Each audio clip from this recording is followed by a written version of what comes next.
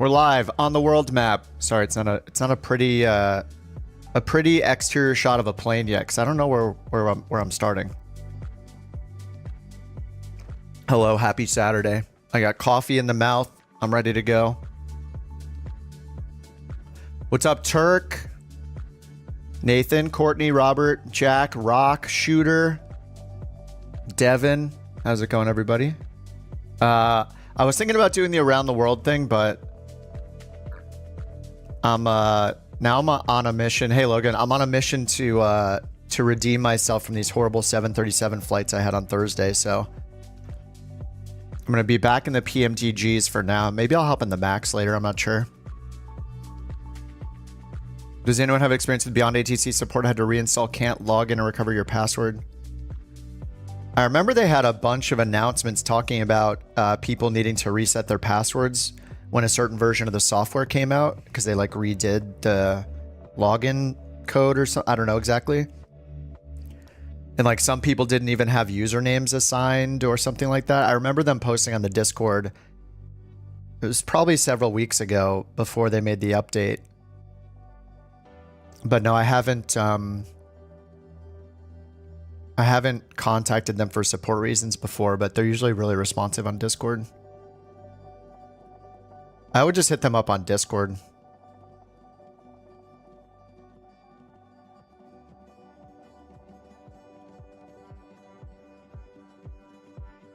What's up, Manny? All right, let's figure out where to go. Random flight generator action. 737. I'm going to do the 800 to start because clearly I had problems flying the 900 ER. Not sure it's because it's a longer boy or not.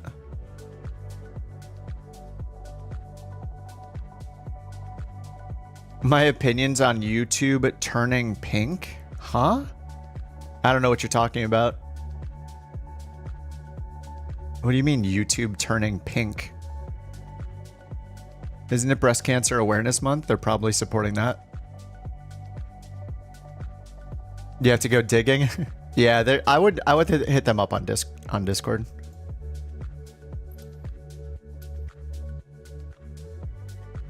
Fly-by-wires. Oh, they're live with... Oh, are they? I just checked the installer before... I checked the installer like less than an hour ago, and it's not available yet in the installer.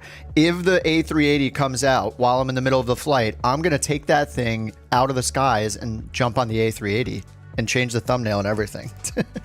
Like, we're going to try the A380 if it comes out today. I mean, I checked earlier and it wasn't available yet. So yeah, if they turn it on, we're going to switch it up.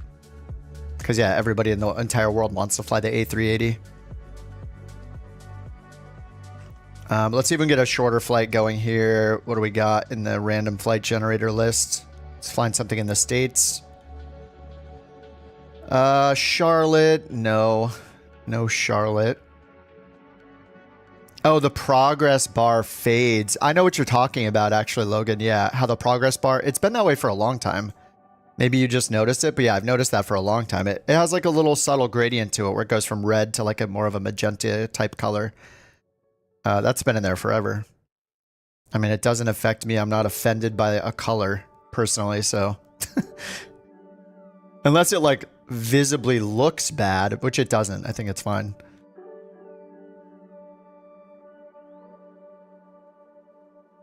If I come to the point in my life where I'm scared by a color that exists in the world, then I think I got bigger issues.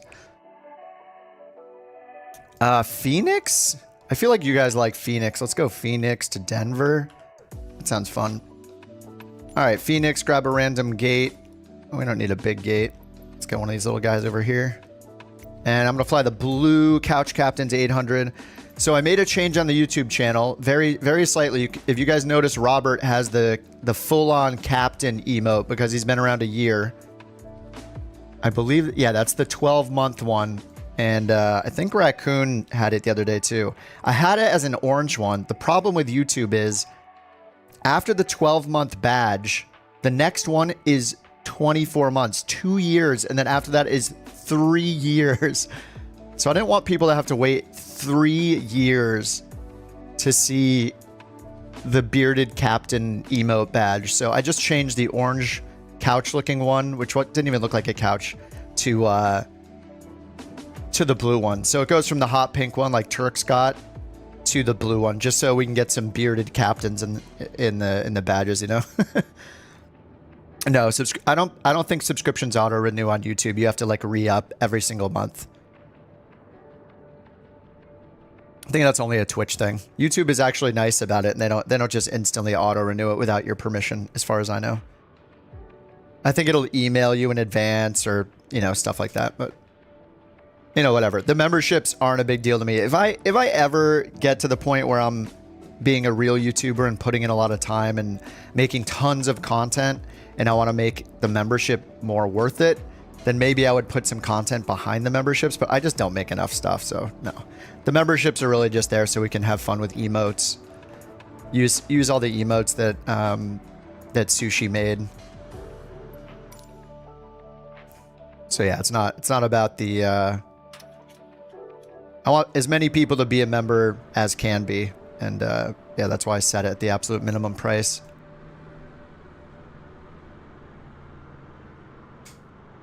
All right, do I have Phoenix installed?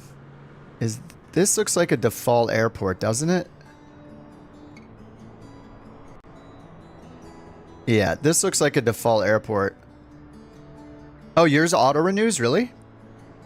Oh, maybe it's only if it's a gift. Oh, it must be if it's a gift, because I think it emails you if someone gifted you one and says like, hey, if you want to continue the membership that you were gifted, then you need to hit the button. It does auto renew? Okay. Well, I am wrong.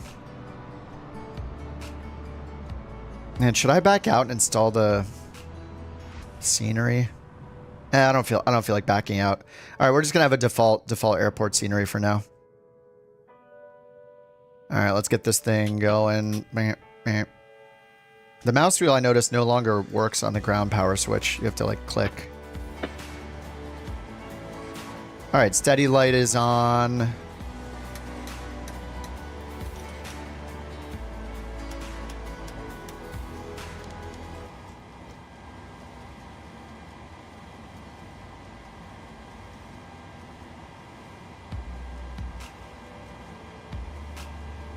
All right, we're going Phoenix, Denver. So let's trying to speed run these little bits. I take so long. I took GSX off again. I'm going to do that till the end of time.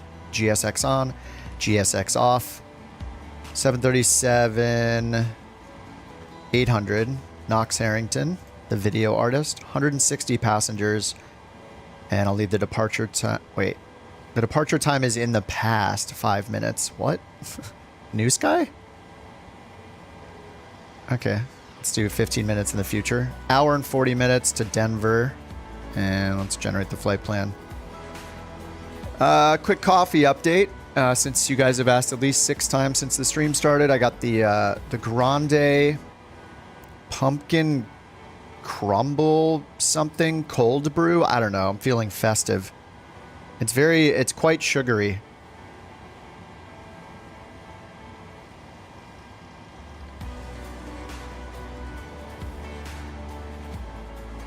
All right, Phoenix to Denver, start the flight. No GSX, so we can get off the ground before an hour into the stream. Cost index 61 and flight level 350 035. Let me grab the route here.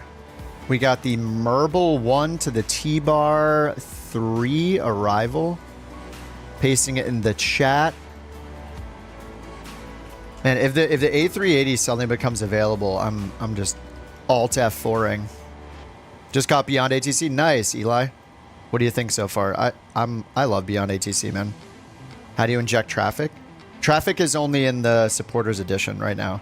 It's like a beta feature or an experimental feature. So they don't have it on the main version yet. You have to be like a supporter pack member to have traffic, because there's a lot of bugs with it, they say, so they haven't released it just yet for everyone else. But as soon as they feel like it's in a more stable state, then it's going to be available to everybody for free. Speaking of BeyondATC, let's get it going. Get Volanta going as well. BeyondATC. I'm just going to keep opening and closing the fly-by-wire installer until the A380 is available. So if it comes out during the stream today, we're gonna shift gears. I'm gonna get the YouTube short stream going too, why not?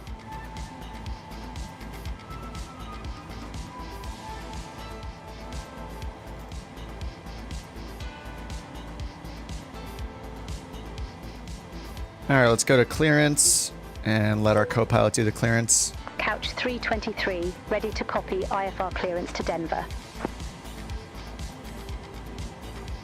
Couch 323, Phoenix clearance, cleared to Denver Airport. Mirabel 1 departure with the UPER transition.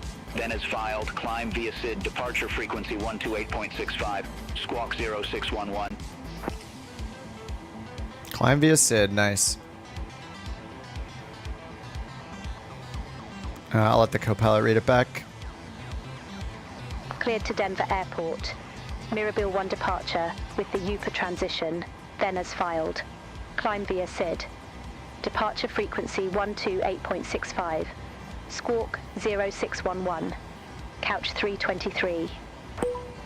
Couch 323, read back correct. Contact ground 132.55 when ready for push or start.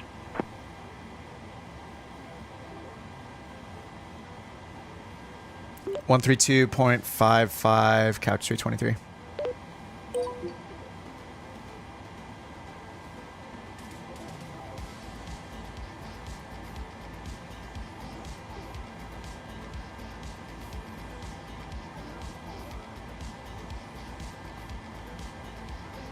All right, so the 0611 for our squawk. Let's get that in. Control 4. 0611 is set. All butter these landings? Dude, I hope so. I need it. My confidence on Thursday is not great. All right, I'm going to use my checklist like a good boy. Parking brake is set. We already got battery, emergency, exit, lights, and ground power connected. Lights as required. We have the steady light on. IRS is set to nav. We're going to skip tests because I'm not that hardcore. Passenger signs are on auto. Actually, they're not. Their seatbelts on auto. Electric hydraulic pumps on. Yaw damper on. Window heats on. Fuel pumps are off for now until we're ready to get the APU started. Let's set our cruise altitude up here for pressurization, 35,000. Okay, and let's bring up, I'm going to use the Navigraph app today because it's so snappy. Sim is taking forever to start. I know. I'm very excited for 2024 for many reasons, and that's one of them for sure. All right, on the ground at Phoenix. I'm running the default scenery, so I'm too lazy to restart the sim right now or back out and install it. So we got the I think they said the Mirabel one, right?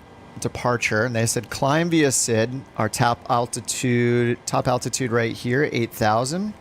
So whenever they say climb via SID, the first thing I do is look at top altitude.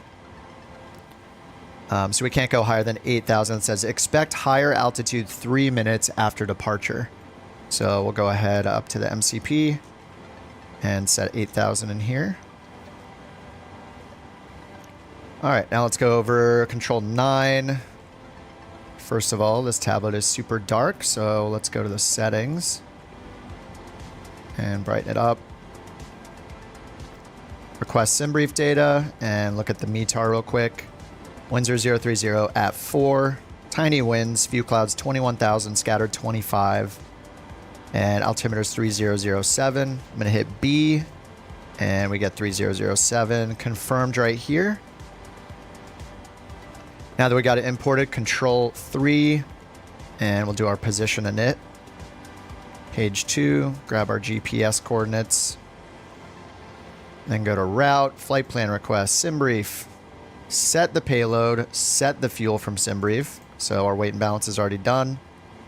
Don't have to wait for GSX, and then flight plan request. Eli says going to try to fly from Houston to Phoenix in the southwest. Oh, what's the Desert Gold? Sounds fancy. Dude, black and gold, best color combo ever. Long time ago, I had a motorcycle. I mean, it wasn't that long ago. It was a while. I don't know. It's all relative. Anyway, I had a motorcycle that was black and gold, and I loved it. Like, mostly black with, like, little gold accents on it.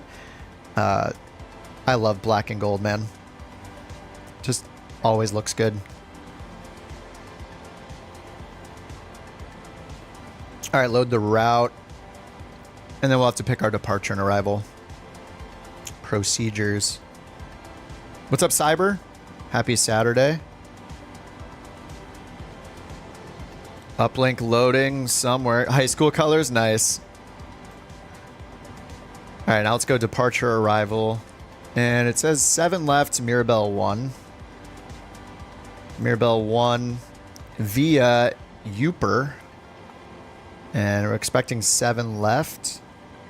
So SimBrief says 7 left, but if we look at BeyondATC, it says 25 right in that first little purple box right here. So we're going to do 25 right instead. I'll execute, but then I'll just go back and change the runway. All right, departure, 25 left. So we got 25 left, Mirabel, Uper, okay. And then on the arrival side, we're expecting 34 right.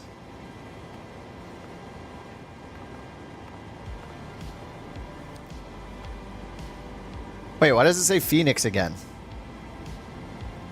What? Phoenix to Phoenix? Hold on, let's try this again. Phoenix to Denver. We'll set the fuel. What just happened? All right, let's request it again. All right, Phoenix to Denver. What happened?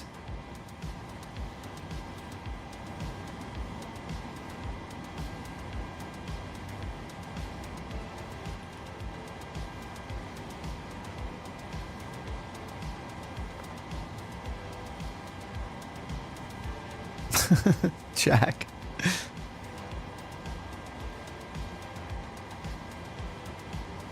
Very good. BeyondATC gives you a realistic option like having ATC everywhere. Yeah, 100%. Instead of just some places in VATSIM. Yeah, absolutely. Yeah. Beyond my feelings about VATSIM's weird privacy policy or real name policy stuff, it is an awesome service. The downside is just you can't fly where you want in VATSIM if you want coverage.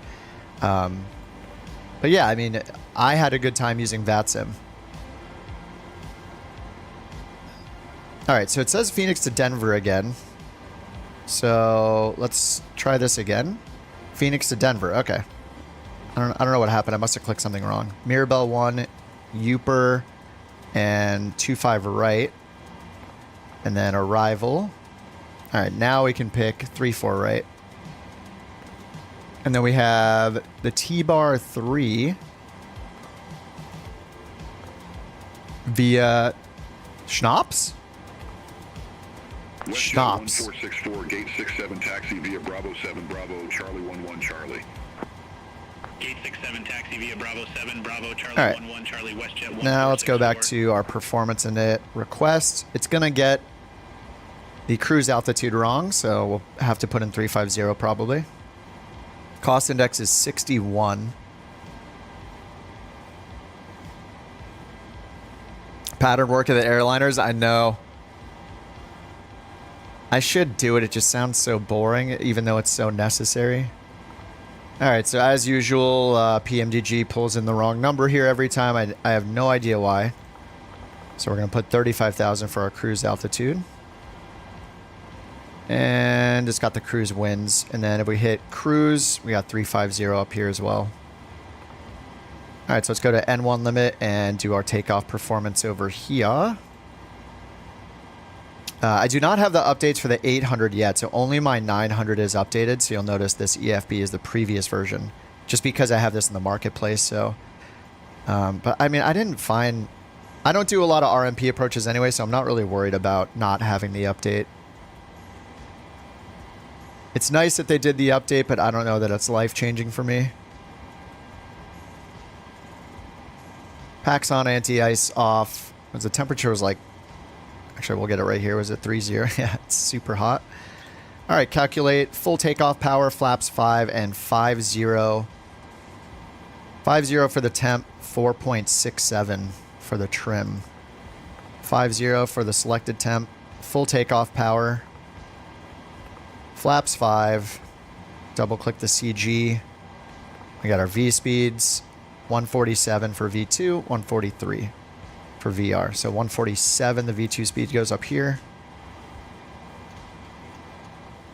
Just in case we have an engine out, our V2 speed, we'll know that we can just follow whatever speed's up here. Have the autopilot follow that speed for our engine, single engine operation speed. At gate 41, request pushback. All right, let's center this. American 2122 Phoenix ground pushback and engine start approved. Face north. Okay, that's all done. Let's go ahead and go to legs. 258's our initial heading. Just going to put that in, even though we're going to use VNAV and LNAV because they said climb via SID. We'll see if that bug is there. I think there's a bug where, even though they said climb via SID, sometimes they'll say climb via SID except maintain. They'll give you a new altitude. And on Thursday when we did the flight, I noticed that once we got to the runway, the tower told us to fly runway heading.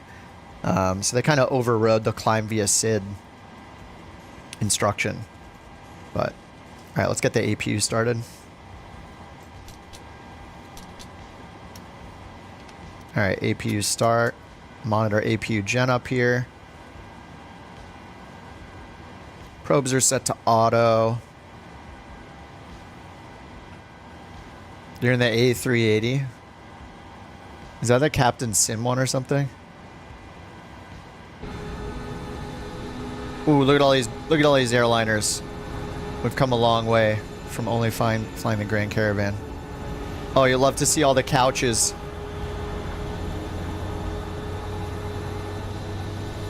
Thanks again to Robert for 12 months of membership. Rocking the full captain emote badge now. From the googly-eyed stool to the lounge captain. This is month 1, or month 0, and month 12 on the liveries. 25 left, awesome. Taxi all the way across the airport. Luckily, we can do it at 40 knots without breaking any rules. All right, APU gens are on and showing up here. We'll get the ISO valve open and packs on just for a moment. I'm going to use the pushback tool to remove the chocks, which will kill the GPU. Okay, GPU is no longer available. Phoenix ground, couch 323, request push and start. Couch 323 Phoenix ground pushback and engine start approved. Face north. Push and start approved, face north, couch 323. All right, face north, which is to our left. Nose left. American 2122, contact Phoenix Tower 120.9. All right, start pushback. Over to tower 120.9 or American 2122. All right, FMC is set, altimeter is set, transponder is set, loading and boarding is complete. Takeoff data is set. Let's go and get flight directors on. Pushback approved, face north, Data. 1792.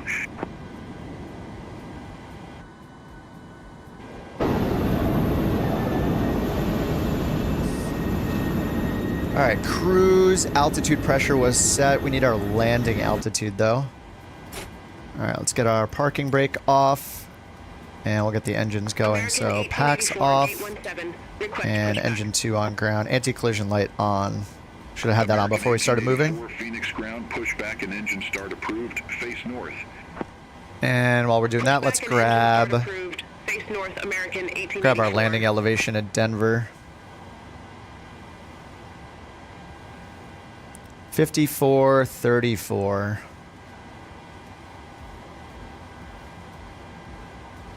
Frontier flight 26. Something's wrong with my engine not turning. Packs are off. Oh, APU bleed was off, which is why we're not getting the engine started. There we go. Now we're starting. All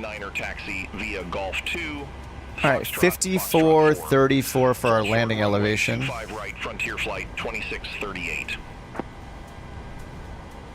Frontier flight 2638. 5450, that'll do it. Right at Foxtrot 4. Continue 26, taxi via introduce Foxtrot, fuel. Foxtrot 8, Echo 8, Niner Tango Tree. What's up, Dutch? Couch 451 kilo, short of 25 left. Nice. Slow down. I'm trying to make it not take 45 minutes to get off the ground. Not using GSX is helping for sure. American 1792, request taxi to the active. American 1792, runway 26 taxi via... All right, so landing altitude was set. MCP is not quite fully set. All right, parking brake is on. MCP, we need LNAV, VNAV, and auto throttle. 8,000 is set, and our heading and our V2 speed are all set. We're climbing via the SID up to 8,000 as our top altitude for now. All right, there goes the pushback tug. Runway 26 taxi via India, Charlie Romeo Bravo 1 tree, American 1884. All right, and can get engine 1 going. Engine 1 to ground. Gen 2 is ready to go. Okay, waiting for 25 N2 on engine 1. What's up, Arash? Southwest 3246, cross runway 22%. Continue taxi via Foxtrot 25. Echo Delta 127. Turk in the A321. He's in the long boy. Turk, did you move up from the 319 to the 321? Turk was trying to establish dominance over the CJ4 with his 320. That a boy. Okay, so departure briefing. We're doing the Mirabel 1 RNAV departure. Contact tower 120.9er. And so we're going to be using LNAV, VNAV. We're doing runway 25 right to Janol. Let's double check over here. Janol, Osgu, Zydog, Oxygen, and then Zilub, Mirabel. So yeah, we're going to be going this direction, directly west, then to the north, and then to the northeast. Zydog has a max 230, 5,000 above, which we have here on the FMC. All right, engine 1 is all started up. Let's get our flaps set. Okay, so departure briefing, we're just climbing via SID up to 8,000.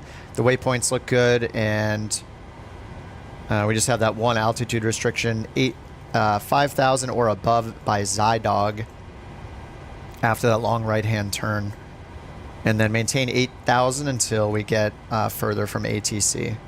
And so we're going to 25 right, which is pretty close, as right over here. So we're expecting taxi via Sierra, Echo, something like that. Okay, flight directors are on, radios are handled by our co-pilot, ground services are good.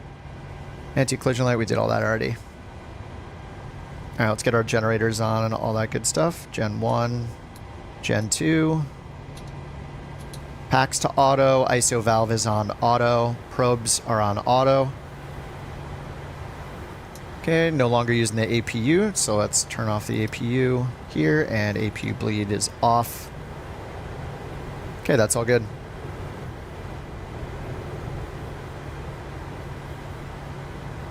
Okay. Packs recirc, just going through the checklists. Okay, APU bleed and APU. All right, let's get flaps 5. 1, 2, 5. That's 3 clicks. And we'll wait to see flaps 5 indicated here. Elevator trim as required. We go down here and hit our N1 takeoff. 4.67. It's not automatic in this plane with the trim like it is in the Max. All right, 4.67. Right around there. Can't wait to uninstall your 600 gig Microsoft Flight Simulator. Yeah. Agreed. Don't worry, we're seeing this ghosting here. It looks weird because we're inside somebody else's plane. Planeception. Southwest tree 10, cross runway 25, right at Foxtrot 4. Continue taxi. All right, elevator trim is set. Flight controls. Let's check our flight controls here. Elevators up and down. Ailerons right and left. Rudders right and left. Engine instruments. Yep, both engines are stable. We see takeoff plus 50 Celsius for that. LNAV, VNAV, armed auto throttle, armed. check the warning recall is good and get our taxi clearance. Denver ground couch 323 ready to taxi. I don't know the information. I didn't look. 23, runway 25 right taxi via India, Charlie Romeo Echo 1 tree. Runway 25 right via India, Charlie Romeo Echo 13, couch 323. All right, so yeah, we're just going full length over here. India, yeah, I think this is just, it's the in-sim ones, but we're probably just going south here, and then Charlie Romeo. I'll just use the map, BeyondATC map. All right, let's get our taxi light on. We'll get auto brake set to RTO, and double check flaps are set at 5. All right, parking brake is off, and let's pull up the BeyondATC map.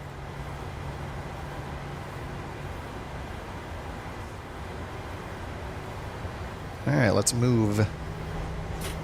Need to turn the brake off twice in this plane, every time.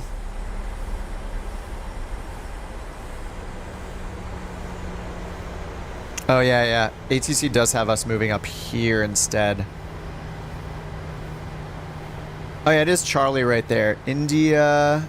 I don't see India unless that... Is that India right in front of us? Is that like an intersection? Yeah, India, Charlie. That's correct. And then Romeo's over there, and then 1-3. Yeah, so they actually are correct. So we could use our Navigraph. Phoenix ground, pushback approved, face north. Pushback approved, face north, Alaska 797. So we're going to turn right here on this line for Charlie.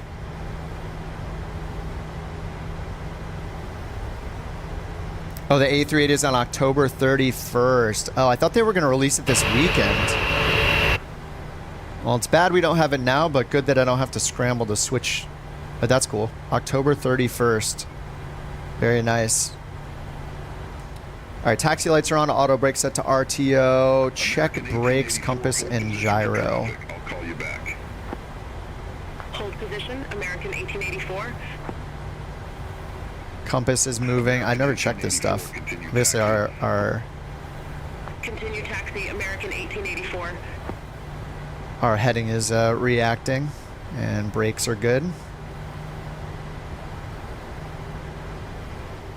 Frontier flight 1819. All right, we're gonna keep going this way onto Romeo, and then Echo 13 right here, and hold short of 25 right. Gate 178 taxi via And we have the heading in 258 for our heading, but Frontier flight 1819. we'll see. They might tell us to fly heading, but hopefully we just get to actually fly the SID as published. 797 ready to taxi to the active.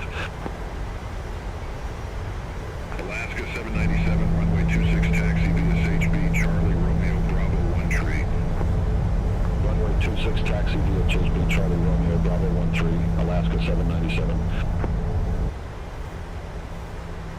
Airport seems handcrafted. I don't know. All the gates look very...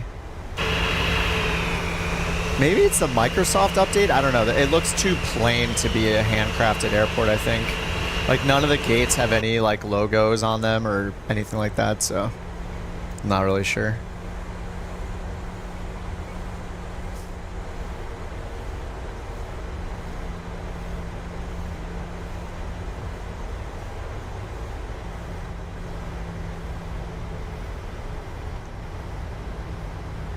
Alright, coming up to Romeo right here. We're going to turn right on Romeo, take it all the way down.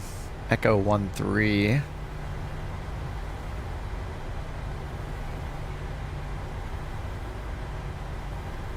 What's this next one here? Contact Phoenix Tower 120.9er. Over to Tower 120.9er, American 1884. Oh, a little fast. I should take advantage of the fast taxi we're allowed to do. Looks too plain. No, I'm not that clever. There was no pun intended. United 1938, gate 9er taxi via Bravo 7, Bravo Charlie 8 CHB. Alright, what is the weather like in Denver right now? Bravo Charlie 8, Chab, United 1938. Winds are calm. Few clouds at 10,014 and broken at 2,200. Temperatures 1-8. Nice.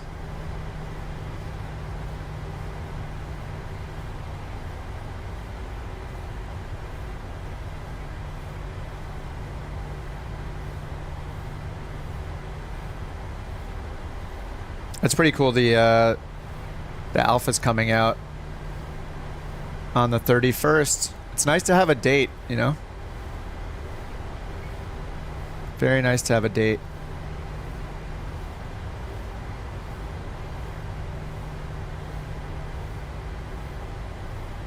Couch Tree 23, contact Phoenix Tower 120.9er. Have a good one.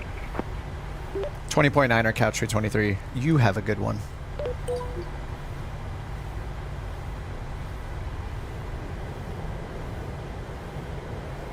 All right. Looks like it says Delta 13 there. Oh, there's Echo 13. All right, parking brake is on. So we're going to set fuel flow, reset fuel flow, check our V speeds. We got 141 V1, 147 for our V2 speed. I think rotate was 145. MCP, nav data, and radios are good. Takeoff clearance, not quite yet.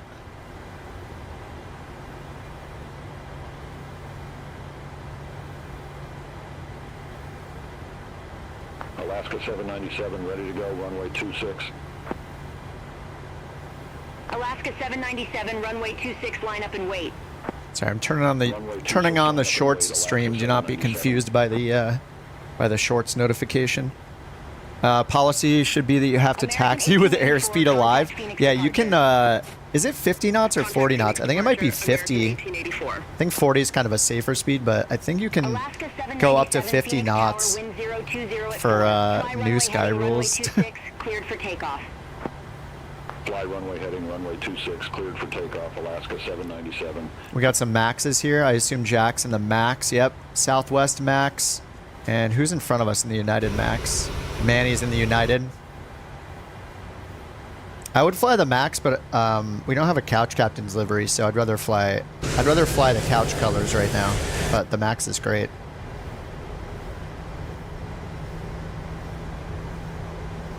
Yeah, it's BeyondATC. Hey, Just Pilot, what's up? Oh, Logan, you're in a 600? Nice. Dude, the rocket.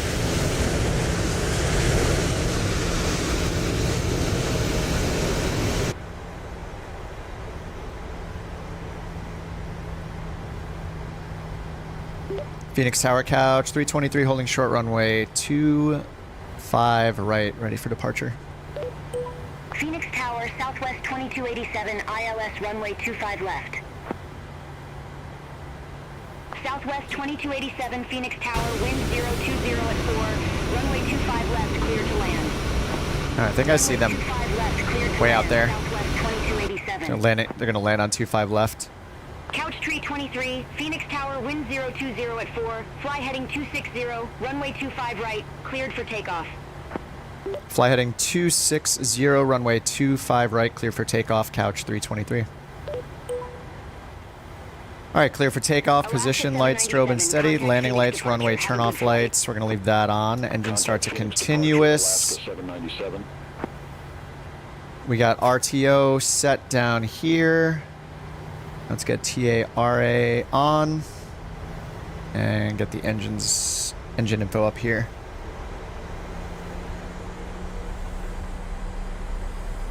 All right, 25 right at Echo 13. What's up, Tucson? How's the AI traffic is awesome. I hope they can release it to everybody soon who's not in the supporter pack, because I don't really notice any bugs with it per se. Like maybe there are still, I'm sure there are still some, but I mean, it hasn't been like disruptive for me or anything. And I have it at a pretty low setting. I have it set at like 3 out of 10. The default is 5. You wish you could get the iFly? Well, it's available.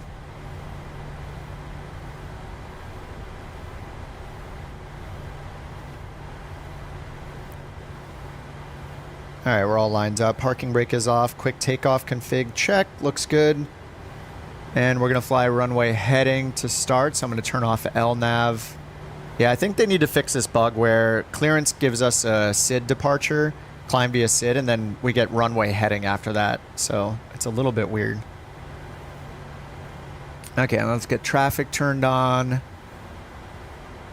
And we're good to go. Holding the brakes, 50%.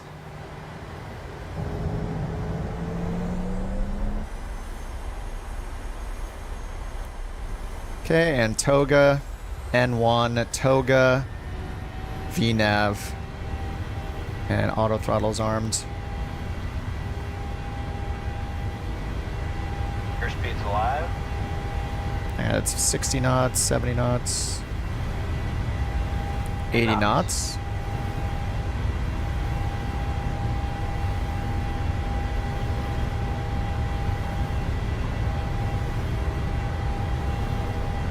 $120. V1, rotate. Rotate. Oh, I changed my sensitivity settings. Positive rate of climb. All right, gear up. WestJet 1463 ready to go, runway 26. See that little tick mark right here? Whoa. This little white tick mark is when you can bring the flaps up to 1. So we're at 5. So after a flaps 5 takeoff, that's like, I have to look it up again. It's either, I think it's V2 plus 20 knots. Maybe it's plus 10. WestJet 1463. Anyway, that's your indication to, when you're above that, you can bring it up to flaps 1. Contact Phoenix departure. Over to departure, couch 323, see it? Altimeter 3007, expect the ILS runway 26, southwest 481. Alaska 606, contact Phoenix Tower 120.9er. All right, we're just flying runway heading still. 120.9er, Alaska 606. Phoenix departure, couch 323, 3,500 climbing, 8,000, Merble 1, runway heading. Southwest 2835. All right, flaps up. Fly present heading, descend and maintain 5,000 feet. Altimeter 3007 vectors for the approach. All right, autopilot on. Fly We see present command. heading, Let's get the lights. 5,000 feet. Altimeter 3007. Southwest 2835. Seatbelt signs are still on. Aircraft calling, say call sign. Departure, couch 323, 4,300 climbing, 8,000 heading 260. Couch tree 23. Phoenix departure, radar contact, cleared direct OSCU, resume the Mirabille 1. Climb and maintain 17,000. Clear direct OSGU. Continue the Mirabille 1, climb maintain 17,000, couch 323. All right, so we got direct LNAV Southwest 481, 17,000. turn right, heading 010, And we got maintain 17,000 down 3,000 here. Cleared And the only ILS restriction we runway have 26. 5,000 or above, so we won't be restricted on the climb. All right, sweet. ILS runway 26, southwest 481. Did I do the Flight Sim 2024 Alpha? Yeah, I streamed for 24 hours over those 3 days. I played a lot and I loved it. I'm really, really excited for it. And Tucson says, I just got the 800 the other day, the amount of liveries and more routes. Yeah, I think the 800 is the most expensive of the 4 variants from PMDG just because... Couch tree 23, maintain 230 knots. Maintain 230 knots, couch 323. That's cool. So it's calling that from the SID, and that is in our FMC already. WestJet 1463, So it is maintaining 230. But yeah, the 800 has, it's not, you get the passenger variant, the cargo variant, and the BBJ variant. So you're basically getting 3 different plane configurations in one, and it's the most popular, the most numerous of the ones that were manufactured, I'm pretty sure, is the 800 variant. Though whenever I take a flight, like I took a couple of flights from LA to Seattle recently, and I was on the 900 ER twice. No, wait, I take that back. I was on the 900 ER once. I was on an 800 the first one, and then a 900 ER the second one on the way home. What's up, Galaxy? Descend and maintain 3,900. Turn left, heading 270. Intersect the 25 left localizer. Descend and maintain. All right, let's check our cabin pressure. It is climbing. We got 35,000 here. Packs are on. ISO valve auto. And seatbelt sign is off now. Contact tower 120.9 or Southwest 481. See you. What's cool about the Max is, I don't know if you guys use this vertical profile mode here on your ND, but if you want this now, normally like in the Gen 3 you have to hit the center button multiple times until it shows up. But in the Max there's a button right here, I think it says VP or VPD, something like that, in between these two, the flight path vector and the meters buttons, and you can just hit that to turn on the vertical profile like this, which is it's pretty cool. They just moved it into its own button. American 2423, Phoenix departure, radar. All right, right turn direct Xylub, and we're at 11,000. Climb and maintain 12,000, altimeter tree 007, American 2423. American 2423, Risumo navigation. Roger, Risumo. And this was set for 07 left, which is why this looks wrong. We got 25 right. Skywest 4881, Phoenix approach, good day, altimeter There we go. tree 007, expect the visual approach, runway 25 left. All right, 12,000 feet, climbing 7,000. Runway 25 left, Skywest 4881. Southwest 2835, contact Phoenix Tower 120.9er. Over to Tower 120.9er, Southwest 2835. All right, are you guys all ahead of me? Yes, you are. The Maxes, Jack's already at 25,000 feet, almost 26. Versus at 21. Manny's at 16. Rock is basically in the stratosphere. He's at 26,000 already in his longitude. All right, let's double check we got gear off. Flaps are all the way up. 400 feet with information hotel. Frontier Flight 2084, Phoenix Pressurization is happening. Visual approach, runway 25 left. Altimeter 3007, expect the visual approach runway 25 left. Frontier Flight 2084. Frontier Flight 2084, turn left, heading 280. All right, next we're going to do altimeter, and then that's it. Then we'll be on our descent checklist after that. Is there model matching for AI traffic? Turn left. Yeah, well, if you're talking about BeyondATC, yes. Descend and maintain BeyondATC traffic injection uses, you can use whatever you want. I'm using FSLTL's library. Contact Albuquerque Center 132.9er, have a good one. 32.9er, couch 323, bye-bye. All right, we're going to Albuquerque. So the BeyondATC lets you use, if you're on the supporters pack and you have early experimental access to the traffic injection, it lets you use whatever models you want, so plane models. So you can use FSLTL, which are the ones that I'm using. You can use the AIG models, or you can use FS traffic. Albuquerque Center, couch 323, 16,500, climbing 17,000. Albuquerque Center, Spirit Wings 2. Oh no, Spirit, come on. We're leveling off. Spirit Wings 203, Albuquerque Center. We had to stop our climb. I wasn't fast enough. Checking in. 323, Albuquerque Center, climb, maintain flight level 350. Climb, maintain, flight level 350, couch 323. All right, 350. Albuquerque Center, American 909. Altitude intervene. N1. There goes our climb. Now we're at 17,000. We'll just change off to standard now. Oh, I forgot to start the chrono. I always forget the chrono.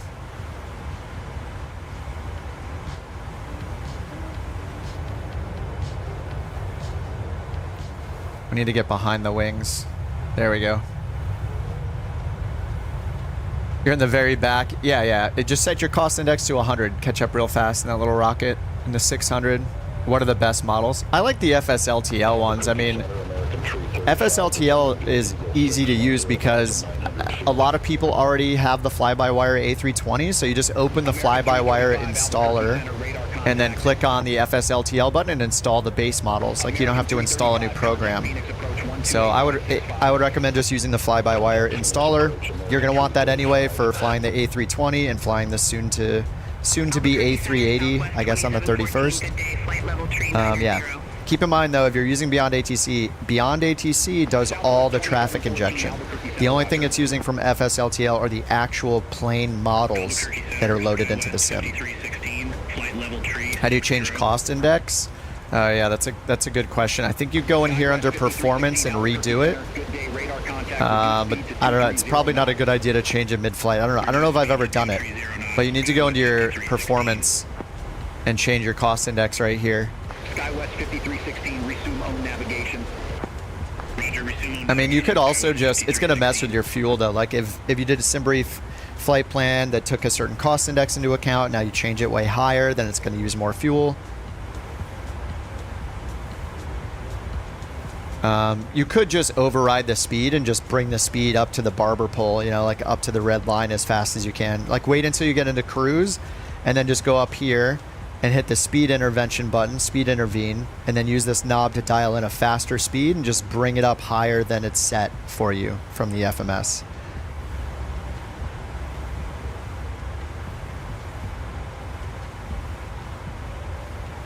But yeah, you're going to use more fuel than SimBrief thought you would, but if you want to catch up, the easiest way though is just to use time acceleration. Then you don't have to change anything.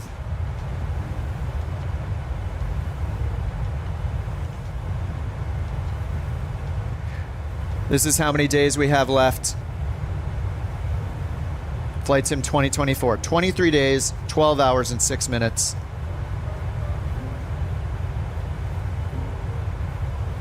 We need it. I'm so excited, dude. I took the whole week off work.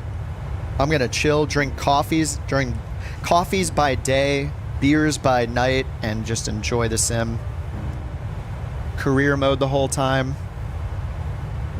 I'll probably go back and forth. Like, I'll probably, you know, get tired of speed running career mode, but I want to do career mode quite a bit. Kind of want to focus on GA and, yeah, get into the tablet. It'll be interesting to see how much is in that EFB. 125.4, Delta 469 Heavy.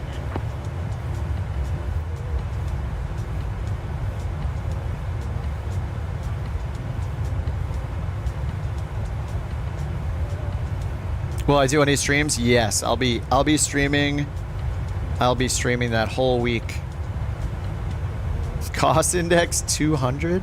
Southwest 2714, contact Albuquerque Center 132.35. Contact Albuquerque Center 132.35, Southwest 2714.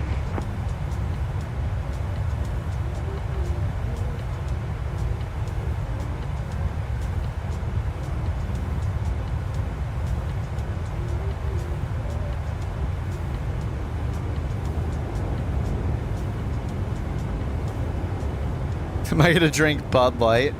Negative. I usually order. I'll do like order like beer delivery from a local place. And I don't do it that often, but I'll just have like a stash of beer ready to go. That'll last me like weeks, you know. I'll just have like one here and there. But I try to just try all sorts of beers. For beer fans, there's just so many local breweries and craft breweries nowadays. Who they're owned by, you know, I don't really care about that, but as long as they're different beers to try, I just love trying all sorts of beers from all around the country. How do I take a whole week off work? Well, if you have a full-time 9-to-5 job, like a salaried employee, then generally you have a certain amount of vacation you get every single year, and you decide when to take your vacation. So I'm using a week of my vacation time to take that week off. Guinness, man. I don't mind Guinness. It's okay. I don't drink too many stouts, but I do have a stout in the fridge right now. I think I had one on Thursday when I was not Thursday. I had one last night when I wasn't on stream. But yeah, I don't usually pick stouts. They're good, but I'm usually like an ale, pale ale, IPA, Kolsch, lager, pils. Not so much pilsners. I'll pick a Kolsch over a pilsner though. But yeah, it should be fun. I'm excited for the week. It's gonna be a lot of fun. Is it gonna be boring flying around all by yourself in career mode? Yeah, A little bit, but I mean, it's a brand new thing, and there's only so much career mode to do. So, I might take a break off career mode and do some free flying. But I think my focus, like career mode is one of the newest things, right? Like that's one of the big major things we don't have it now. So I really, you know, I want to do the whole thing. I had a good time doing it in, doing the limited amount we had in the alpha.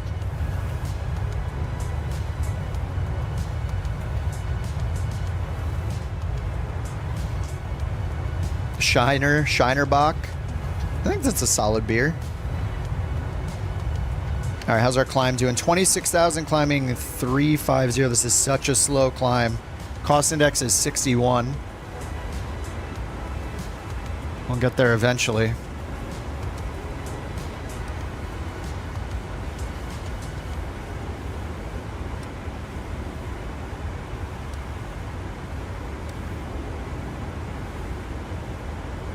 See if the weather has changed in Denver. Just a little bit. Winds are variable at 4 knots. And ceilings are, well, I guess technically there's no ceiling because it's only few and scattered. 22,000 scattered, 13,000. Not overcast or broken. You hit the power button on your TV and your Xbox turned off? Dude, no. Crap.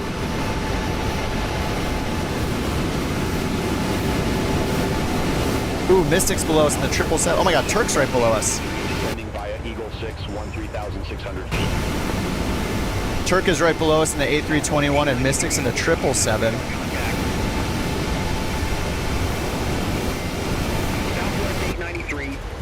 Guessing we're in a Boeing, we are going to climb a little bit faster, right? American muscles. Approach Southwest 893. Take care.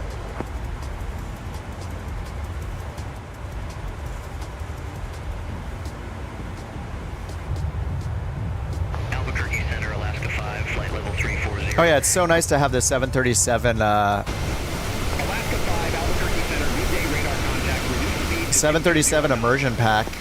reduce speed to 220 knots, Alaska 5. I haven't seen the water dumping or anything yet. Roger, resume navigation, Alaska 5. Maybe if we... Couch 323, contact Albuquerque Center 124.5. 24.5 couch 323.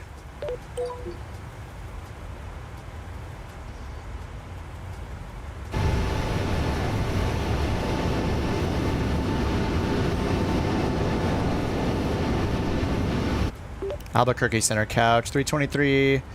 Flight level 285 climbing 350. Couch 323, Albuquerque Center, roger. Alright, can we get the water? Dump some water. I think I need to actually pull the camera out a bit for us to see it. If it happens periodically. It's just luck if we see it. Let me double check. Make sure immersion pack is going. If it is, the scroll bar will be very small. 737 immersion is installed. Immersion. Contrails. Ingest vortices. Engine pollution is being shown. Cloud illumination. Yeah, I love the cloud illumination. Is one of the best things. Like when you're flying through clouds, those extra visuals you get on the windshield. Pretty awesome. Albuquerque Center, Alaska 797. Good day. Leaving flight level 325 for flight level 360 direct lofts. Anyway, yeah, we got the 737 immersion since it's in the marketplace now. Actually, a few weeks ago it was in the marketplace. All right, we got 5,000 feet to go. Almost at Mach 0.8.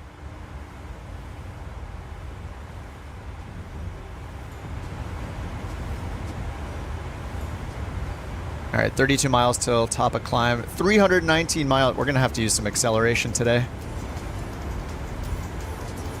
And we got a Disco Eldora to Boeing?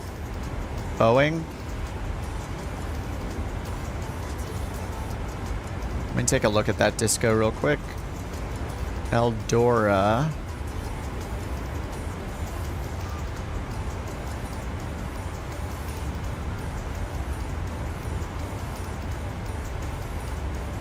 I don't see that.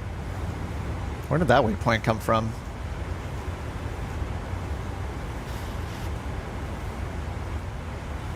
Direct ships and then the T-bar. So this should start the T-bar 3 arrival at Schnapps. T-bar 3 RNAV.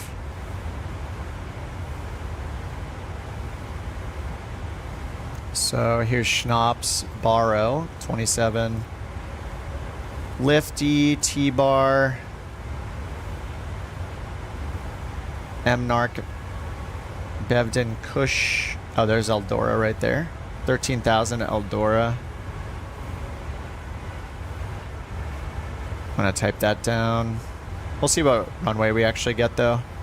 Okay, so then after Eldora, yeah, it's just at a disco because that makes sense. We just don't know we're going after that. What's up, Tyler? Oh, you forgot your packs? I did that before. Southwest 3817, contact Albuquerque Center 132.9er, see you. Contact Albuquerque Center 132.9er, Southwest 3817.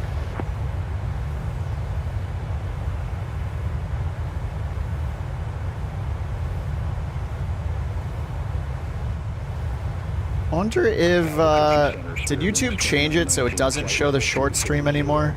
That would be really nice if they fix that. I wasn't using the short stream for a bit because it caused so much confusion. Oh no, it does still show it on the home screen. That's so annoying. Why? Like, I just pulled up my tablet and it shows, it's recommending my own stream to me and it shows the stream. But I have that big thing like saying, this is the vertical stream. I don't know why YouTube does that. Like, why is it showing a dashboard when I'm not on a phone? Yeah, they just need to turn that off. Kind of weird. 36 minutes from TOD, flight level 450 already. Yeah, that's pretty insane. We got a few more passengers than you, but man, you got the speed. 46,000 feet. It says 46,000 here.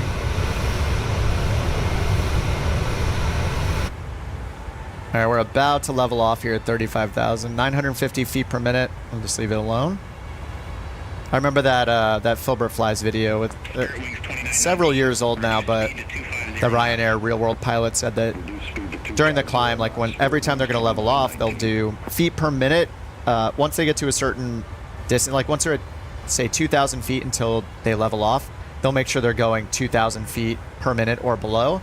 And then when they have 1,000 feet left, they'll go to 1,000 feet per minute or below. They'll like dial that in on vertical speed just so you're not going, say you're at a lower altitude and you're leveling off at like 8,000 feet or something. They want to make sure that it's not climbing at 2,500 feet per minute and it's going to level off from 2,500 feet per minute to 0. So they use vertical speed to make it smoother. So they lower their vertical speed as they get closer to their target altitude. WestJet 1463, good day. Flight level 320. That was such a good video to watch. I love watching those. And like every A330 driver video is awesome too. Like learning from real world pilots is awesome. For us total video game nerd hobbyists that just, you know, we take it a little seriously, but not, you know, we're not real pilots. How do you disable passenger oxygen? Disable passenger oxygen? Yeah, I don't think you want to do that. But I think it's up here. Right up here. Oh no, it's just normal or on. Yeah, I don't know if you can disable it. I guess you just turn the packs off. I don't know. It's something you wouldn't want to do though.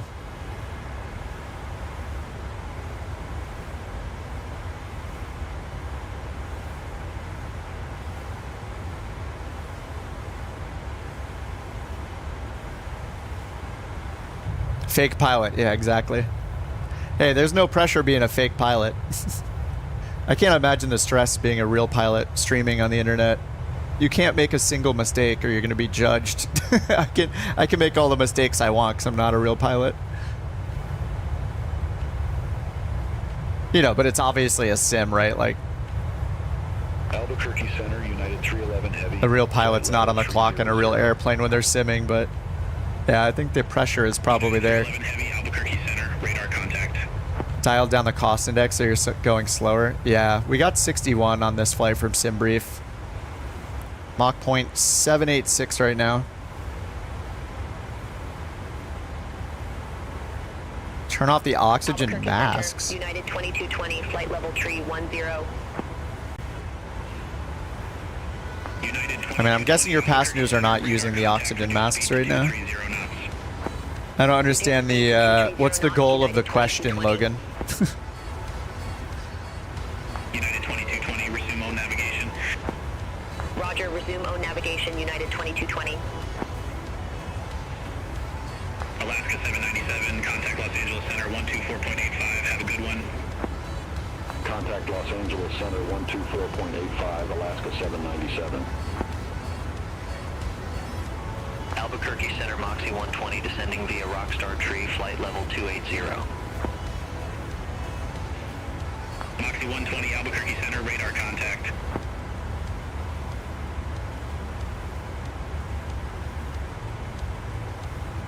Couch 323, contact Denver Center 127.55. Have a good day.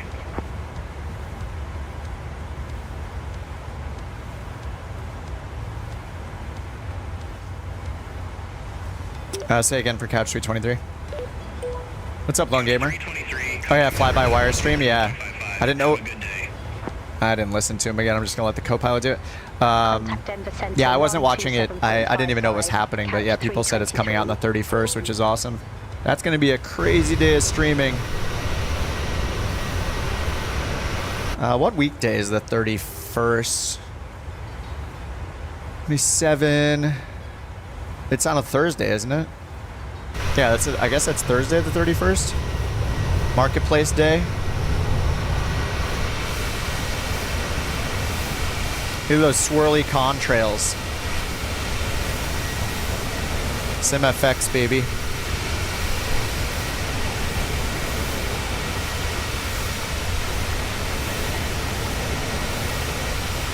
Halloween Day.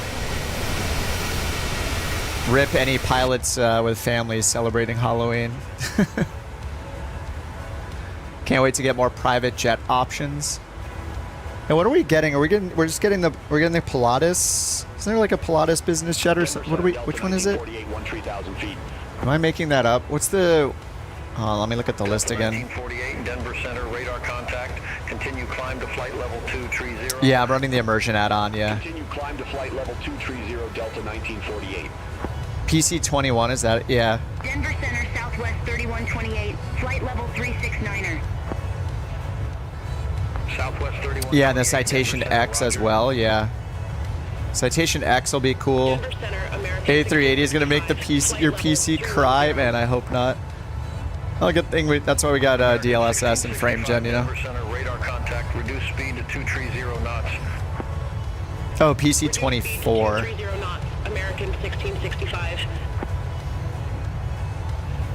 American 1665, resume O navigation. Roger, resume O navigation, American 1665.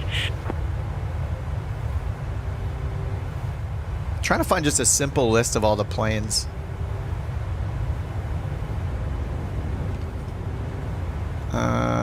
Complete aircraft lineup.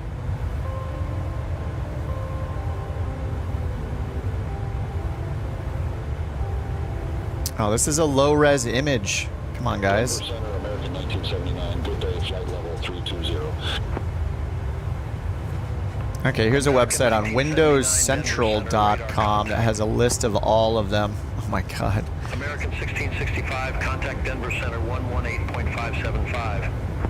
Yeah, plotted. Contact Wait. Denver Center 118.575, American 1665. Okay, there we go. So deluxe edition. Cessna 408. I'm just looking at this site here. They have it broken down just in a list without having to look through a whole grid of aircraft. This is premium deluxe.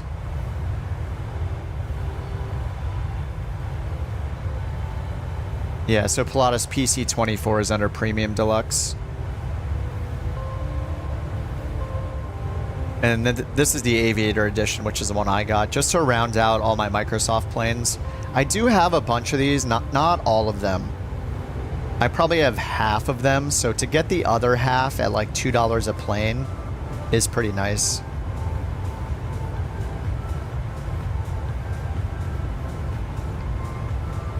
Yeah, there's just a ton. It's incredible. I'm excited for the people that are gonna just get into flight sim when 2024 comes out, because man, they're getting so many planes.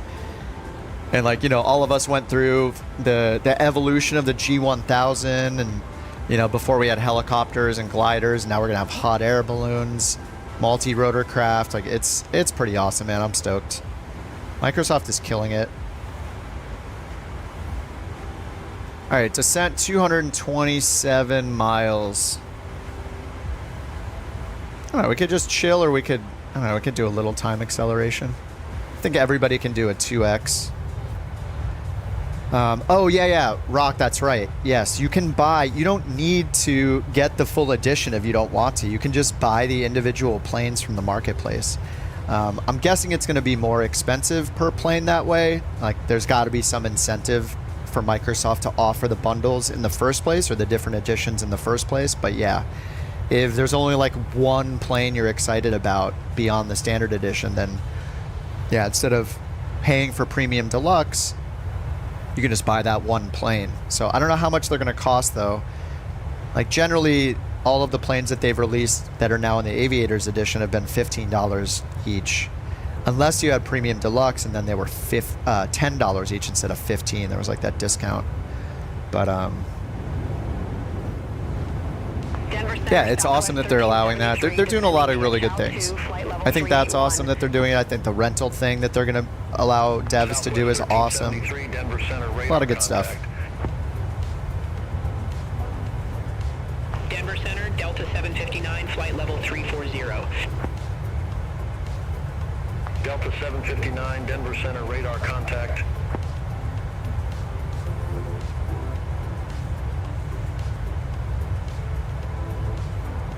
Rental thing. They're making it so all planes in the marketplace can be rented for a lower price than their purchase price. I don't know if it's like 24 hours or a week. Did they say how long they'll be rentable? Flight level 330. But there'll be a way to rent planes before you buy them. And I believe it's up to the developers. So I think it'll become a thing that we judge developers on. Like if a developer is very confident in the quality of their plane, I could see that as a reason for them to offer the rental. Right? They want people to pay the $2 or $3, whatever, instead of the $40. Try the plane out for a limited time and love it, and then want to buy it outright. I could also see developers that put out low quality planes not want to offer the rental, because they want people to just pay full price and not have the option to save the money and try it beforehand and realize that it's not so great. So I think it's going to become criteria that we judge developers on when we're browsing the marketplace. Like, why can't I rent your plane first?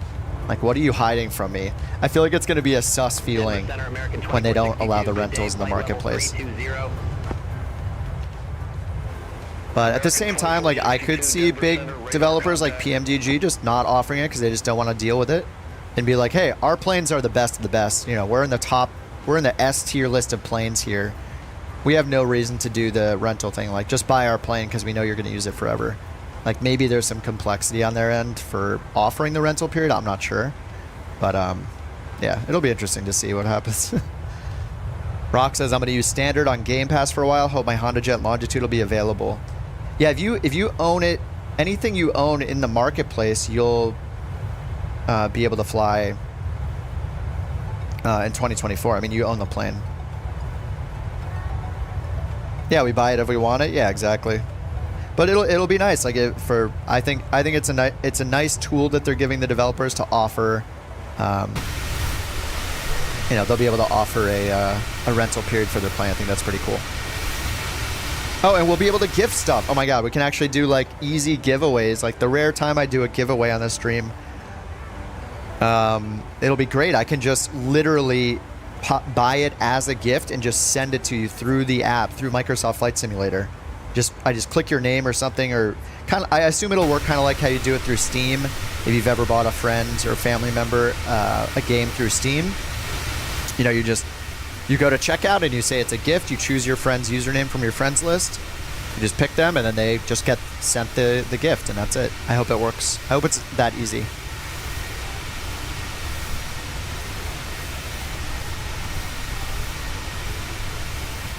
I think that's Turk phasing through us right now in the A321.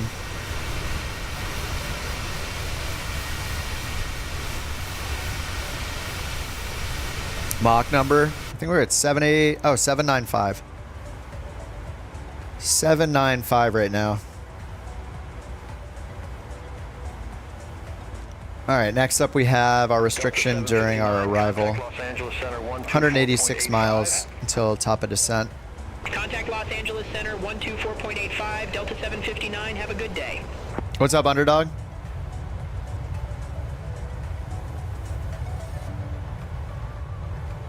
.84.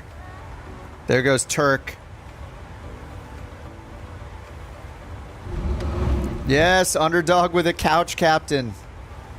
I just changed that this morning, so it's got the blue lounge instead of, it was set as the 3-year one, because we have like 8 emotes or something, but the 6th one or something like that is the 12-month, and after that it's 2 years and 3 years. We're not gonna wait 2 or 3 years to see that emote, so 12 months is huge. So maybe I'll change some of the existing ones. I'm not sure, but yeah, I changed the 12-month to be the bearded captain, the end game emote. Thanks for 12 months or 13 months now, Underdog. Appreciate it, dude. Has it actually been 13 months? I guess it has.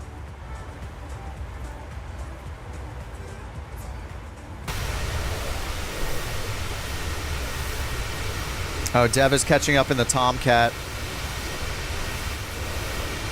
If you look off the left wing, ladies and gentlemen, you'll see one of our boys in uniform coming up on our left wing. Denver Center, Southwest 1555. Dirt on the passenger window. Oh, you keep thinking it's your monitor? Yeah, you can turn off windshield, turn the windshield effects to low or something, but I don't know if you can actually get rid of them completely.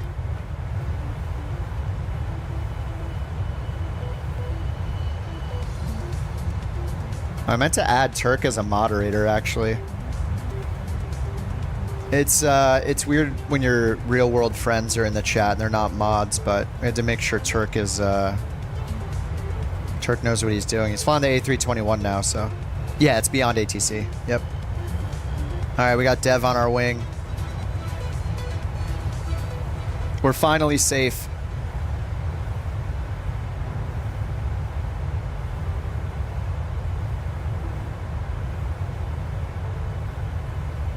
We're flying to Denver.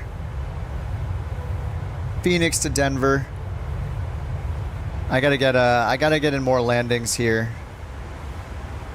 So my NewSky rating is pretty bad because of a couple bad flights in the 737. Look, I got in the max. This was my first max flight. I got a 7.62. Oh, sorry, that's not my first max. Whoops, the first max flight's way down here. So I got like an 8, a 9, 9, 9, and then all of a sudden I had a 7.62. This because I hit VNAV, and the plane just dove at like 3 Gs or something. Let's see what the G-force was. Yeah, 2.78 Gs. So I hit the button and it just dove. Look, we had minus 0.14. People were hitting their heads on the ceiling and then being violently slammed into their chair, into their seat, or into their couch. So I lost almost 2 points because of that. Because I hit the VNAV button and it just dove to catch up to the profile that was way below me. So yeah, do not engage VNAV on the max unless you want it to dive like crazy. If you're way above the profile already. And then yesterday I had another bad one right here. The main thing was off centerline takeoff. I got blown pretty far off the runway. And look, I lost almost 2 points because it was so far off the runway when I took off. So yeah, I need to make up. I don't want to delete my flights. Like, these aren't reds. I want to reserve the deletions for like catastrophic flights. So, you know, I deserve these ratings, so I gotta make up for it again. I gotta get good. Yeah, typical Ryanair flight, exactly.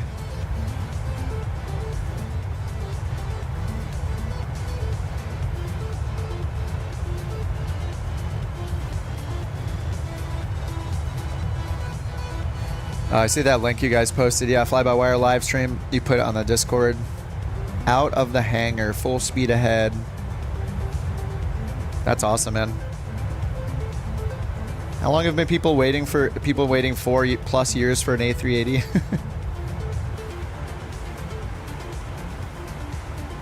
Delta, what's up, dude? Are you done working, Delta? Lone says might drag out the Vulcan.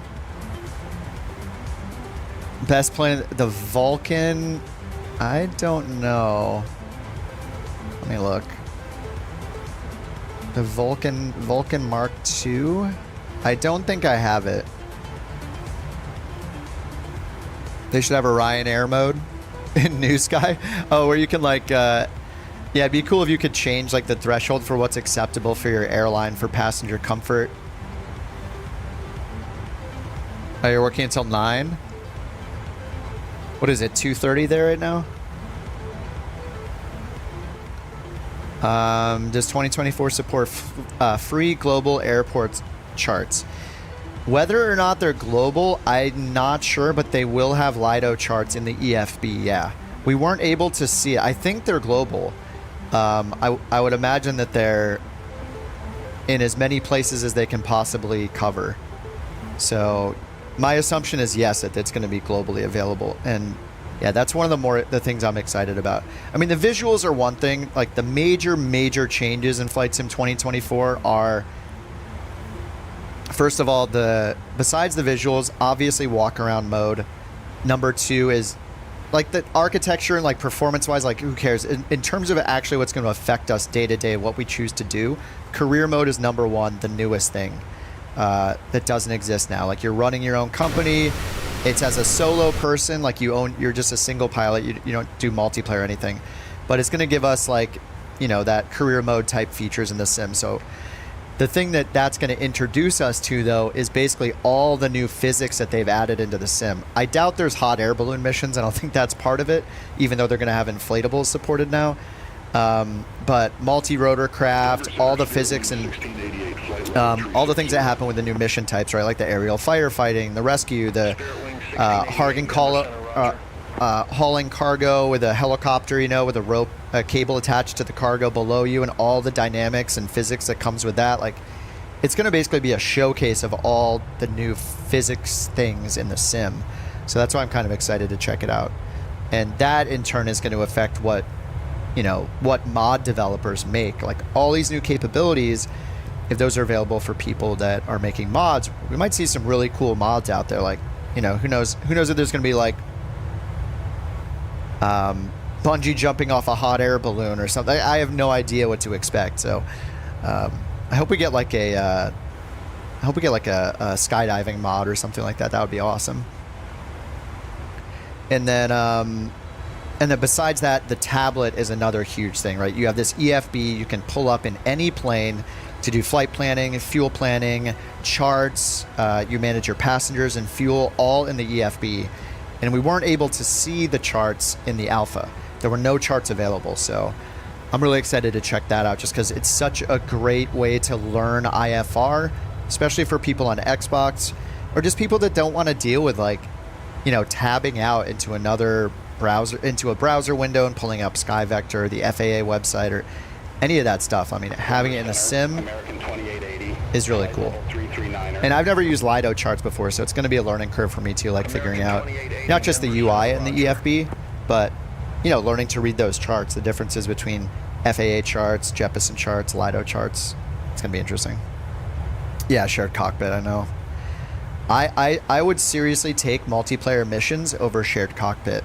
If we could fly and do missions together, and the career mode could expand to be like a global Helldivers 2 style global goals, like moving passengers or fighting fires together, I think that's better than shared cockpit. It would get people participating in like world events for getting passengers to certain locations. Like say there's like some like evacuation missions. It's like, oh, you know, there's a hurricane. You know, there's a hurricane in Florida, and there's, you know, a higher demand of people leaving the state this week. So we need to get X% of these people to their destinations over this week time period as the hurricane's going to make landfall. So like dynamic passenger demand at a global multiplayer level. Like think Helldivers, if you've ever played Helldivers 2. It's like there's these global events and you're all working towards a common goal. I think that would be awesome if they had those kind of scenarios. Because yeah, career mode is gonna feel lonely as just a single pilot flying it.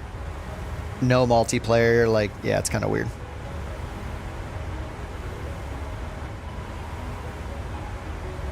Delta says me trying to pilot a blimp, more like a LED Zeppelin. Yeah, I'm excited to like have some friends over in real life and do some.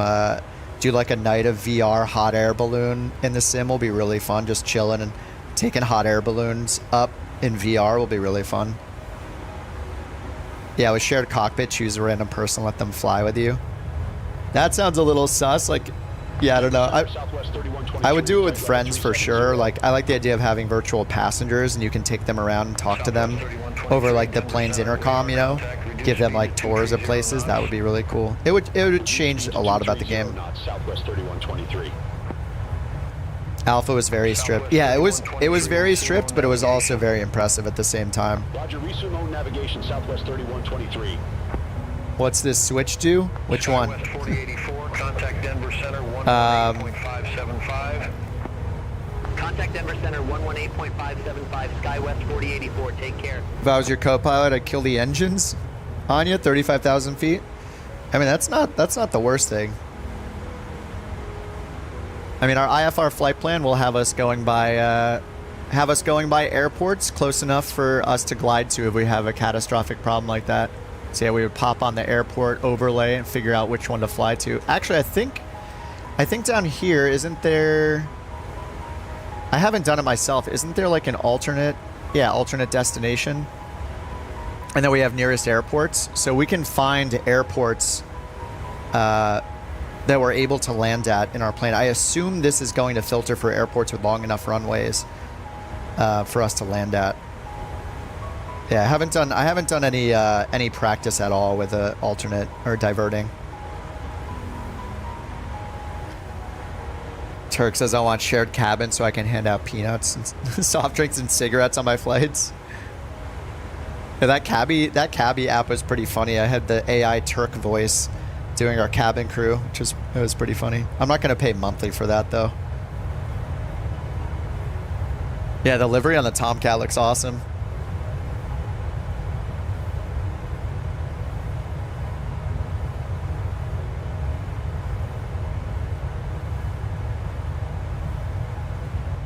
But I mean, even with the Alpha being very stripped, I was really impressed with the Alpha.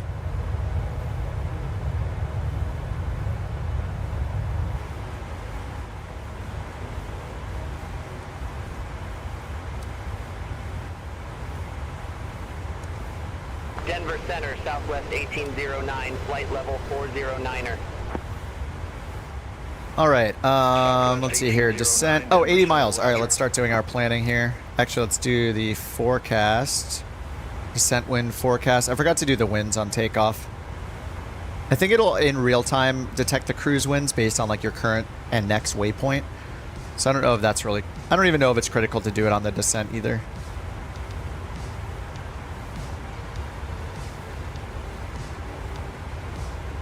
Very hard to convince a friend to try flight sim. Yeah, I was talking to somebody recently about it, and I was like, you should give it a shot. They're like, I don't know, maybe I will. I was like, I think the addition of career mode is going to get some of the people that aren't into the sim it's going to bring in a new group of people who, you know, they'll want to check the boxes and go through the whole career mode like I'm going to do when it comes out. You know, one of the hardest parts of flight sim is figuring out where to fly. You know, like, all right, I looked at my neighborhood, you know, I goofed around in a Super Hornet or a helicopter, and, you know, what now? So I think that the career mode is going to be really good. I'm not very good at sandbox games myself. Like, I've been saying that since I started simming. I'm like, I don't know where to go. Like, I need tools like NewSky, the Real World Flight Finder, you know, On Air Company, whatever. I need those tools to just tell me where to fly, because I don't want the pressure of having to decide.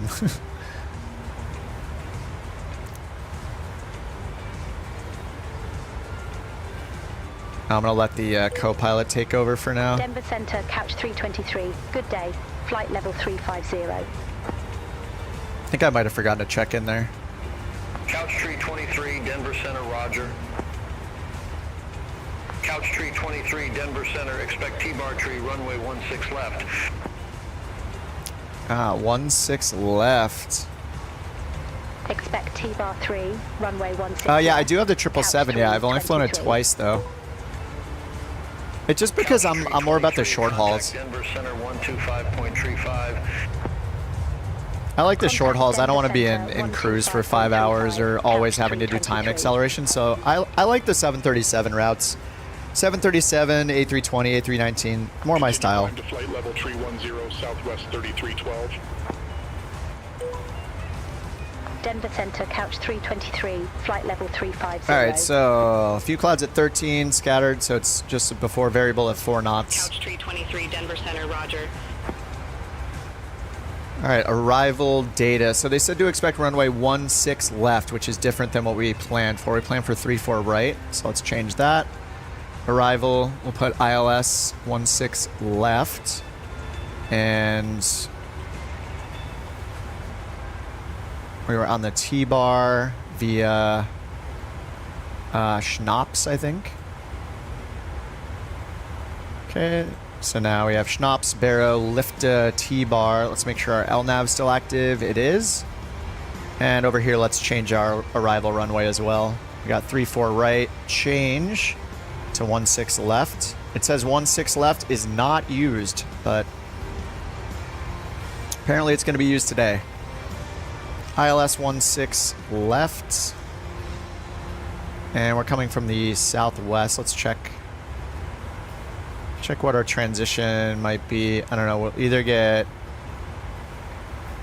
Kale, Tishner. It's in our flight plan here. T-bar, Redville, and then Cliff. So we end off on Cliff.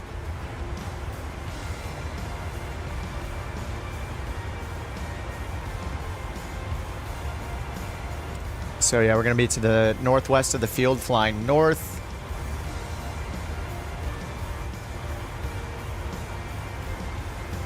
ILS 16 left. So yeah, we can either do Kale or Tishner.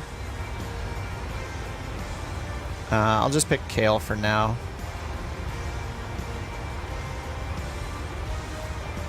Or is that Kylie? I guess it's Kylie. 5203, flight level 280. Alright, so go arrival 16 left via Kylie. Center, radar contact. Alright.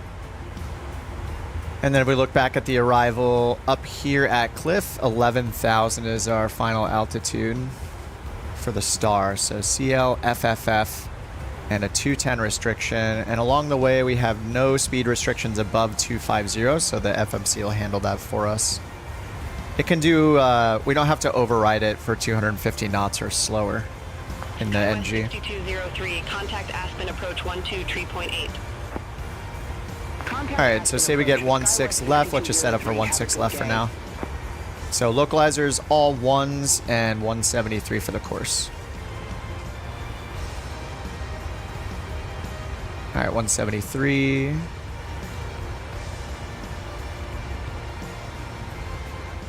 .173 and 111.1. All right, 1111 on nav 1 and nav 2. 173, and then 7,000 is our FAF. 7,000 feet at Leets. Go around is climb to 5,900, climbing right turn 12,000 on a 218 heading.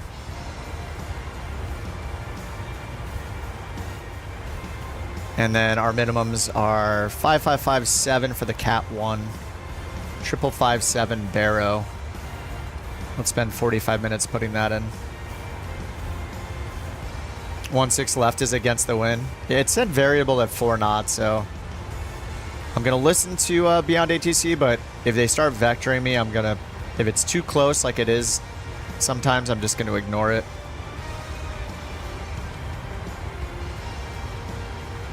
On Thursday, I had to do that go around because of it just vectoring me in way too close. Just a common thing. And this is gonna take forever to put in 5,000 feet, but oh no, I had it on radio that whole time and it's separate from Barrow. All right, whatever. I'm just gonna do 200 on the radio. That's fine. I should use Barrow for the Cat 1, but I'm lazy. I don't want to wait 20 minutes to put in 5,000 foot altitude. The Max has acceleration for this knob, which makes it easy to put in a high Barrow minimum, but the PMDG does not, so it takes forever to put in a high altitude Barrow minimum. So I'll just go 200 radio.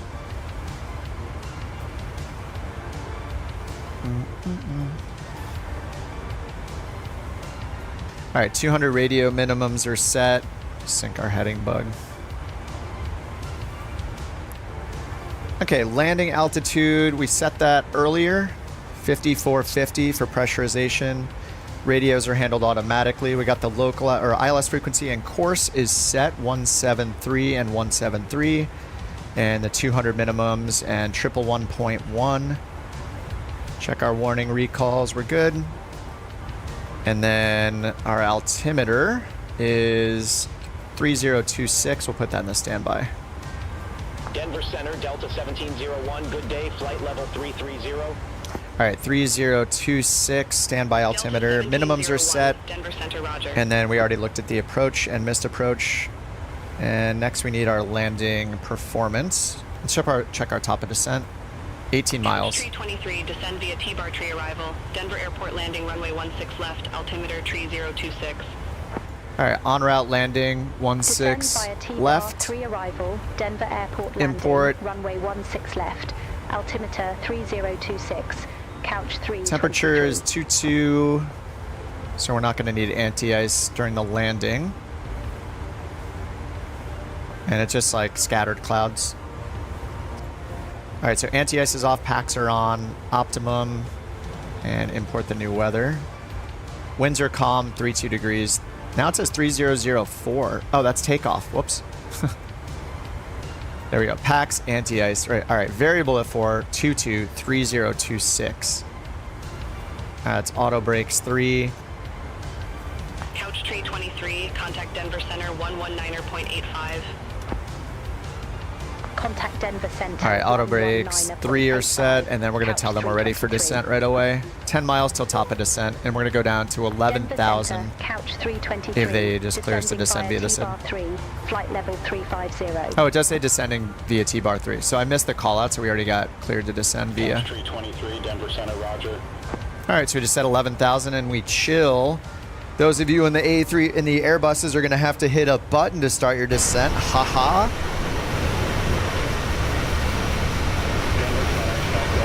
Why are the screens black? I turned them off. They're for the first officer, which is not me. So for performance, I went in here into the settings, menu, PMDG setup, options, performance, and then down here I disabled the first officer screens just for performance. No reason to have these screens on if I don't use them.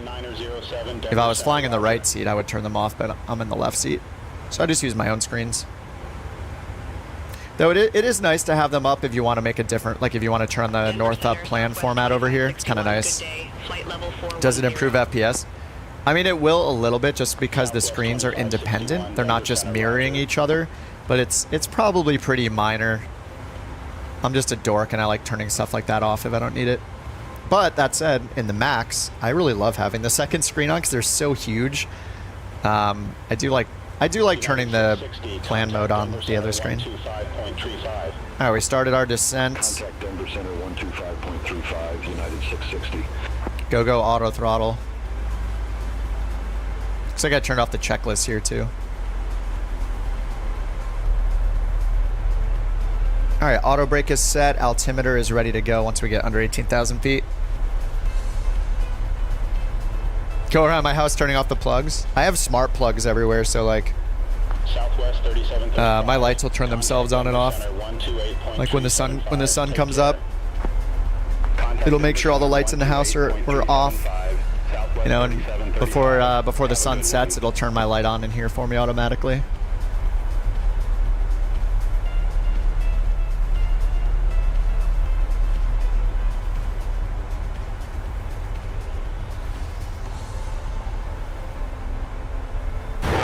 I try to turn stuff off when I'm not using it though. Like I'll turn off like my power strips to my PC and stuff when I'm on vacation, or like if I go travel. But US plugs don't have a switch. I don't like. You mean the actual switch on the wall, or like the outlet has a switch on it? I mean it matters. A lot of outlets, like in the US and different places I've lived, some of them will have a switch on the wall that goes to just one specific outlet, so you can put a lamp on it or whatever. But no, we don't have physical switches on the outlets themselves. Some of them will have like a reset button for in case the fuse pops or whatever, but Home Assistant, I just use like the Apple one. What is it? HomeKit or whatever. That just like runs through the Apple TV, and I have like I have some of the, what are the bulbs? The Philips Hue bulbs. I have those in all the lights, which is really nice because they're all of the Philips Hue stuff is like dimmable, or you can make it different colors if you want, if you're into that stuff. It's kind of cool. Or like what's nice is the daytime bulbs, like the non-color ones, still have a temperature, so it'll automatically set the ambient temperature of the light. So like during the day it's more white, and during like the evening and early morning it's more of a yellow, like tungsten look. So it's kind of nice. A little automatic thing there. Whatever. I didn't have them for so long. I don't need them. I just thought it was convenient, you know. Oh, look at our fuel balance. Perfect. All right, 26,000 feet, so we got about 8,000 to go until transition. The UK plus a socket on the wall all have a switch on the plug socket. Oh. Sockets almost all come straight out. UK ones are flat. Yeah, I've traveled a bit and used like the different plug styles like throughout the world. It's definitely interesting. There's some fun shaped outlets out there. Brian says I have the Hue bulbs in every room, all tied to Alexa and thermostats. Yeah, we have like the Nest thermostat thing, so I can control it from my phone, which is super nice. I love it. I don't have to get up. Me and my girlfriend can fight over the temperature on our phones throughout the day. Oh, you turned it up a degree, did you? All right, 24,000. We're going down all the way to 11,000 on the Star.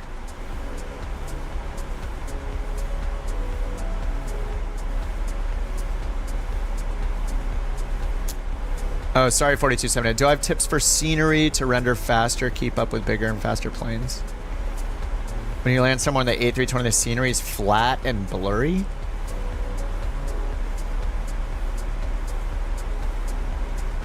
I mean, if it's blurry, then, I mean, for a bit, I was having problems with Bing Maps loading in, but I think it was just a Microsoft issue.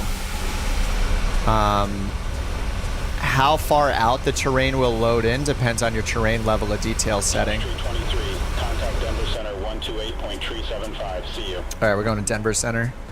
Contact Denver Center 128. I mean, the only options you have for the scenery, if you're talking about like the aerial imagery and the scenery like being rendered in, like the mountains and stuff, is your terrain level of detail setting.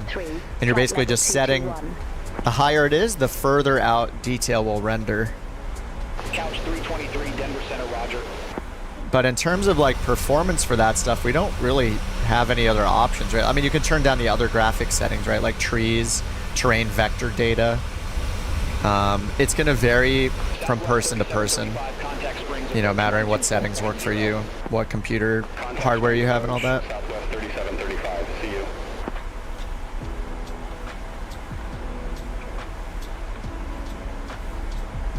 you. Own study info on plugs.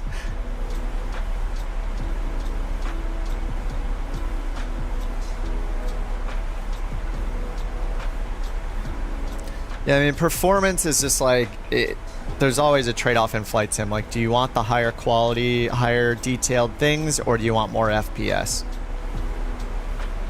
It goes for the airport scenery, it goes for the, you know, points of interest scenery, or using we love VFR or not, or like at least we have those things we have to deal with flights in 2020. Like Couch 323, contact Denver Center 125.9 or 5. a lot of the, like they have that dynamic, they have like a dynamic and FPS target in flight sim 2024. Couch 323, see you.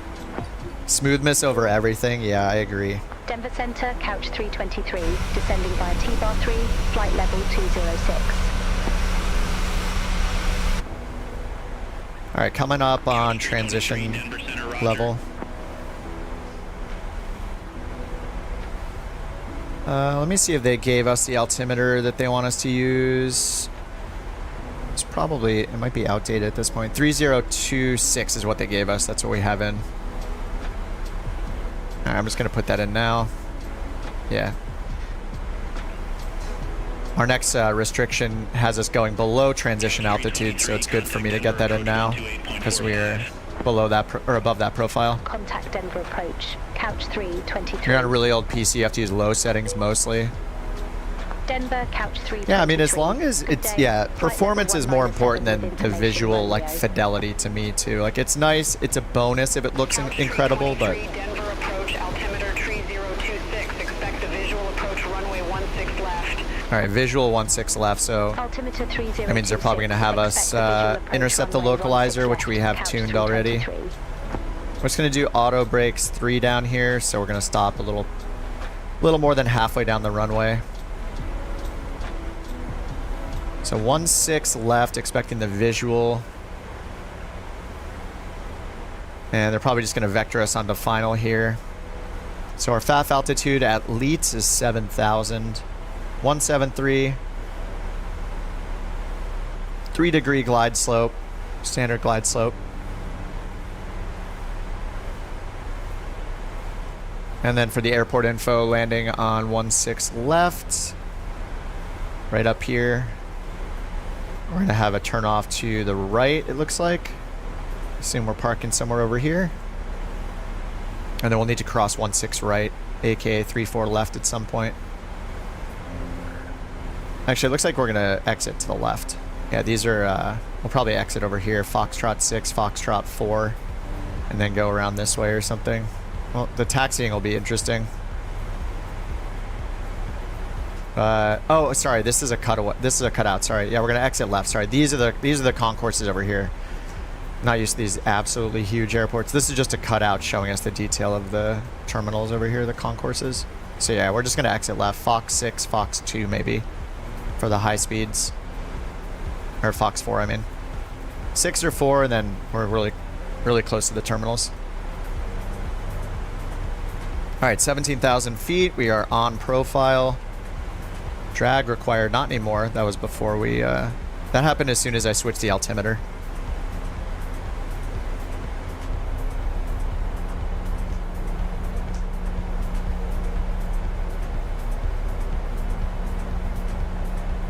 Landing with a tailwind. It says, yeah, it says 4 knot tailwind, but the winds are variable, right?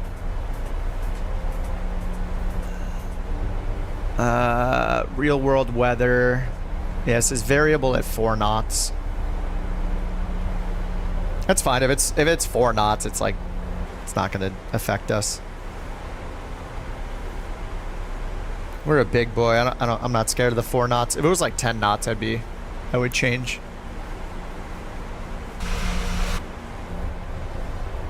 All right, we got Denver coming up on our left. Let's see if we can get in front of the engine. There we go. United 2681 heavy. All right, Delta. Hope to see you later, man. Do you get a break this weekend? When are you flying with us, Delta? NewSky frowns on tailwind landings. Yeah. We'll see what it says. I think it has to be a certain... Yeah, I don't know what the rule is. I should look up the rule. NewSky Wiki. United 1758 Heavy, Denver departure, radar contact, cleared direct Baylor. Resume the Rocky 6, climb maintain Rating system. Alright, let's see what it says about tailwinds. Climb maintain 1717. Maximum component value for tail and side wind if that value is exceeded, and takeoff or land is considered dangerous and will be penalized. So we have to look up the plane itself to see what the allowed tailwind is, I guess.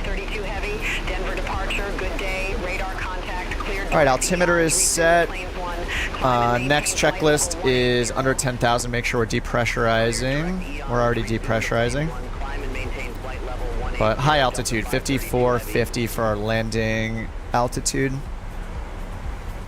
And below 10,000, we'll get the landing lights on. And confirm the ATIS. I guess we can grab the ATIS. 34025.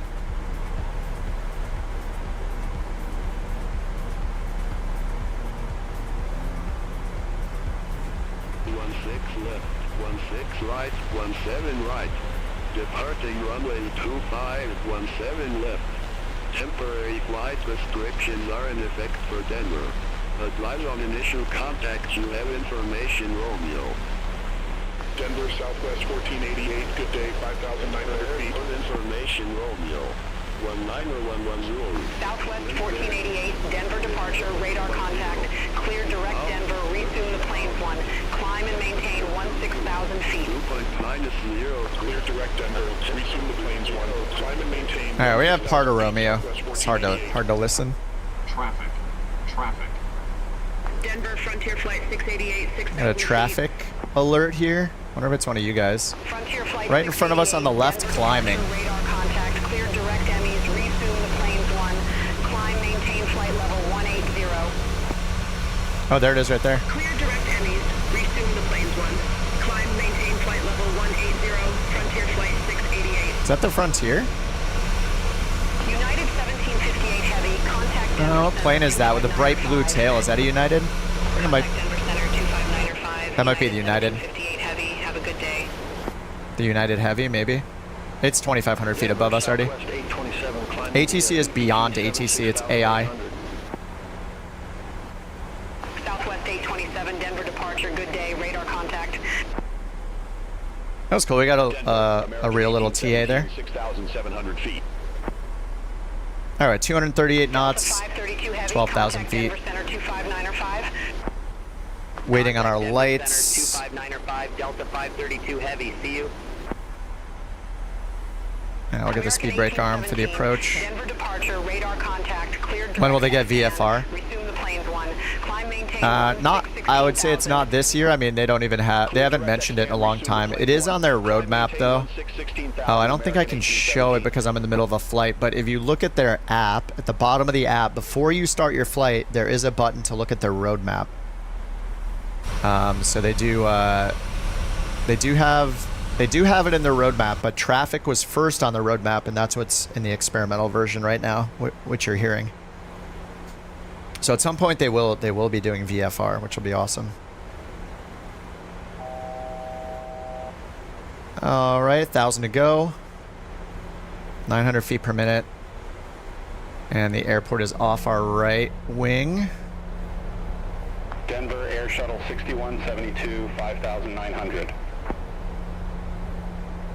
Air Shuttle 6172, Denver departure. Good day. Radar contact. Clear direct. What's up, Rude? How's it going? Oh, you started learning, getting familiar with the G1000. You started a virtual flight school to get your rating on VATSIM. Nice, man. Denver, resume the Yellowstone 4. Yeah, BeyondATC is a really good, like if you're going for VATSIM and you're not quite ready, that's one of the reasons BeyondATC is so awesome.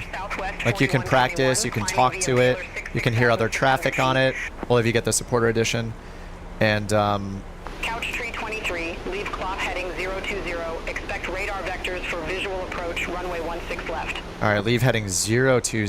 Leave Clough heading 020. Expect All right, we're going to do that right now. Approach, All right, heading select is on. Couch 323. They're having us turn towards the final approach course. Turn right heading 015, vectors for the approach. We're not going to do that. Turn right, heading 015. See, they're having us turn like Couch directly 323. into the airport, which is like right behind us. Couch 323, descend, maintain 9,000. Descend, maintain 9,000. Couch 323. All right, we'll descend to 9,000, but we're not making that turn. 1488, contact Denver Center 125.905. Contact Denver Center. All right, let's get flaps 5. Southwest 1488. See you. Get our speeds down, and then American 1817, contact Denver Center 125.905. Have a good one. Contact Denver Center 125.905. we're just going to go to one of the fixes here. Frontier Flight 688. I can't trust the vectoring. 125.905. Have a good day. So we'll go this way a little, then turn right for kick me. 125.905. Frontier Flight 688. So we're going to take kick me and put it up to our current spot, 8,000 or above, and then 7,000 at Leeds.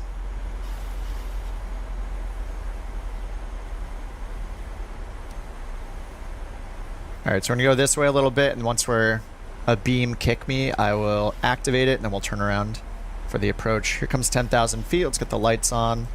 Landing, runway turn off lights. We'll leave taxi off. Strobe and SETI, anti-collision, and seatbelts should have been on.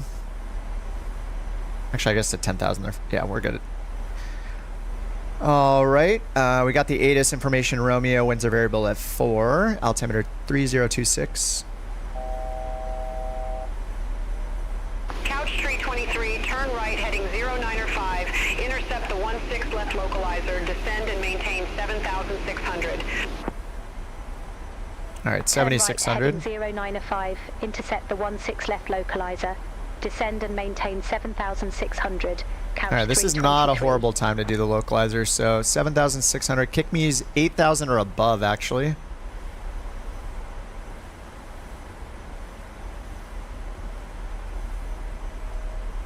All right, so I'm going to get flaps 10 out. Execute this, LNAV, and then VORLOC, and then VNAV.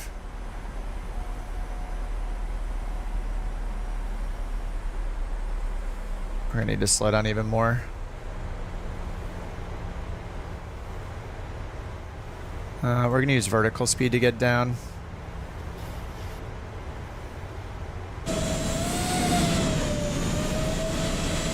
It's kind of a tight turn.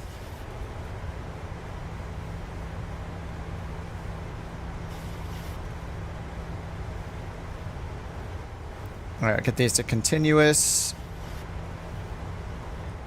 There's the localizer. Airport is at your 2 o'clock. Gear down. Miles. Report the field in sight.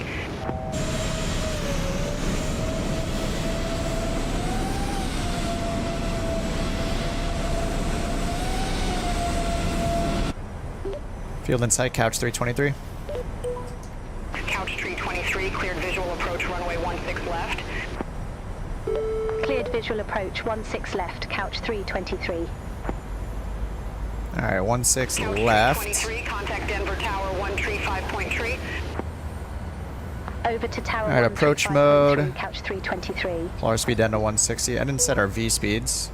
Denver Tower, couch 323. 146. Visual runway 16 left. It's 151 for our final speed. Denver Tower, wind variable, runway 16 left, cleared to land. All right, clear to land. Runway 16 Taxi light left, on. clear to land. Couch 323. All right, flaps 15, gears down, and 1 dot below, or it's 1 dot above right now. Let's get flaps 30 and pull it down to VREF plus 5, 151. All right, flaps, and then speed brake needs to go back to the arm position. All right, we're on the glide slope. Let's check our go around. Go around's climbing right turn 12,000, 218. 218, 12,000. 218, 12,000. All right, winds are variable. We got a crosswind of about, yeah, you can see the winds are going a little nuts. A little bit from the right. It's like it's shifting all over the place. All right, I'm going to move my throttle into the correct position, around 61%. And we're at 1,800 feet AGL right now. All right, so nav course, we got DME 4.5. We're already on low GS capture. Speeds are good. Speed brake is armed. Approach mode is already arm. Active. Continuous. Actually, we could do auto up here, right? Oh, no, I don't have auto selected for the starters. All right. Go around is set and autopilot auto throttle as required. Okay, let's, we're above 1,000 AGL for more than 1,000 to go until minimums, but let's get the autopilot off. Off again. Let's get auto throttle off, clear the warning, and practice. All right, we already got clear to land. 1,000.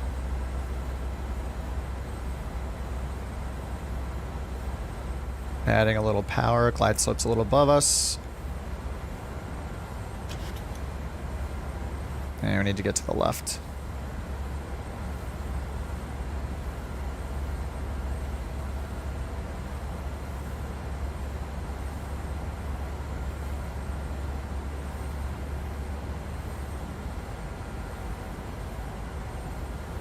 All right, winds are calm now. We'll get to get like, there's a little gust right now.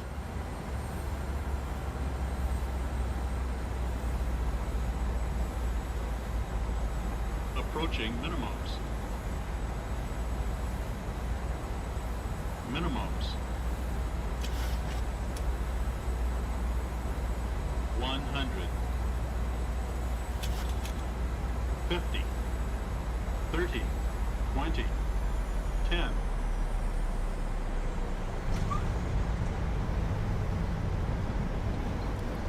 All right, reversers. Ooh. I feel like we're so squirrely.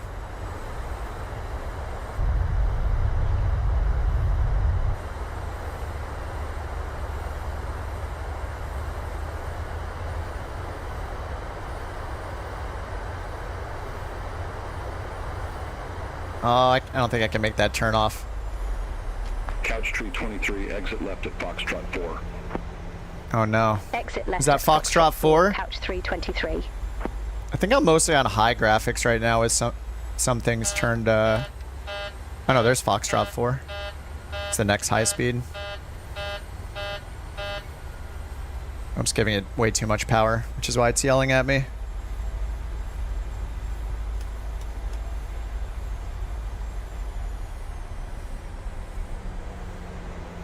Alright, that wasn't too bad. We're landing at Denver.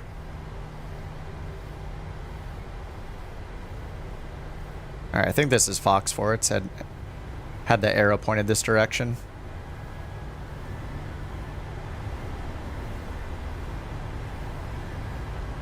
Couch tree 23, contact ground 121.85, take care.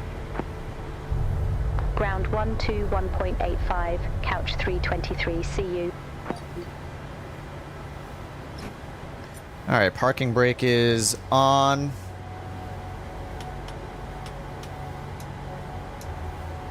Steady.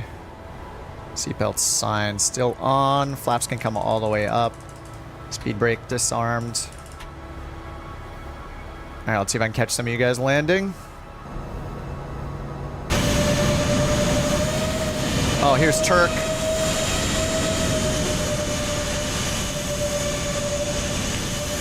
The only thing that needs fixing on that is the livery, Turk. What?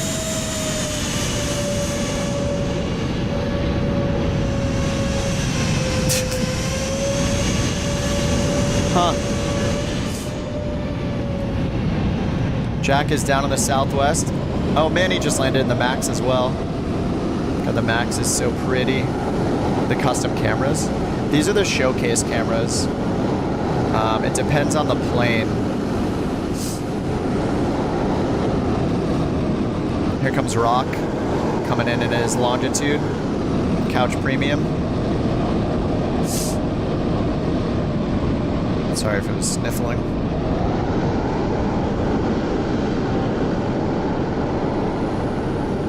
You can't bind the fixed cameras. I think you can do it in 2024, but I'll show you how I switch to them in a second.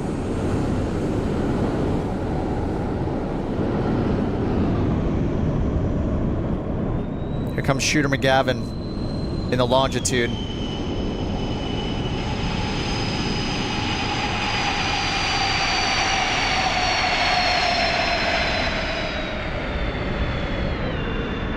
Oh, Mystic and Logan are coming down the other runway. We have this problem pretty often now. All right, here comes Underdog, also in the 800 NG. Twins. Oh, here comes Dev in the Tomcat. Whoa. Ooh.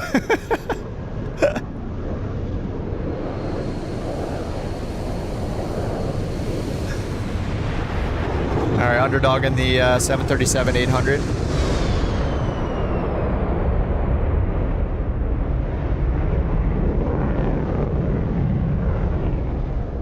Sounds like Dev's going around. Buzzing the tower.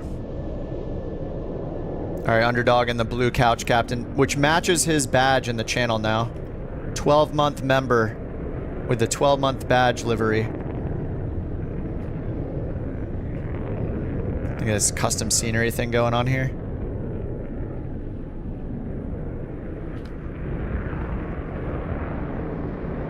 All right, we got Mystic coming in the 777, Logan in the 600, and then Cyber's up there in the A320.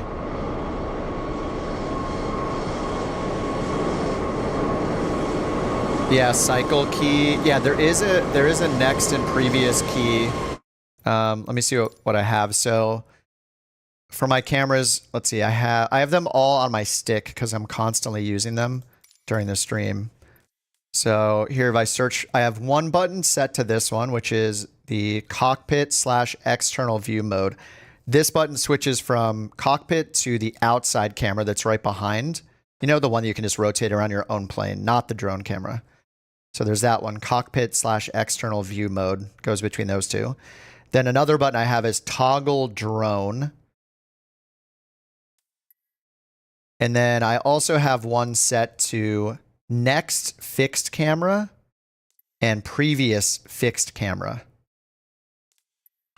So how I do it is, if I hit my drone button right now, it's going to put me back in the cockpit. So those first two buttons, the first one just goes from cockpit to the external camera, which is this one that's fixed to your plane. So this is external. So I have a button that goes back and forth between those two. The other button goes back and forth between the cockpit and the drone camera, right? But the trick is, if you switch to the external view camera and then hit the drone camera button. Oh wait, is it the other way around? Sorry, you switch to the drone camera and then hit the external camera button. It will move you to a fixed camera position. And then you can use next and previous fixed camera. Those other shortcuts I have to cycle between them. So if I set my fixed camera to one of these, if I hit the drone button again, it goes to the fixed camera instead of the drone. So now when I'm hitting the drone button from the cockpit, it goes to the fixed one, not to the drone camera. To get back to the drone camera, I need to hit the external button again. The external camera button pops it back to the normal drone mode. It's a little weird. It's like a hidden third mode to get into the fixed camera mode. I mean, the other way to do it, like, it's easy with Flow. If you have Flow, their camera menu, this custom camera menu, you can just switch to the Showcase. These are fixed cameras. Showcase, aka fixed cameras. So you can just switch to them like this. If you do not have Flow, and you have just the regular Microsoft Flight Sim camera menu, which looks like this one, here you can go to Showcase, and then fixed cameras are down here in this little slider. Like, this is how you get to them through the default UI.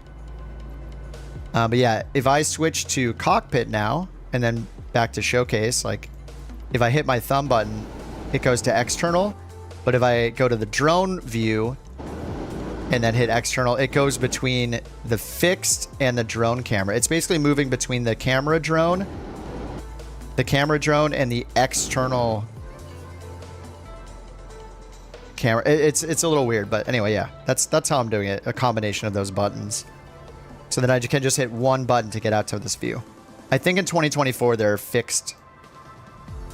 There's like a shortcut to go to the fixed cameras, so it should be easier. All right, here comes Mystic and the 777. I do need to get into the 777 again, but if I'm having trouble flying like the 900 ER on final, like it's gonna be challenging probably for me to do any good flights in the 777. But I just like doing short hauls.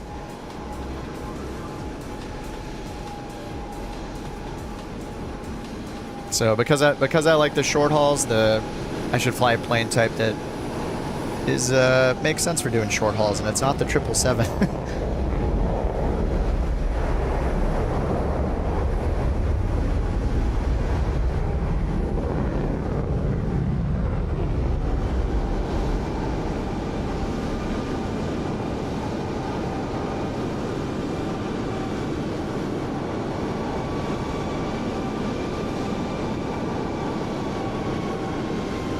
I don't know what's up with all the multiplayer glitches, only on final.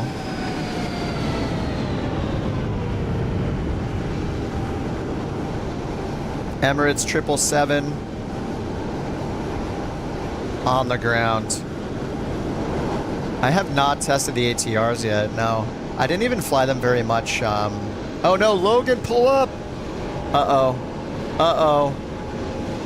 Roll the trucks. Roll the trucks. Oh no.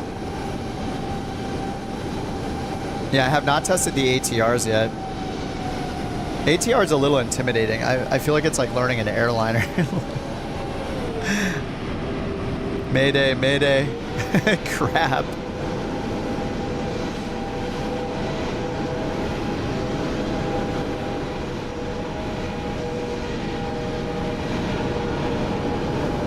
All right, I see John and Cyber are still on their approach. Oh, sorry, I didn't see Brian land. Brian just landed in the A320neo, Air New Zealand. I love that livery. Yeah, Logan went straight to parking, but at the car parking, yes.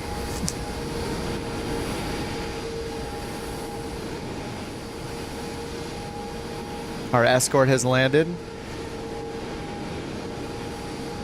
Any set time for the traffic injection for BeyondATC? No, they haven't announced. People ask pretty often on their Discord, and they just keep saying like they're just not confident releasing it to everybody just yet. But if you have an extra $30 and you want to become a supporter member, you can get it right now. But yeah, if you don't have the $30, you just have to wait until they release it for everybody.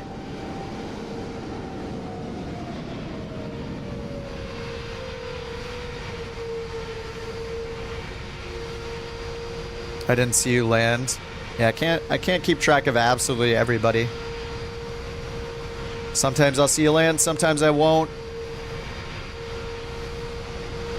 Also, I want to do another flight, so the more time I spend watching landings, I try to get some plane spotting in, but we also gotta go park, get our rating, and start a new flight. I need to do like 10 more or 9 more flights. Couch 323, gate Charlie 25 taxi via Foxtrot to get my 4, rating, Foxtrot, to get my Foxtrot type 1, rating. Charlie Oh, I got a November. 10. Yes. Oh, it feels good. Gate Charlie Finally. taxi via Foxtrot 4, Foxtrot 1, Charlie November, couch 323. All right, I don't really want to do the whole taxi in thing. I just want to get started with another flight. I mean, it's going to take, 10 minutes to taxi, shut it down, then exit.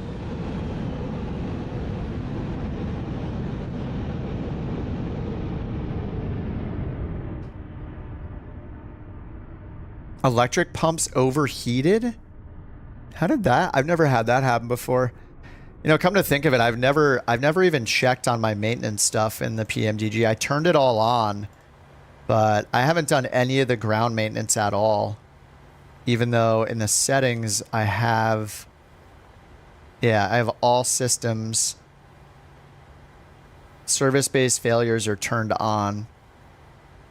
Next service in 224 hours.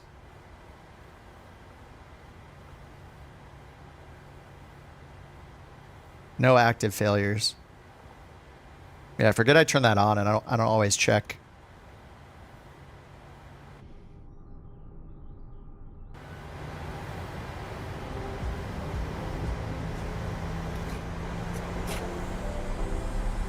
Matt says the electric hydraulic pumps can overheat due to less than 1675 pounds of fuel in the main tanks. Oh, interesting. Yeah, what was your fuel set to, Logan?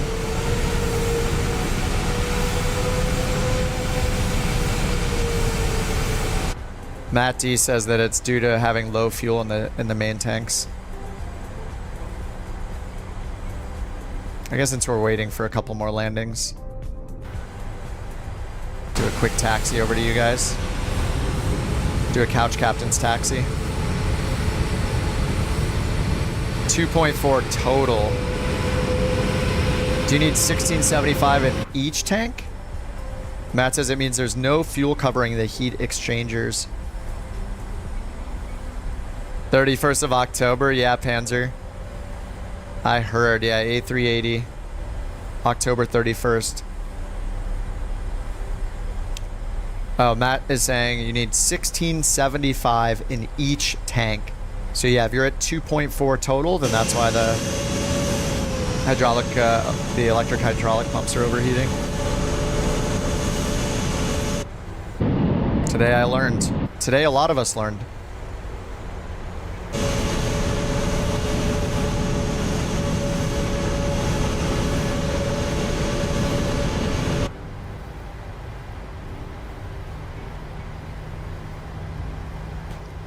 Does the CCX call sign and BeyondATC only show couch captains and experimental? I think it's both. You just need to turn on a setting in BeyondATC because CCX is it's a former airline called Colt that is in their database. You need to go into the settings and tick this box that says prefer VA call signs, and then instead of saying Colt, it will say couch.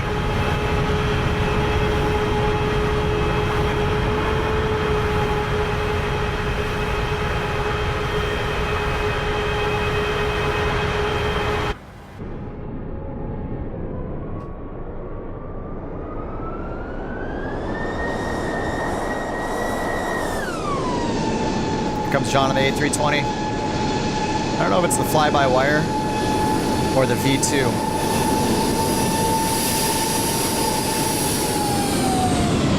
But it definitely doesn't have a couch livery on it.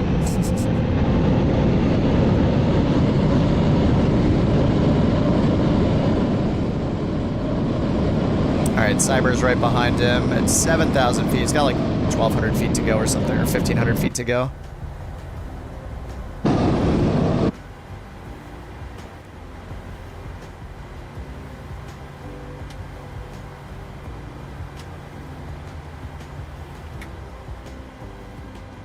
I'll shut this thing down. We're just going to turn the battery off.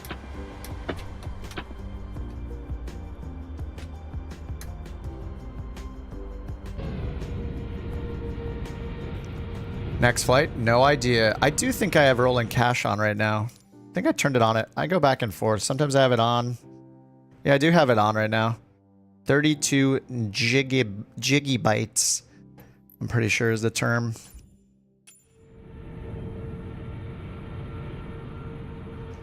Not sure what the next flight is.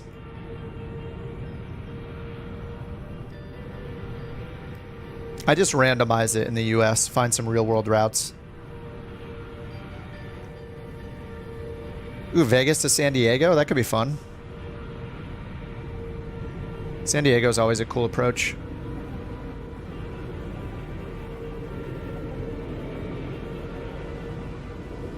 What's BHM?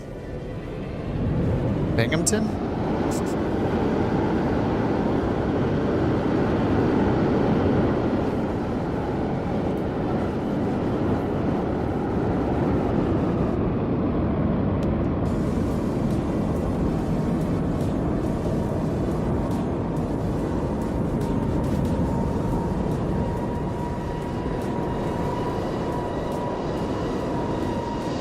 All right, here comes Cyber A320 Neo.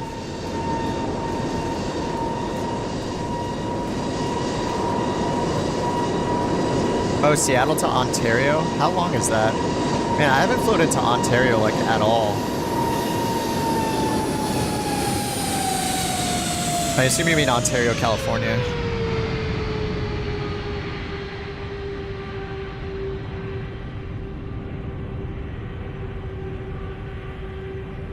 Oh yeah, you typed in, of course it's Ontario, California, you typed in the airport code. I don't know why I said that. Yeah, how long is Seattle to Ontario? Could always use time acceleration. I tried not to. 2.5 hours? I think flying into Ontario would be cool. I don't know that I've done that. At least not for a while. Let me see if there are some shorter flights. We just did Phoenix to Denver. Vegas to Ontario is an hour 10. San Francisco to Ontario, hour 30.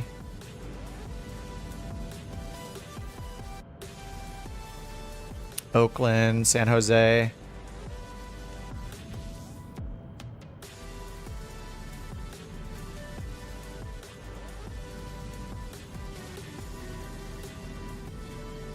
For external camera views, you don't see a cycle option. It's called Next Fixed Camera for the fixed cameras. Oh, your CJ4 has a couch livery, but it doesn't show it? I should have that installed.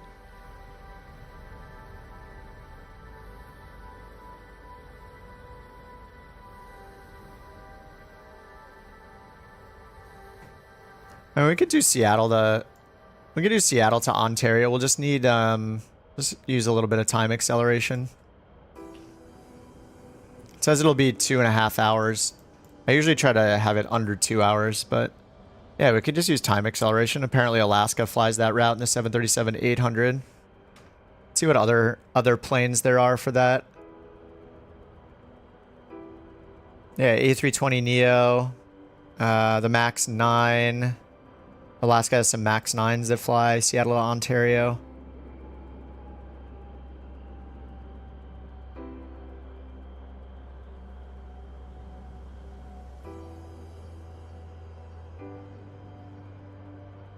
Yeah, mostly there's some 900s. Here's a 737-900 Alaska, 737-800. The usual suspects. 321neo. Okay, yeah, let's do it. Let's do Seattle to Ontario. We'll need time acceleration for this one. It's gonna be a longer bore flight. Whoa, how? Oh, I've had that up for a while. Sorry, I'm the worst.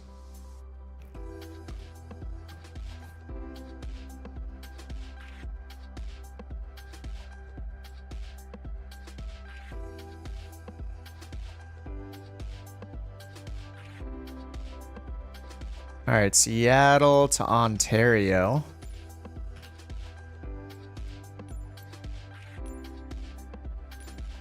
It says 1-6 left is being used. Let's pick one of these gates. Let's change the livery up. We're gonna go with the stool.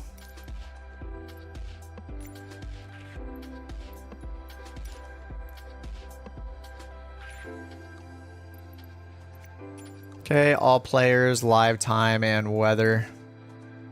Time acceleration. So if you're flying one of the more advanced airliners like the PMDGs or the Phoenix or the fly-by-wire, they tend to have the time acceleration options in their CDU or the tablet, like the EFB, one of those two spots.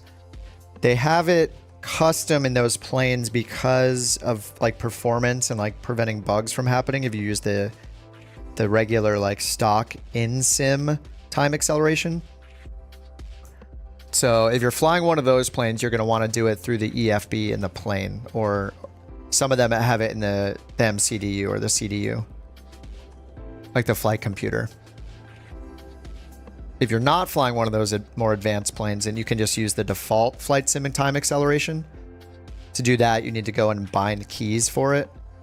So if you go into controls and then go under keyboard or wherever you want to bind them, but I have mine under keyboard.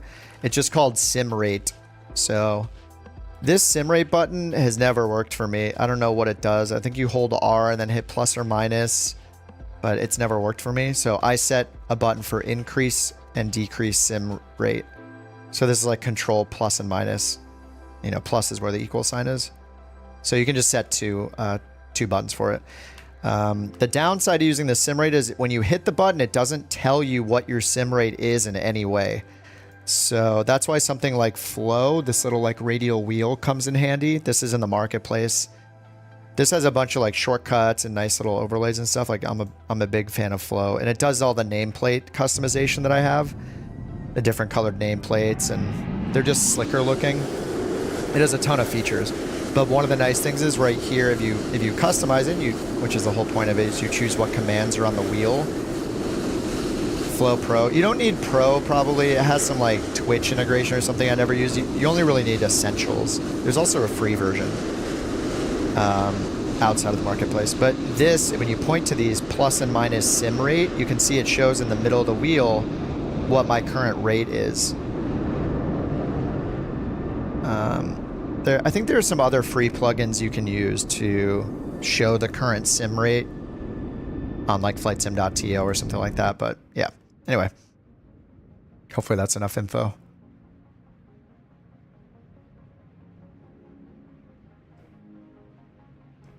All right, book a flight on NewSky. Departure, Seattle. Arrival, Ontario, California. 737-800, Knox Harrington. 160 passengers. 2045 departure. 2 hours and 25 minutes. We're going to probably need some center tank fuel, right? For once.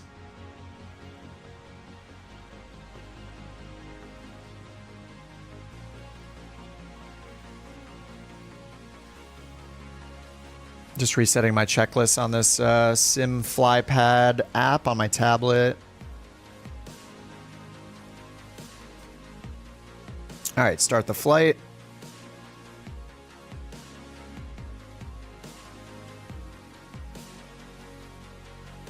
Cost index is 80, and we're expecting flight level 350.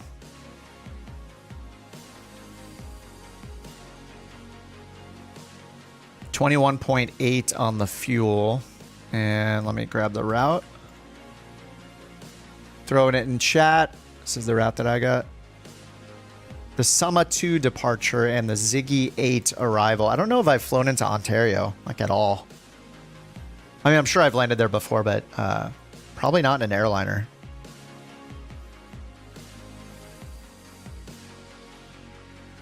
All right, 160 passengers. 5.4 cargo, 35.8 in the payload.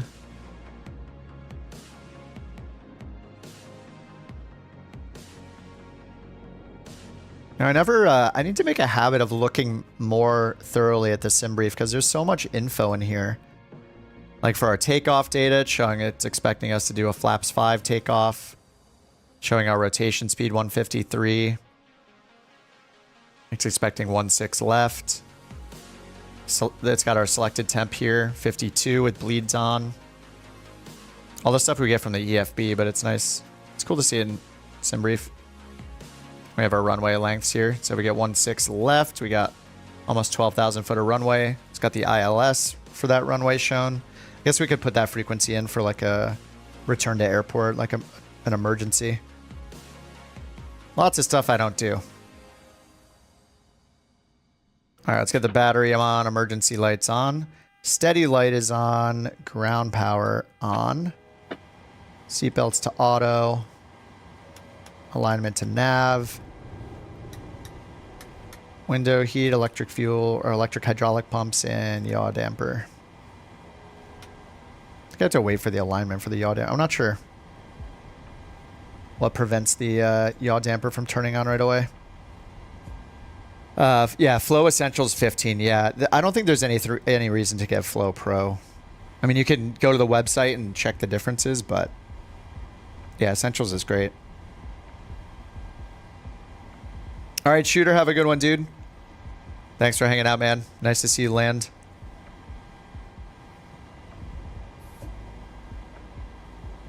All right, departure weather. Few clouds at 600. Nice. Broken at 3,400. Overcast at 5,500. Be a fun departure. What's RAE22?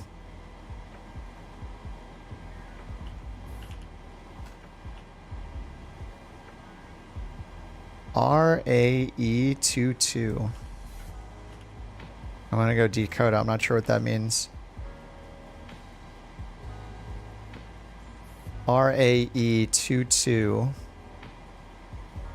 Oh, rain ended at 22 minutes past the hour. Rain ended 22 past the hour. So that was like 10 minutes ago. That's pretty cool.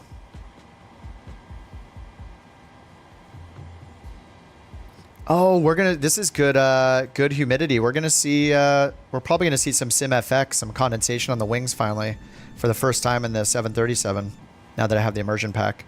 That'll be pretty cool. Yeah, these things get so expensive added up. Oh yeah, no, flight simming, it can be the most expensive hobby ever. Yeah. I mean, it's the same thing when people get into like, you know, like race simming or American Truck Simulator, and they start putting panels together, you know, like get expensive steering wheels and pedals, and yeah. It's definitely more of an investment than like playing something like Call of Duty or Fortnite. That's for sure. But I mean, you can get by with just a flight stick, in my opinion. A flight stick with a little slider on it for your throttle, like the Airbus TCA side stick. I had, back when I was using that stick a lot, I would do flights off stream where I literally just used the stick and just had the throttle on the stick because I didn't feel like pulling the Bravo up and attaching it to my desk at the time. It's totally doable.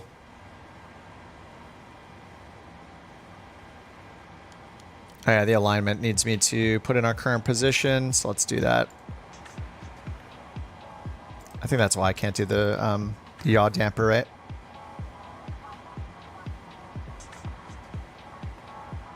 All right, Seattle, Ontario. Set the payload, set the fuel.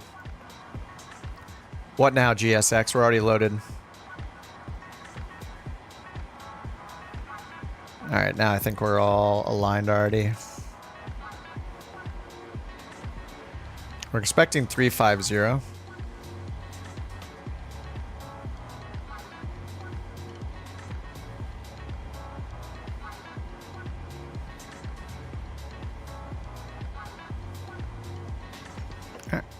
All right, 1.6 left, 2.6 left. And what's the elevation in Ontario? 944. So we'll put 950 for landing elevation.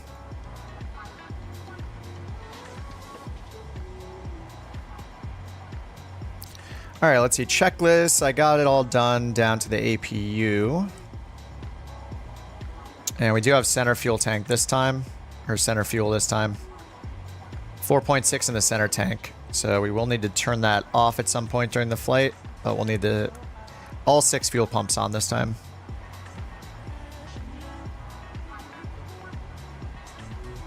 All right, let me bring up BeyondATC. Ding dong. Don't ask you what you use for a stick. Hey, if you have one, then you're in a way better spot than if you didn't have one at all, so. BeyondATC connected.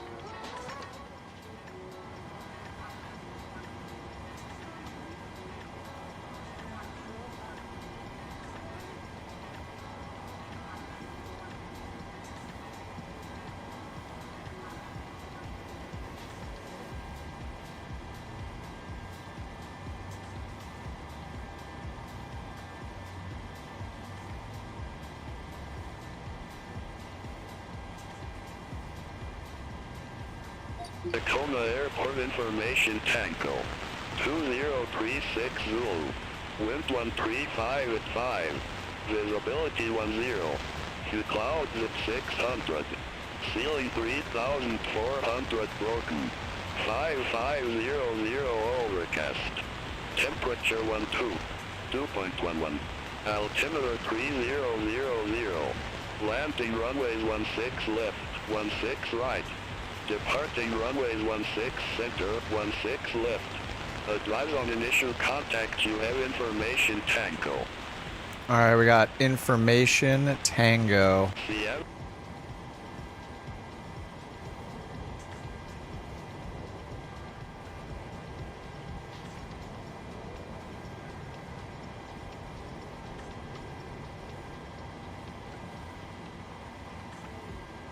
All right, information Tango. Let's go ahead and go through all performance stuff here. What does Tango mean? So ATIS is an automated weather observation system. So there are a few different variations. You'll see different acronyms like ATIS, AWOS, ASOS. If it's ATIS, ATIS, that means that it's going to have more than just the weather information. It's also going to have like which runways are available or active at the airport, any taxiway closures or NOTAMs, like warnings like birds, all that kind of stuff. So when you listen to the recording, you tune into that recording using your radio. You need to know the frequencies. So like I use BeyondATC for it, but yeah, when you tune into the frequencies, so for example, at Seattle, we go up here and find the frequency. We have ATIS 118.0. So we tune that in and listen. Generally, ATIS or any weather is updated hourly.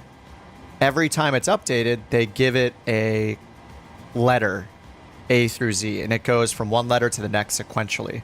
So right now, it's this hour or this update of the ATIS. Sometimes it's more often than an hour. This update is on letter T. It just happens to be on T, which is Tango. So after Tango, it's going to become Romeo. Or sorry, uniform, I mean.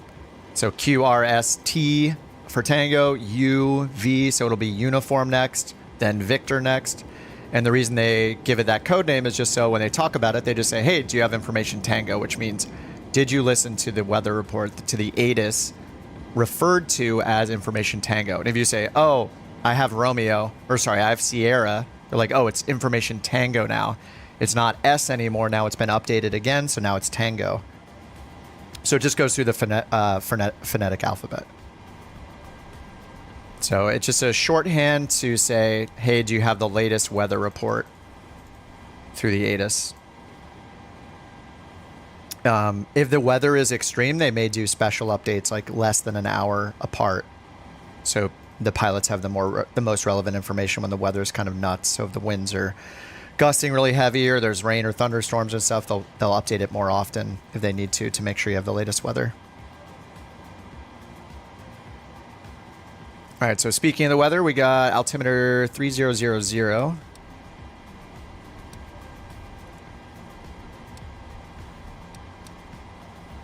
right, so let's set 3000. That's set down here and over here.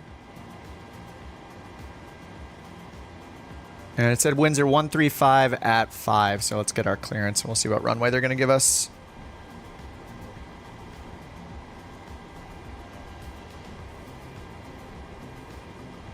All right, clearance on 128.0.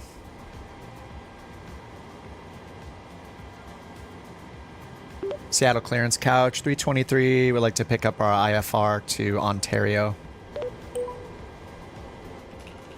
Couch tree 23, Seattle clearance cleared to Ontario Airport, Summit 2 departure with the Summit transition, then is filed. Maintain 4,000 feet. Departure frequency 133.65, squawk 4405. Clear to Ontario, Summit 2 departure, Summit transition, then as filed. Maintain 4,000, 133.65, squawk 4405, couch 323. Negative, maintain 4,000 feet. Maintain 4,000, couch 323. Did I say 5,000? Couch 323, read back correct. Contact ground 121.7 when ready for push or start. It's not VATSIM, it's BeyondATC. AI ATC. And squawk 4405.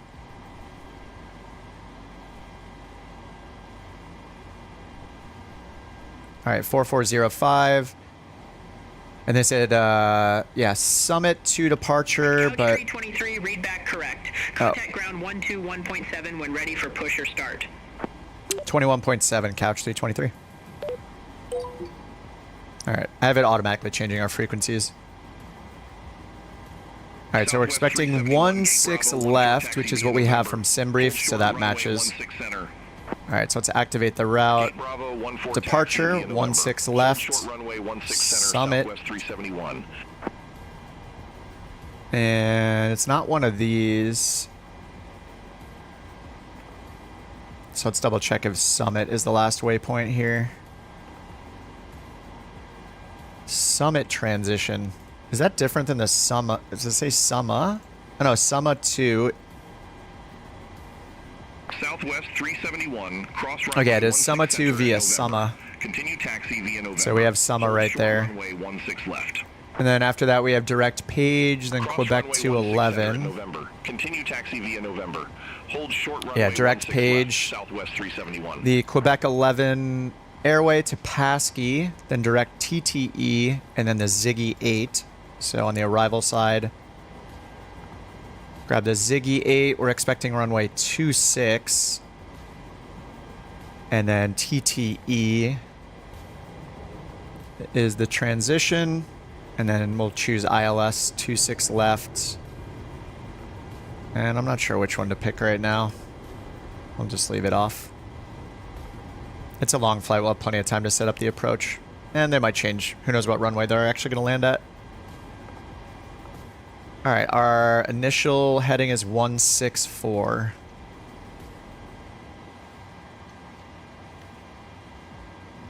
Okay, let's go to the performance. And we'll double check this with our SimBrief profile. So cost index is 80, and we're expecting 350 for our cruise. If you use the PMDG, always double check this cruise altitude. It always gets it wrong. See, it's putting in 370 for some reason. So I have to change it every single time. And I don't think that bug was fixed in the latest update. So we're expecting 350. So we'll put in 350. And then that'll change our expected cruise altitude here. I guess I'll do the winds this time. Route data, winds request.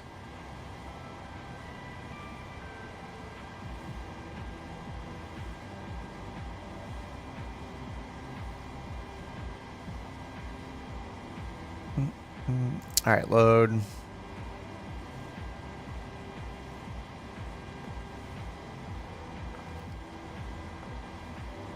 Southwest 371. I got the descent winds later. 16 left at November. Continue taxi via November.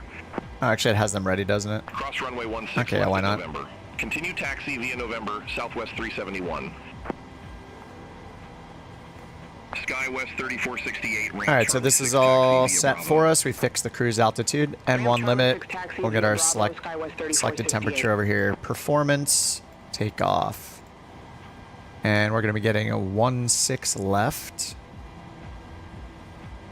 And dry. Almost 12,000 feet. Optimum anti-ice. Anti-ice off. It's 12 degrees. We should probably turn it. I don't know what the total air temp is going to be. That's the issue. Oh, it's plus 12 right now. Yeah. All right. Let me try to remember to do anti-ice on. Let's do anti-ice engines on.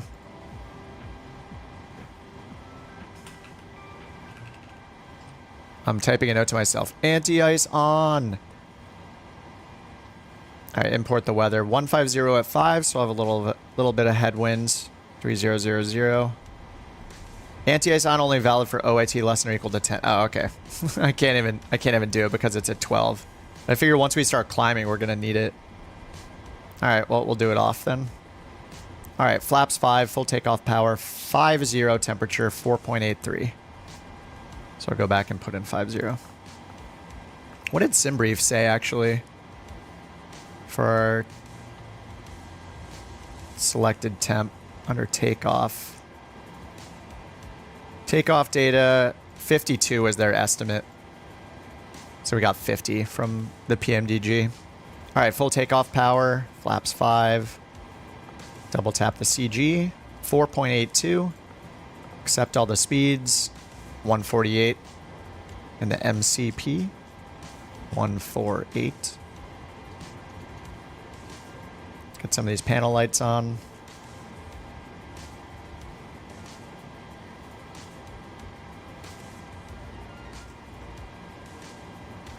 All right, let's get the APU started. Just gonna turn all the pumps on.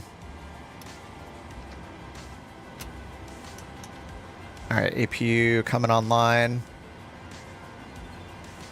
Wait for the gens to become available. And we have the Summa 2 departure, so let's take a look at that. Let's take a look at the airport diagram first. 16 left. So we are right here. We just go north on Alpha or Bravo up to 16 left. And it's a 164 heading, which we already have over here. Okay, and then for the departure, the Summa 2. They told us, yeah, top altitude assigned by ATC. They gave us 4,000. Climb on 164 to Nevjo. Nevjo, or however you pronounce it. Then left turn, intercept the Seattle 146 radial to Summa. So yeah, we're just gonna be straight to Nevjo. Little left-hand turn over this way to intercept the radial to Summa.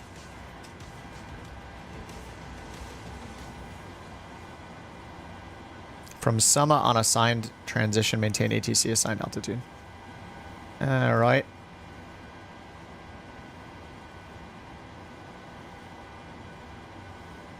Delta 441 at gate 5, request pushback. Just bring up the airport diagram here. Horizon for when we're taxiing. 14, ramp Charlie 10 taxi via Bravo. Ramp Charlie 10. All right, APU gen's ready to go. APU gen on. Lead on. We're gonna leave the packs off because we're gonna push back in just a second here. Face west. Pushback approved, face west, Delta 441. All right, chocks and GPU are gone. Seattle ground, couch 323, ready for push and start. Couch 323, Seattle ground, pushback and engine start approved. Face west. Push and start approved, face west, couch 323.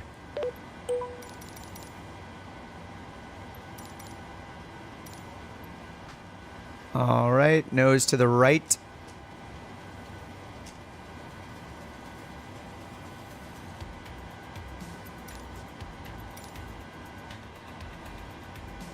All right, APU bleed is already on. Packs are off for now.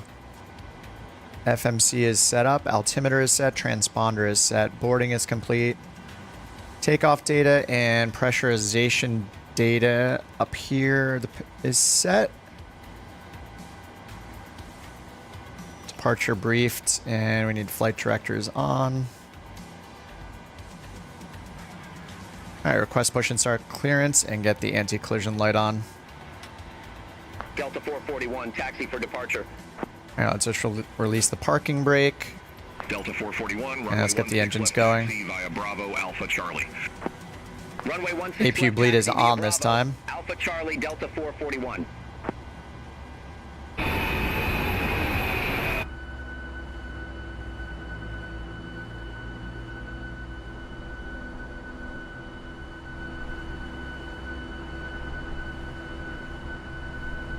When should the packs be on? I mean, at the latest, after takeoff. And if you forget to turn the packs on, it's not going to pressurize the cabin, so everybody will suffocate to death. But, yeah. I think they run the air conditioning too, right? And the heating. So, like, if you... Generally, you'll turn, like, the APU on at the gate or use a ground power unit and then use, like, an AC unit to get the cabin... cooled down or heated up, and then but you have to turn the packs off when you start the engines because you want that APU, all the APU, like air pressure from the APU to start the engines. So you have to turn the packs off to get the engine started, is my understanding, as kind of a newbie, kind of an airliner newbie. But yeah, the APU has to provide enough air pressure to start the to let the engine start. So that's why you turn the packs off when you're doing the engine start process. And then once the engines are started, get those engine generators going, you turn the packs back on. Then you can turn the APU off. And if you want more power for takeoff, then you can do a packs off takeoff, but I'm lazy, so I just leave them on auto the whole time.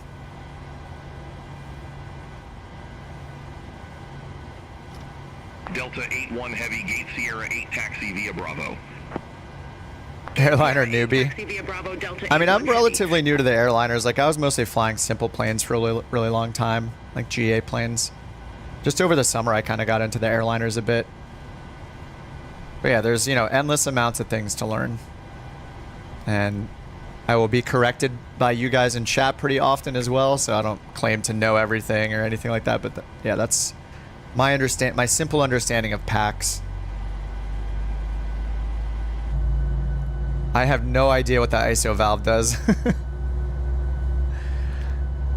Matt over on the shorts chat says, we turn packs off for start. Once number 2 is on, you can close the ISO valve, turn the right pack on. After second engine start, left pack on. ISO valve to auto. Yeah, I'm also using a simplified checklist. I'm using like the simplified British AvGeek checklist on my app. So I just wait until they're both started and we get the gens on. Then I just turn the packs back on.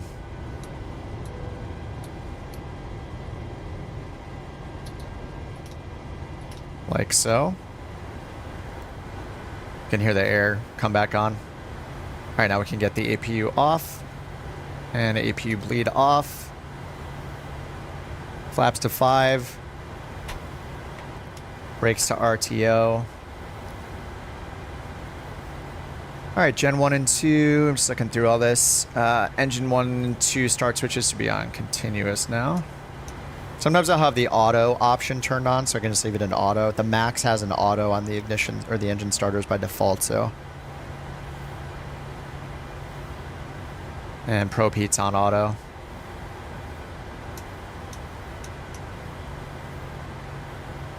All right, sweet. Probe Heat, yes. Packs to auto, ISO valve to auto, APU bleed off, flaps as required, and elevator trim as required. Flaps are indicating 5, and trim should be 4.82.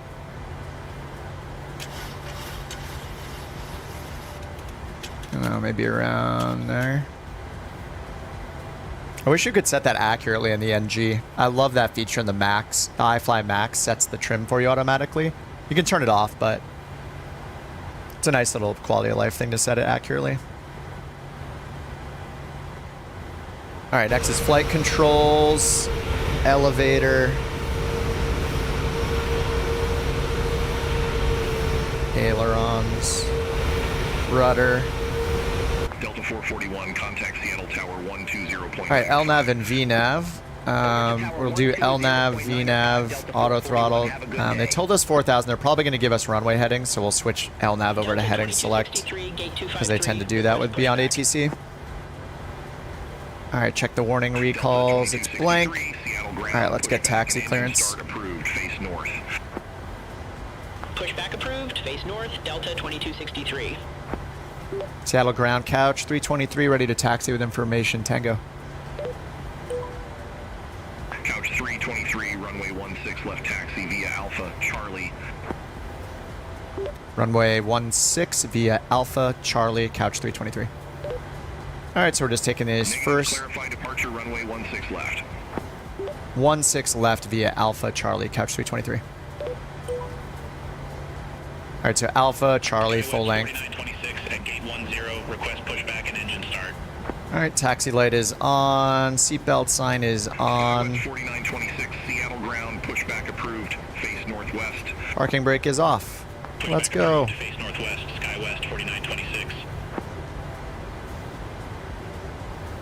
Rude said, question about BeyondATC. Is there any way to make it work with the in-game ATC? Hold short runway 16 center. It'll always pop up and say runway incursion. Oh, just turn off the in-game ATC. Anytime you use a replacement ATC, just turn off the one that's in the sim. If you don't care about any of the other text-to-speech features, the easiest way is just to hit escape here, go to general options under sound. If you need the sound, like the text-to-speech, oh no, this is specific for ATC, so maybe, I don't know if you use accessibility options or anything like that. Anyway, change the ATC text-to-speech to off. So there's Azure, offline, or off. Turn it to just off. You just don't even need it anymore. You don't have to worry about what's going on with the in-game ATC. Continue taxi via November. Hold short runway 16 left, Alaska 637. All right, Alpha's going to be right in front of us. To the right a little bit. SkyWest 4926, request taxi. Should you increase sim rate to speed up your flights? It's just up to you. We're using, it matters if you're using something that'll penalize you for increasing your sim rate. So for example, like a Pilot's Life or On Air Company, they all have different rules if you're allowed to use sim rate or not. NewSky does not penalize us really for using sim rate increase, so we can use it for our flights on NewSky. We'll just earn less money, but we don't really need the money for anything. It's not really used yet, so for us on NewSky, it doesn't matter. You can use sim rate. Just make sure if you're flying an airliner, if you're flying one of these airliners that has, like a lot of them will have their own sim rate code to make sure it doesn't crash the sim by going too fast. So like the Phoenix A320 family, for example, they only let you go to 2x speed. If you do more than 2x, you could really mess with it. Especially because like the Phoenix has an external Windows program that's running in the background. In the PMDG planes, you have to, actually the latest update has this available in the EFB. It'll be in the top left corner of the EFB. I don't have the update on this plane yet because it's in the marketplace, but if you go to menu, FS actions, oh wait, is it under maintenance?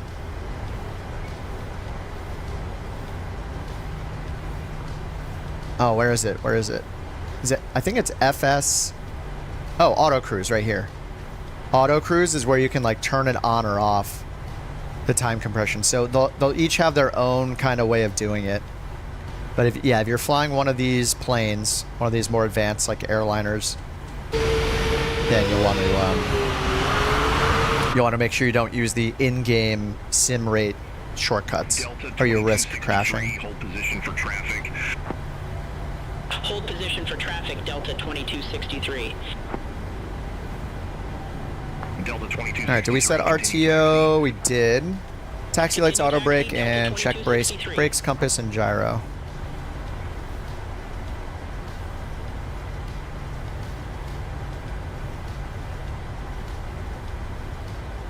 Ooh, Jack stepped it up to the 777 now. Nice. Multiplayer? Yeah, we're on USA West multiplayer.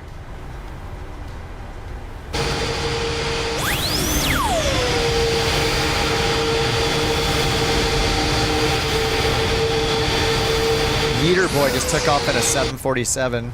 That big boy.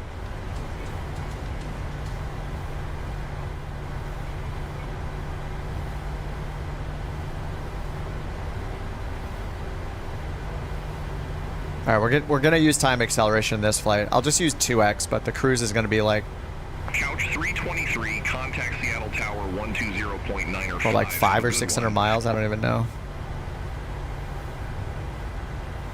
Contact tower 120.905, couch 323. Can watch some takeoffs here. Oh, the rain has started.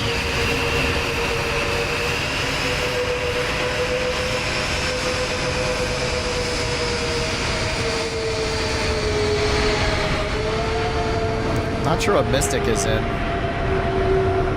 Oh, the Spirit. That's not the Spirit that I have. It's the other. I think that's the original Spirit that got released. Make our way down here. This will be a fun departure, breaking out of all these clouds.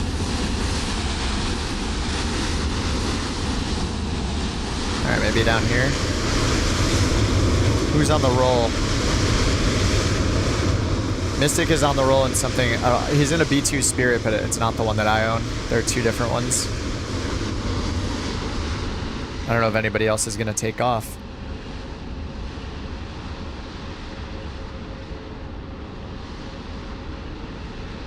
Forgot there were wake turbulence.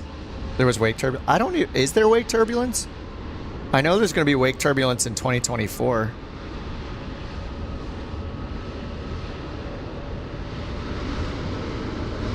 Like, there's definitely, like, ground, the way that, when you get lower, like, low altitude winds and stuff, and the crosswinds in this game are crazy. Like, the wind shifts around so much at, like, every airport when you're close to the ground.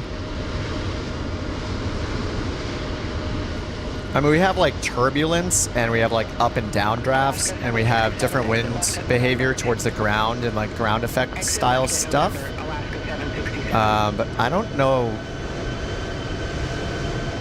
I don't know if we have actual wake turbulence. Wake turbulence. 737-800.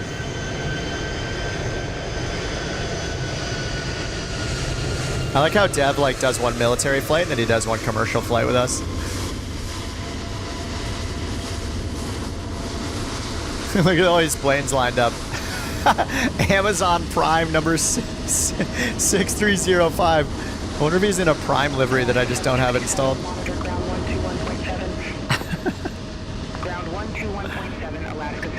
We're burning a bunch of fuel sitting here, aren't we?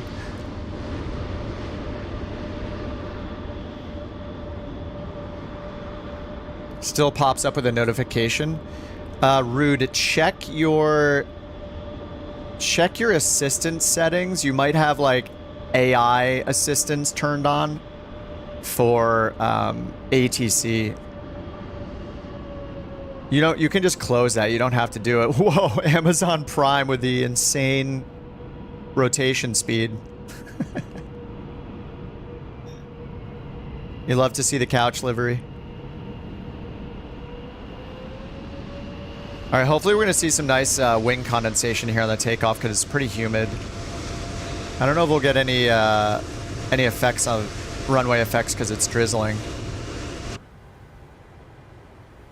Just a little bit of rain. All right, here comes Jack in the 777 on the takeoff roll. KONT is Ontario, California. It's in the Los Angeles area. Not to be confused with Canada. All right, here comes that big boy couch 777.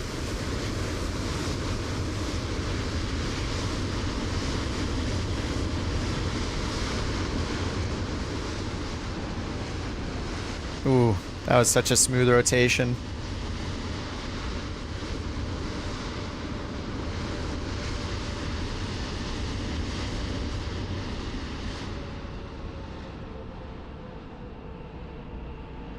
Yeah, Canada is what you thought first. Yeah, it's a little confusing. Kind of weird for them to name a... Yeah, to have Ontario and California, it's confusing. You know, there's examples of that all over the country, all over the world, you know. Like there's a Hollywood, Florida as well, you know. Hollywood, California, Hollywood, Florida. There's only so many names, you know, us humans. We humans, we're not infinitely creative, I guess. All right, Manny's all lined up in the Max 8. Tucson says, I'm in Seattle right now. Also in the sim. Don't have multiplayer on. Heading to Kansas. Nice. Yeah, it's all good. You don't have to fly exactly where we're going. Good to have you in the chat either way, dude. Paris, Texas. Yeah. All right, we'll watch this Max 8 takeoff. And then we'll get going.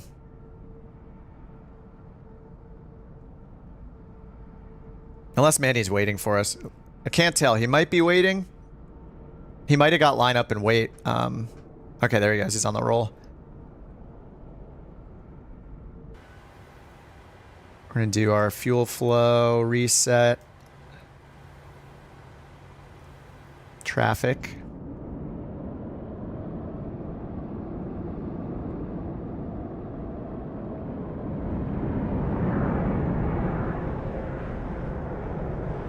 Here comes the Max. I think the Max is such a nice looking plane. I think part of it is like the extended nose gear or nose strut, like it sits up a little bit higher. Whereas like the NGs feel like they're like low riders.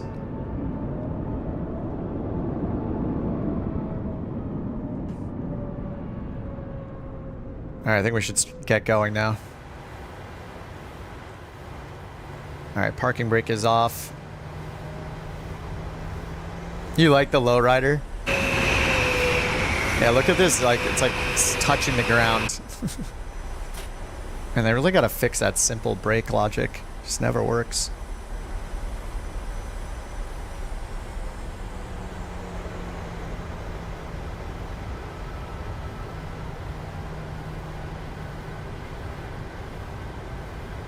Seattle ground, couch 323, holding short runway 16 left at Charlie, ready for departure.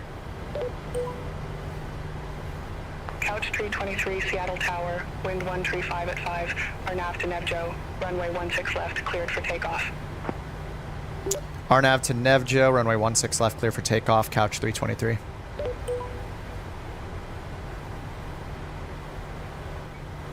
All right, let's get our lights, landing, runway turn off, taxi, continuous, and strobes on.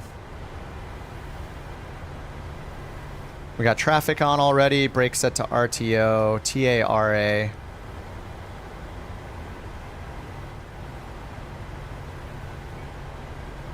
And we have 4405 on the transponder, yes. SkyWest 4926, hold short of 16 left. Affirm, hold short of 16 left, SkyWest 4926.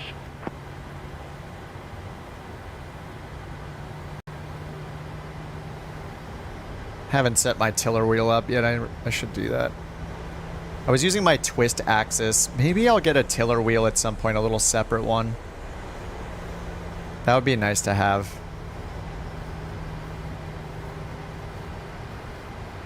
All right, so we did get RNAV to Navjo this time, so we're gonna keep LNAV on. Tower, Horizon Air 2270, ILS runway 16 left. All right, brakes, quick takeoff config, flaps are 5, RTO, and our V1 is 142. We got clear for takeoff. Let's get 50%. Start the clock for once. All right, toga button, N1, toga, VNAV, and 4000. Auto throttle, LNAV is off. Oh, it wasn't off, sorry. I gotta remember, don't trust the lights. SkyWest 4926, runway 16 left, line up and wait. All right, 80 knots. Runway 16 left, SkyWest 4926.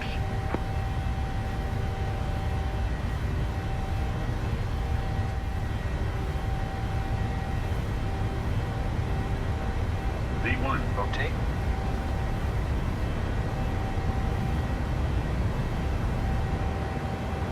Positive rate of climb. Okay, gear coming up. Delta 2263, ready to go, runway 16 left.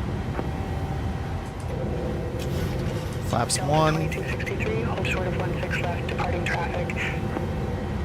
Affirmative, hold short of 16 left, Delta 2263. SkyWest 4926, Seattle Tower, wind 135 at 5. Oh, we got the wingtip vortices.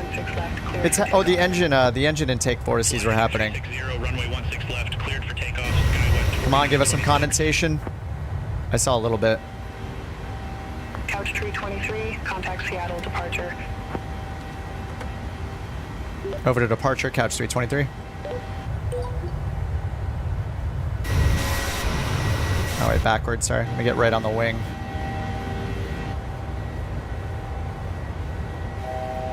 Flaps up. Seattle departure, couch 323, 3000, climbing 4000, summit 2. Couch 323, Seattle departure, radar contact. Climb and maintain 17,000. Climb, maintain 17,000, couch 323.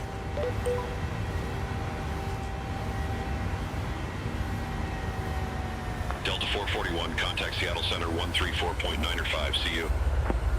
Contact Seattle Center 134.905, Delta 441. I want the effects. I saw like the tiniest bit of wing condensation on the way up. But it was pretty subtle. 295, descend and maintain 5,000 feet, United. All right, we stopped our climb. Seattle, SkyWest 4926, 1,600 feet. SkyWest 4926, Seattle departure, radar contact. Cleared direct KVOB. Resume the Harab 6. Climb and maintain flight level 180. Clear direct kebab, resume the Harab 6. Climb and Direct maintain flight kebab. level 180, SkyWest 4926. United 690, 13 miles from Carfo. Turn left, heading 315. Maintain 1,900 feet until established on the final approach course. Cleared ILS runway 16 left. Turn left, heading 315. All right, 6,000 feet. Until established. Cleared ILS Nice. runway 16 left, United 690. Oh, Matt says your ignition switches can stay off for takeoff. Igniters automatically pop when flaps are extended below 180. Even if there's no auto mode, Matt? Good day, 13,900 feet with information. Why do I see every every airliner simmer, including the including real-world pilots that sim, have engines on continuous? They said it's a continuous right after engine startup, after pushback. Runway 16 right, SkyWest 3382. Alaska 682, turn left, heading 295, descend and maintain 5. Oh, see you, Rock. Have a good one, man. Turn left. Thanks for joining us for a flight, dude. Descend and maintain 5,000. Oh, see you, Concorde. Have a good one. Rex already at 37,000. 2571, Seattle approach. Altimeter 3000, expect radar vectors for ILS runway 16 left. All right, here comes 10,000 feet. 3000, expect radar vectors for ILS runway 16 left. Horizon Air 2571. Alaska 682, 13 miles from Carfo, turn left. Check our pressurization is climbing. 35,000 is set for cruise. Cleared ILS runway 16 left. Turn left, heading 315, 1,900 until established. Cleared ILS runway 16 left, Alaska 682. Yeah, clouds are looking awesome. That's a nice thing about flying out of Seattle. Get this pretty often. I put a video in from like, I did this flight in real life, not to Ontario, but Seattle to LAX, and I posted a video that my my girlfriend took a time lapse of our departure. It was raining. And yeah, the layers of clouds are pretty nuts. It was great. It was in a 900 ER, that flight. Yeah, I went there twice this month, LAX to Seattle. The first time I was in, actually both times going north to Seattle, we were in an A321. And then both times on the way back, I was in a 737. First time was in an 800, second time was in a 900. Or I think it was a 900 ER.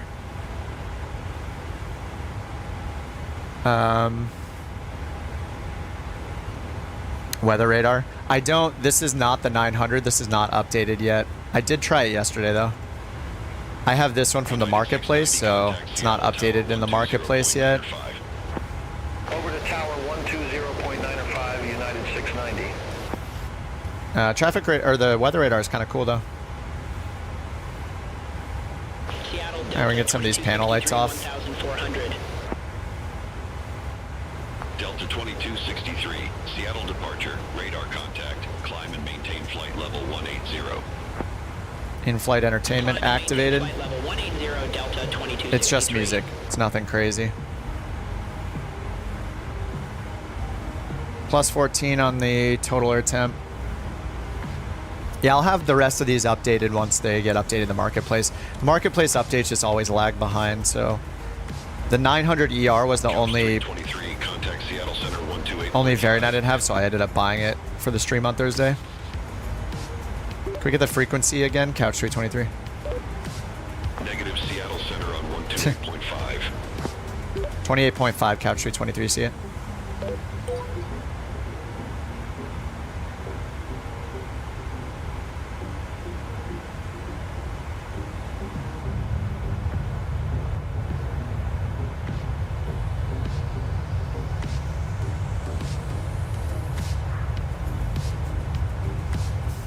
All right, standing desk, activate. I'm gonna stand up for this cruise. I gotta get off my butt.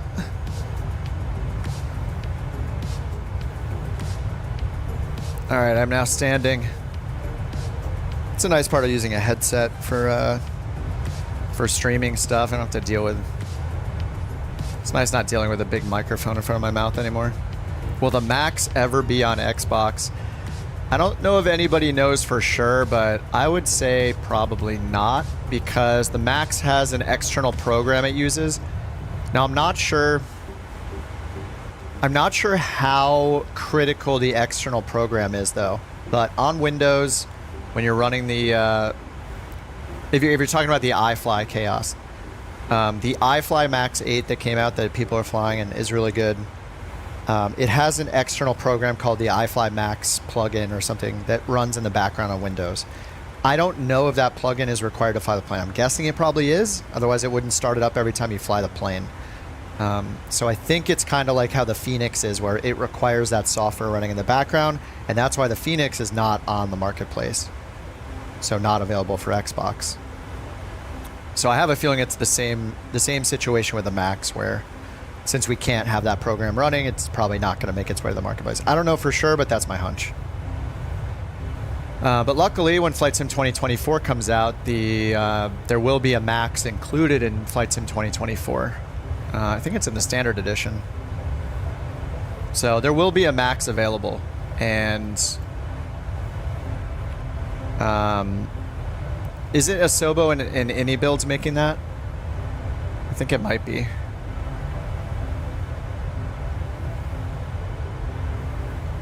So there'll be a 737 MAX 8 available for in Flight Sim 2024. And it is in the standard edition. So if you're on Game Pass or something, then you'll be able to fly it. I mean, if Any Builds or INI Builds, if they're working on it, like people like the V2 that they did of the 320, so yeah, the A320neo V2 in Flight Sim 2020 right now is pretty good. I only flew it a couple times, but yeah, people seem to like it. Should make a couch 787. I think we have a couple 787 liveries. I believe those are part of our liveries already. I just haven't flown the 787 for a while. Let me check. I'm pretty sure there's a 787. Yeah, there's a 787-10. I think there's a 787-9. I don't know if we have a 787-8. I think we have the -9 and the X, the 10. Release them to the marketplace. The problem is that you can't just release them to the marketplace because, from what I know, you can't just make things free in the marketplace. I know Parallel 42 wrote a blog post where they said it was kind of complicated to get something free on the marketplace. They had to work closely with Microsoft to get it done. There's a little rainbow right there. That was cool. We probably need standard altimeter. I don't know, 17,000. Actually, did they tell us to climb or not?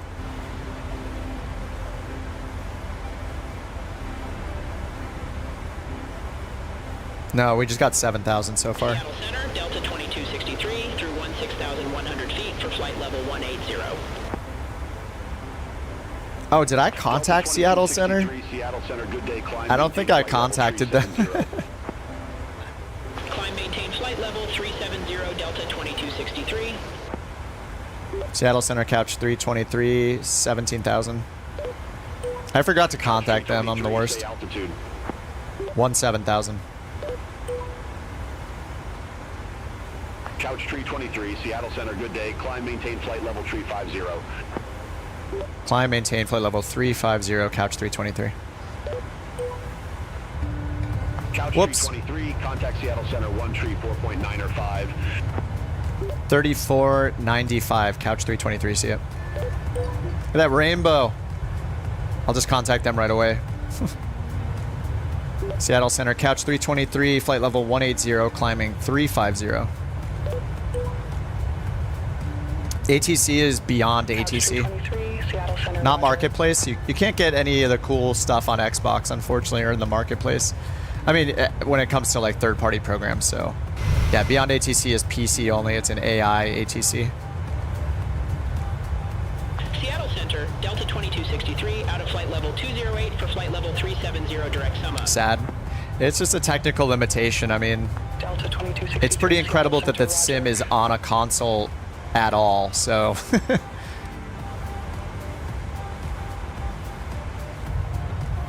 I mean, PCs will always have more capabilities over a console. It's just how it is. Consoles are tied down ecosystems, you know? They're locked down. But that's why you can buy a console and use it for, you know, 7 or 8 years. And everything you buy for it'll run on it, you know? Arriving at the beach, nice. All right, Chaos, have a good one, dude.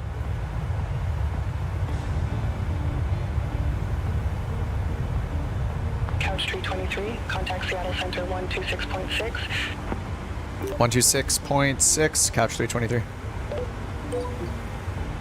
I'm getting passed off a lot.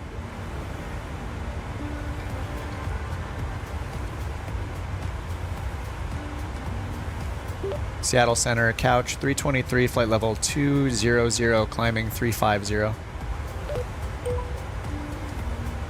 Couch 323, Seattle Center, roger. Should have had an engine anti-ice through that little bit there. We're at +7 on total air temp. Hopefully we're good. We're good so far. This isn't Rainier, right? Is this St. Helens?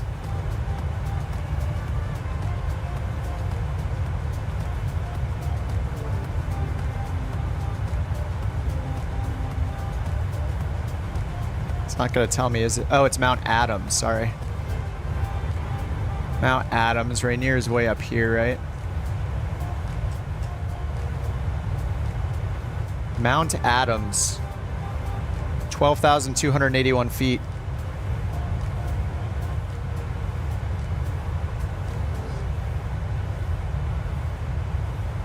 Seattle Center, SkyWest 4926 through 15,000 for flight level 180 direct VPOD. Oh, your livery's showing, not on YouTube. I think I have it. What are you in? What are you in again, John? Level 370. Climb, maintain flight level 370, SkyWest. Yeah, we did need to, at one point we had to update a couple of the liveries.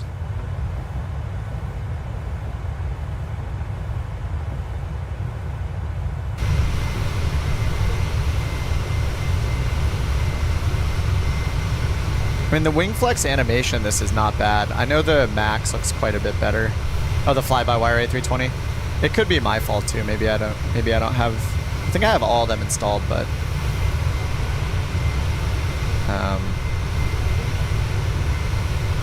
yeah, it could be my fault. United 728, contact Portland approach 126.9er. Contact Portland approach United 728.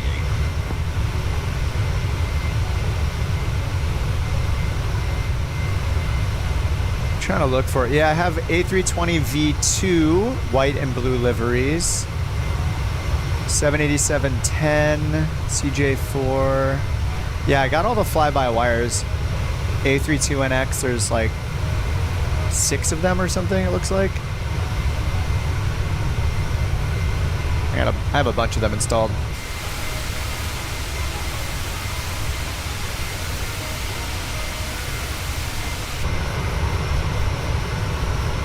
How many are flying? I don't know, let's see. 3, 4, 5, 7, 8, I don't know, 9, 10. Maybe more if I don't recognize their gamer tags. There's Cyber, there's another. And if I check the moving map over here, we can see how many of us are flying for the VA right now. Seattle Center, Horizon Air 2113, descending via Hawks 8, flight level 209. SWV, who's that? Skywalk Virtual Airlines. Seattle Center, roger.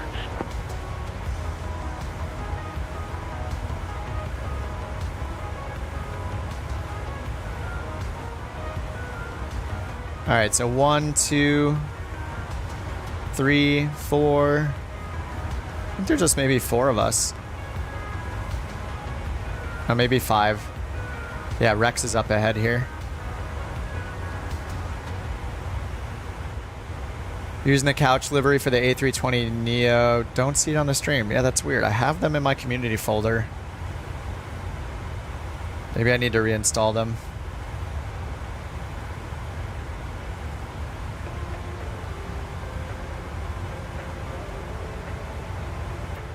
What if I have my traffic set to ultra? Yeah, ultra and generic. Generic is turned off. Should be okay. All right, we still got 10,000 to go. We're climbing at only 1,000 feet per minute. No thanks to this, I guess it's a crosswind. I mean, it's a little bit of a headwind. I don't know. I mean, 950 feet per minute right now. Isn't our cost index like 80? Yeah, 80.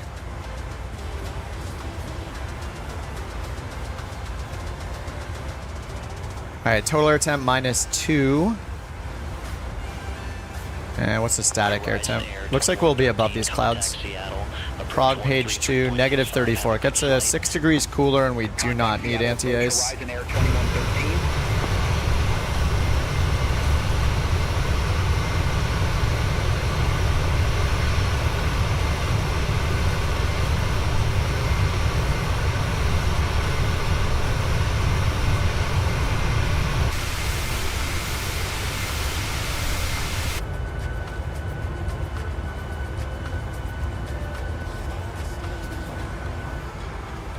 Seattle Center, Alaska, 1328. Good day through 14,000 feet for 17,000 feet direct VPOT. VPOT. 1328, Seattle Center, climb, maintain flight level 350. Less than 24 days until Flight Sim 2024.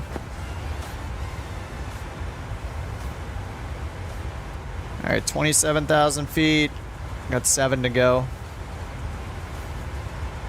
All right, low pressure on our center tank, so it says 0 there. I guess we can just turn off one for now, and then I wonder why it's not showing low pressure on the other one. Have a good one. It says 0. Maybe there's a few drops left in there. And then we just got a little more fuel on the right tanks than the left. Jack says with BeyondATC, I'm pretty impressed, even with the variety and quality of the basic voices. Yeah, for sure. Yeah, I'm just using premium just to, you know, whatever, support them more, throw some money at them and show them off on the stream. But the basic voices are very good. Wonder why this... I don't see low pressure here on this tank, but I did on the left center tank. And it says 0.0, so I guess I'll just get it turned off. Alright, all outer tanks now. 29,000, 5,500 feet to go.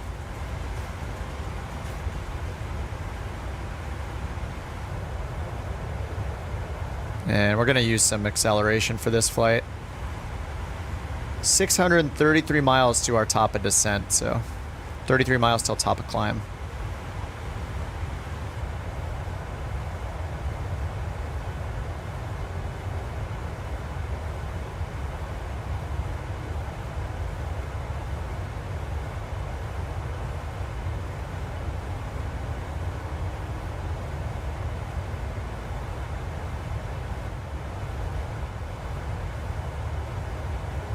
Ooh, what's to our right?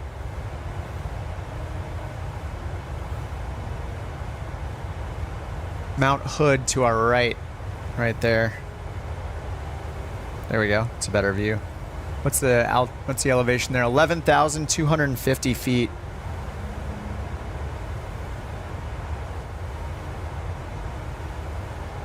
Seattle Center, SkyWest 3421, descending by a Hawks 8, flight level 212. SkyWest 3421, Seattle Center, roger.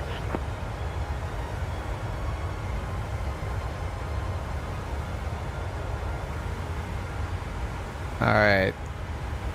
3,500 feet to go. Climbing at 1,400 feet per minute now. Winds are at 6-9 knots. Nice.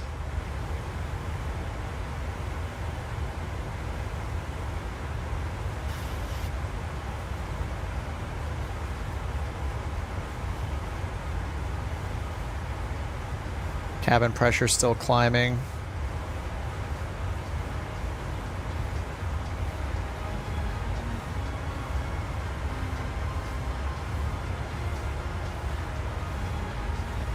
All right, 4,000 feet. Sorry, 3,000. Bye-bye, Mount Hood. Goodbye. All right, once we get into cruise, I'm going to take a bathroom break. 4926, contact Seattle Center 124.2. Have a good one. I should stand on every cruise. This is I feel healthier standing up. You know, it's all a balance. You can't stand up all day or your body is angry. You can't sit down all day or your body is angry. But nice to have the option.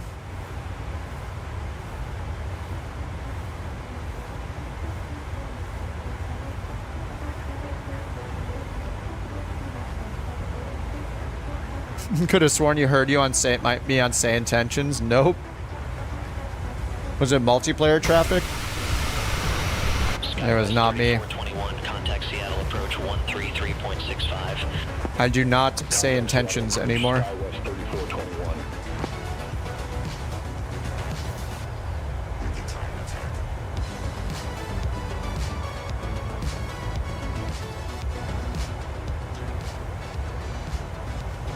It was an impersonator. Unless you took off from Van Nuys, I'd given them permission to use my voice for Van Nuys ground. But it didn't sound anything like me, so.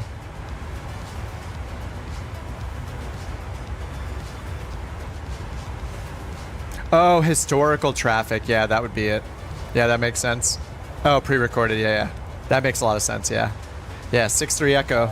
6063 Echo on the Meridian. That was me for a while. That's pretty funny.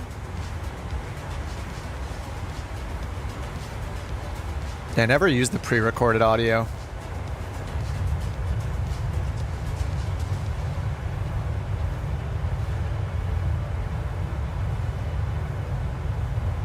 I don't know if you guys can see it on the stream, but down here there's a really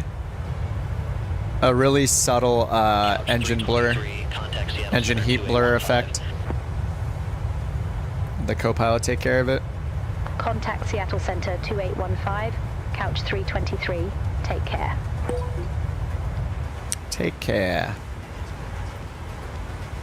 All right, we're about to level off at 35,000.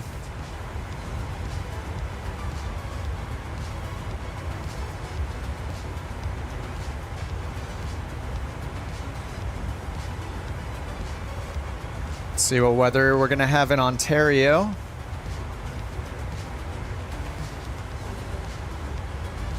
(250) at 5 knots, broken 25,000. Temperature 3-1. 29er. All right, broken at 25,000. So once we get under that, it's gonna be pretty clear, and it's. What was the temp again? 3-1, which is 87.8 degrees, 88 degrees Fahrenheit. Oh yeah, couch call signs too. All right, 35,000 cruising.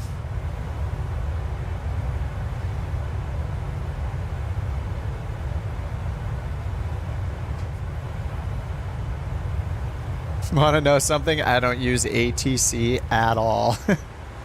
I mean, it's just extra work, you know? Even off stream, I actually use ATC like every time, almost every time. It feels weird to not use it. I feel like I'm missing, especially if I'm in an airliner. I feel like it feels so lonely and weird and quiet. But the times that I do it on purpose, like do not have ATC running, and I'm like, all right, I'll just set this flight up to run. I'll do the takeoff. Just set it up to cruise altitude. Just let it do its thing. I'll be back in an hour. It's kind of nice to do that too. Use it all the time, Jay. Yeah. Yeah, even if it, yeah, when I do a flight off stream, I almost always turn on BeyondATC. It's gonna be interesting using the in-game ATC again for the career mode when 2024 comes out. It's not great, but I think we're like forced to use it, I'm sure. Maybe someday they'll acquire BeyondATC and then we'll have a much improved ATC.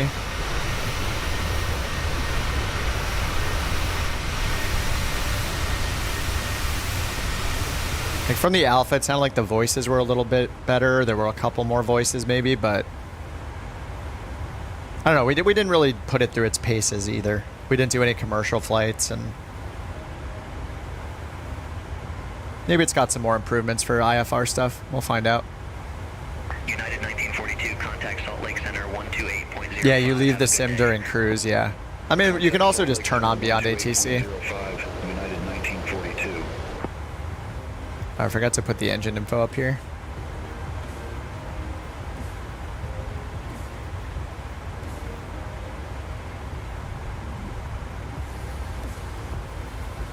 Seattle Center, Delta 954, good day, flight level 300.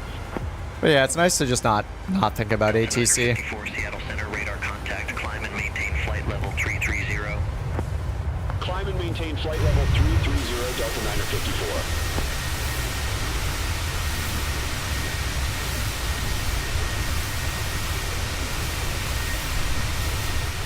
Love the squished engines look. Always kind of funny on the Boeing. Circle, line. Circle, line. Somebody smooshed the bottom of the engine cowling.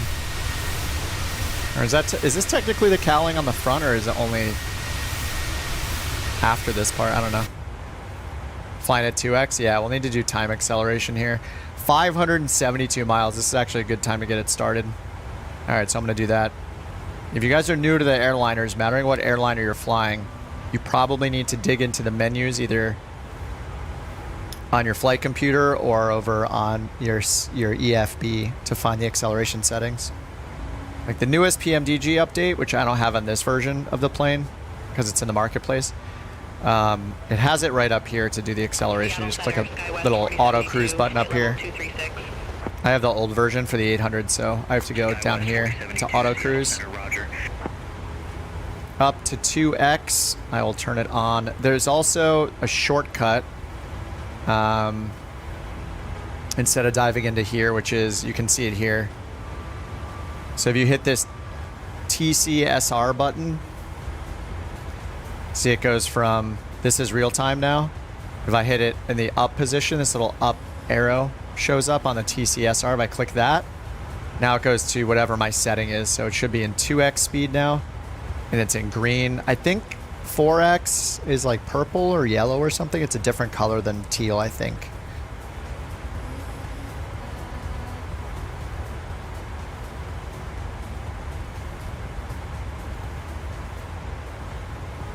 All right, we are in 2x now. It's still going to take a bit to do 600 miles. But some people, their planes will only be limited to doing 2x, so. Like the A320s, so the 19, 20, and 21, all the Phoenix planes, I think they have a 2x limitation there. All right, John, have a good one, dude. Thanks for hanging out, man. Good to see you. When they upgraded the CFM engines, the aircraft was too low to the ground. Oh, is that why? Same reason the LEAP engines are so far forward of the wing for ground clearance. Oh, hence the need for MCAS. I did not know that. Yeah, let the co-pilot take control and cruise, yeah. Oh, speaking of which, I didn't even announce that I was on the latest frequency. Contact Seattle Center 132.6. Contact Seattle Center 132.6, Delta 954.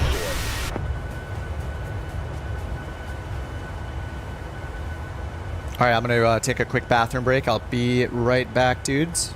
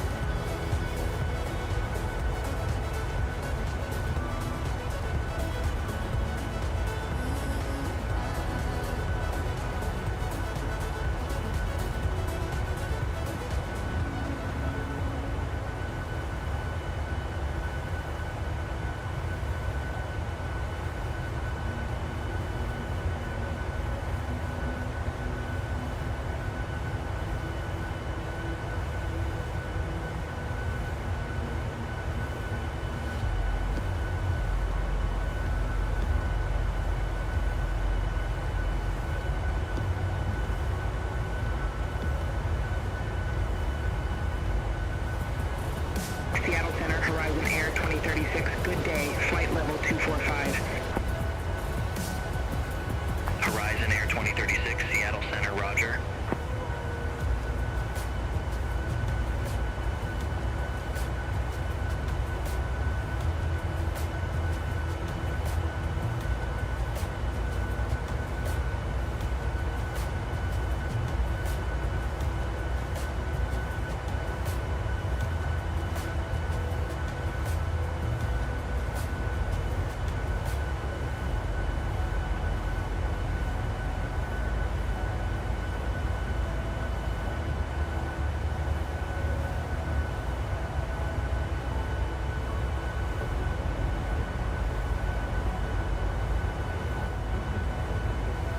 All right, back. You got stuck in 64X? Wait, 64? Wait, you can't go to 64, can you? Isn't it 60? Is it 16 the max? 64?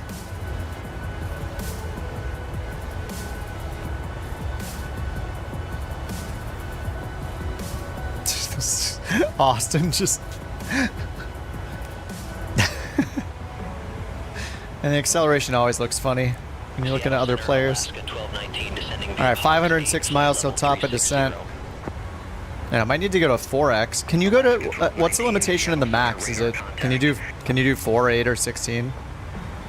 Is it just the Phoenixes that are limited to 2x?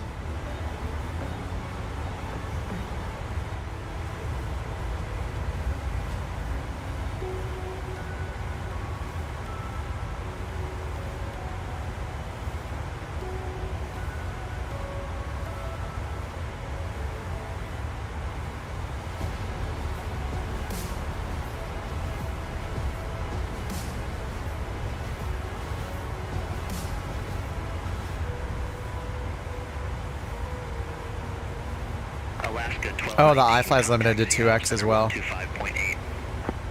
Contact Seattle Center 125.8, Alaska 1219. Oh, on the 777 you can choose the sim rate separately from the auto acceleration. Spammed Reese, oh my god.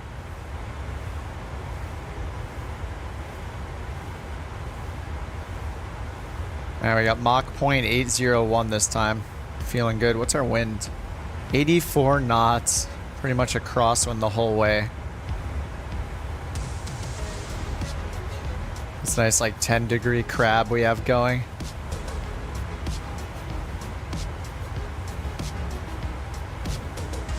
$71 knot crosswind, 38 headwind. Wonderful. We hate to see it.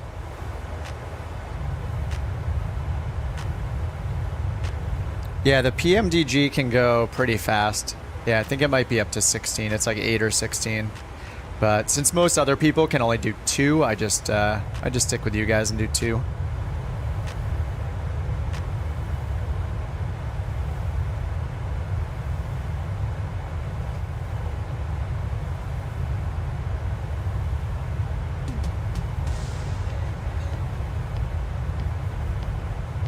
Alaska 907, contact Seattle Center 125.8.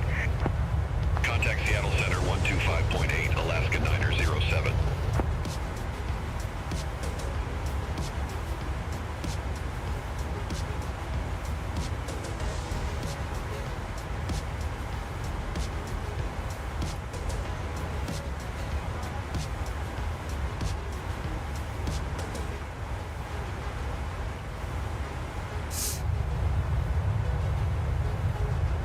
Cost index 51, nice. Going for those profits.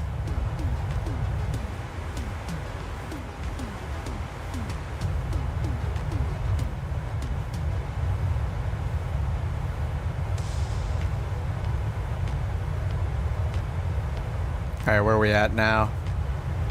Sandy Butte off the left wing.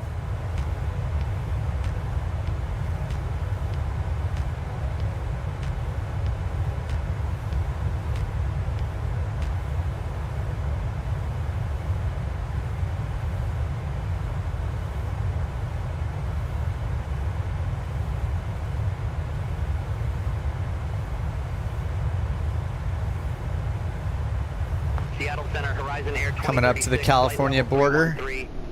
Oh. Horizon Air 2036, Seattle Center. Good day. Radar contact. Climb and maintain flight level 350.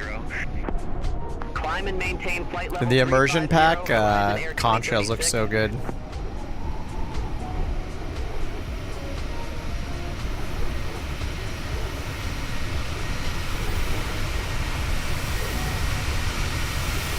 Look at that crab.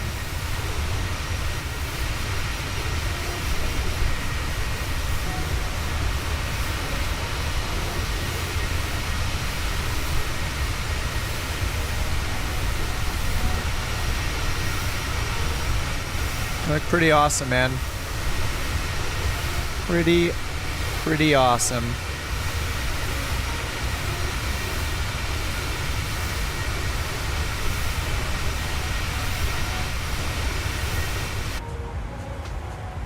Seattle Center, SkyWest 5623, flight level 320. 439. This won't take very long. SkyWest 5623. Oh, 2257 Zulu. That's local time, right?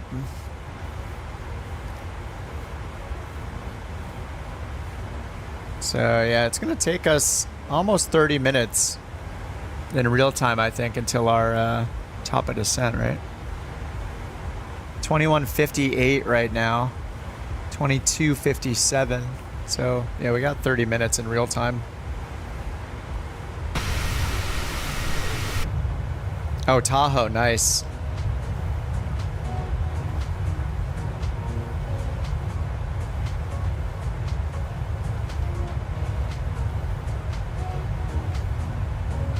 Or not. It's just it's unnamed.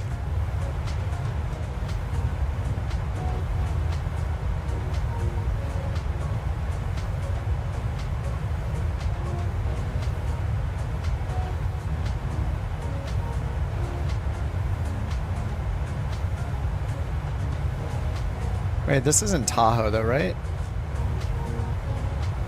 I'm looking on Google Maps. I think this is this Goose Lake? Wait, I think it says Goose Lake. Yeah, we have to get further south for Tahoe. Or too far north. And maybe too far west. Yeah, I think this is Goose Lake. Between Oregon and California. I just looked it up on Google Maps. Tahoe's down here. There we go. It actually has a label for Tahoe. There we go. You have to just get the zoom right. I guess there might not be a label for Goose Lake. Still pretty awesome. Oh, Rex, you're way ahead of us though, right? That's why you're saying flying over Tahoe. I don't even see you. You're so far ahead of us. I just happen to be flying over a lake at the same time.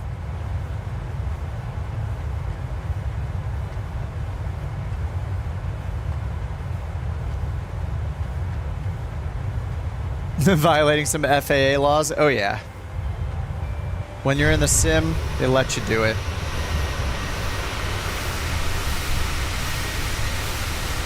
It's really fun when we all take off at the exact same time instead of giving each other any kind of separation, we just take off all together. Makes for a pretty fun view. All right, let me balance this fuel. So we'll get the cross feed on. And we need to drain a little more fuel from the right tank.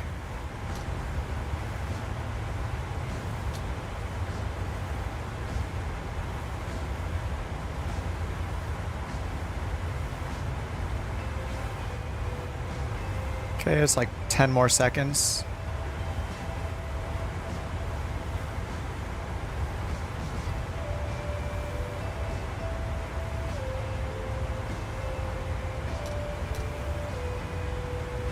Perfect. Valve closed. Oh yeah. Oh, they just turned to 88 at the same time. All right, tanks are all balanced. Let me make sure I Yeah, center fuel pumps are off, cross feed's off, and all 4 the main tank pumps are on.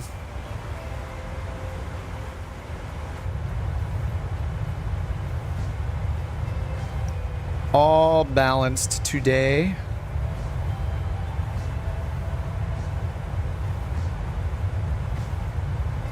The A380 is going to be nuts.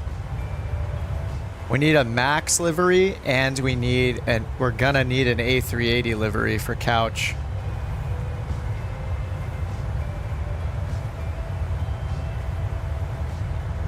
Are there any of you livery makers out there? I don't know if Chase or Manny or Av want to make one.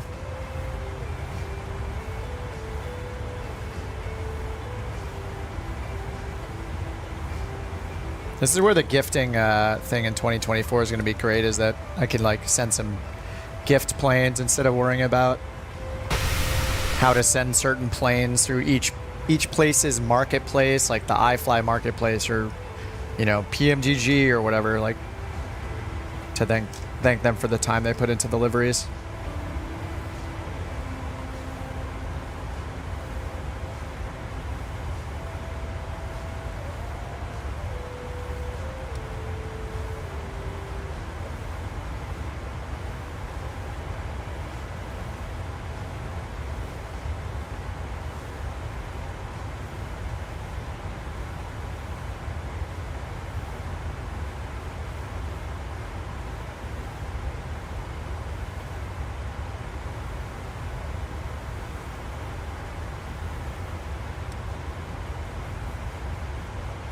Don't mind me just having a snack here.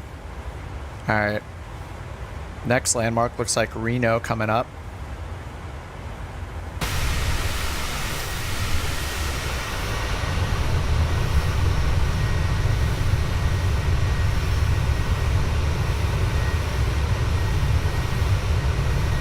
What's up, Ryan?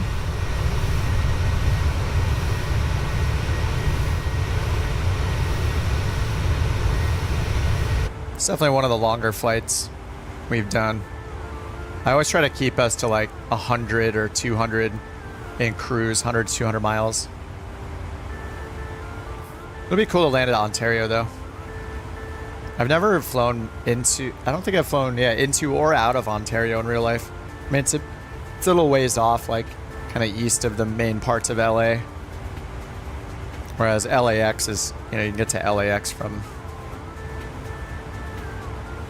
pretty much anywhere in LAX, or even I've done Burbank before, and maybe I think I've done Long Beach once or twice. Not really John Wayne either. Yeah, I guess if you're more towards like San Bernardino, then maybe Ontario makes more sense. Maybe if you live in any of the beach cities towards like OC, Anaheim, then I guess like John Wayne makes more sense. From LA, yeah. I live in Los Angeles.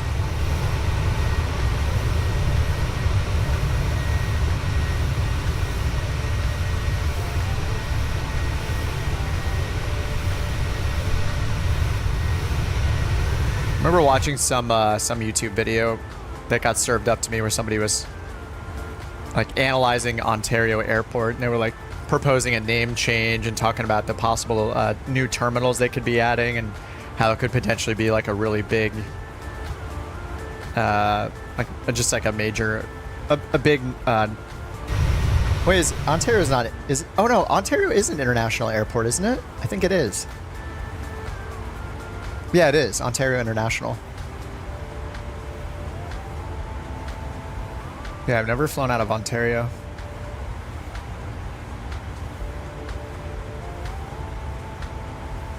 And it's got 2 gigantic runways. I think he was showing that they have space for like a terminal here and expanding for a terminal over here. Like this section. Forget what video it was. It's been a bit, but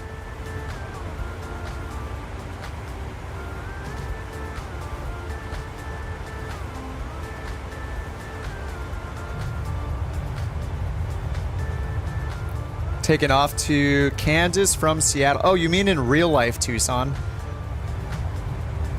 You're leaving Seattle right now in the real world? Is it starting to rain? Was it raining there? Is it raining there in real life right now? We were getting some rain in the sim when we were taking off. That was like an hour ago or something. Oh, the simulator world. After delays. Sim delays.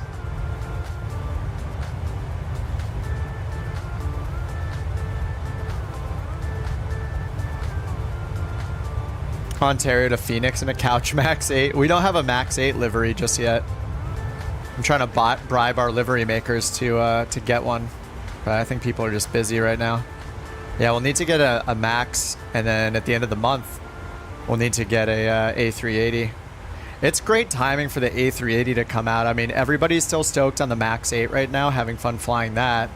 And then on Thursday, we'll have the A380, the long-awaited fly-by-wire A380 will come out. And then, you know, that puts us, you know, 19 days or so. 19 days from the release of Flight Sim 2024. Remember, they did say that the A380 is not going to be fully compatible with 2024 yet, but I mean, they're going to update it. But I mean, that's an example of a reason to, if you can, keep at least a minimal version of Flight Sim 2020 installed alongside 2024, just in case, you know, just in case the launch is crap, just in case something like the A380 is totally incompatible with 2024 for a while. It's a good idea if you can. It's probably doable too. Like, just delete everything you're not flying, delete all your third-party stuff, just clean up all your add-ons, your community folder, what's downloaded through the marketplace, your world updates. You can just really minimize the installation size of Flight Sim 2020. And because 2024 is going to take up such less space, you only need 50 gigabytes for the standard edition. You know, it's not counting, you know, all your additional planes you might load in, but scenery-wise, like world update-wise, all that's streamed, so yeah. Am I gonna keep going? Oh man, that's the question. What are we at? We're about 4 hours. It'll probably be 5. I might be done after this. Most likely I'll be done after this for today, yeah.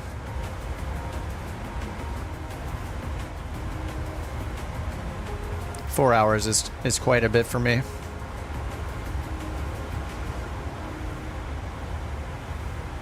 Do another 4 hours. That is true. All right, 270 miles top of descent. All right, let me go grab a protein shake from the fridge. I'm not sure if I'm gonna stream tomorrow or not. I just play it by ear nowadays. Just kind of do it when I want to. Do what I want, kind of thing. Like, I think the world tour, finishing that is that's gonna seep into Flight Sim 2024 for sure.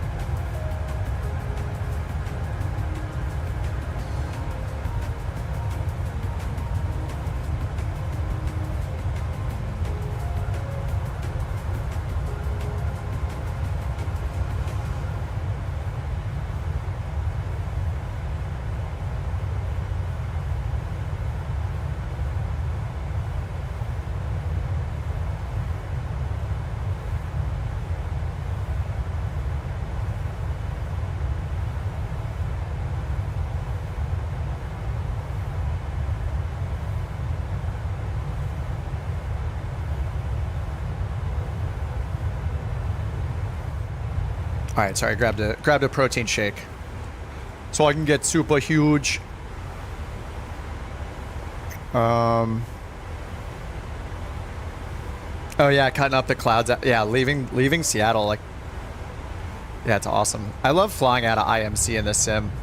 Flying into it is a little more stressful, but when you're just departing in IMC, I think it's great. Like IMC departure, VFR or VMC arrival. It's fun to go down to minimums every now and then, or like have to do an auto land. That's pretty cool, but it can get it's a little more stressful. How long till top of descent? It'll be like half past.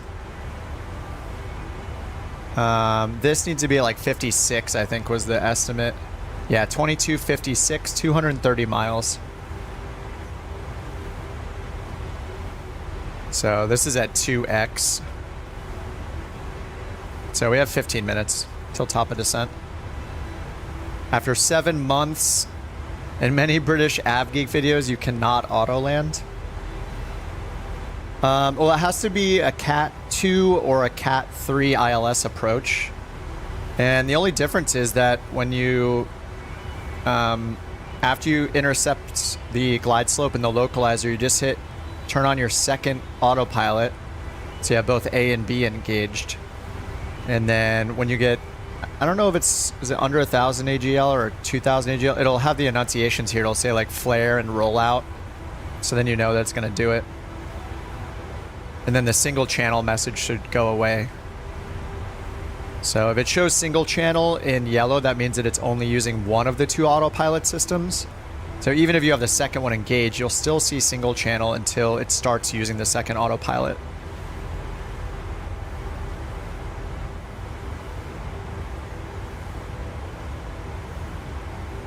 You can't do the glide slope stuff. Yeah, I think the minimums, oh, we're kind of, look at this like buffeting we got here. We're just going up and down. We got the, now we're doing the lowrider move. 65 knot crosswind. Oh, we're at Tahoe now? Oh, it's in front of us, huh? Oh, we're freezing and we're back. Nice.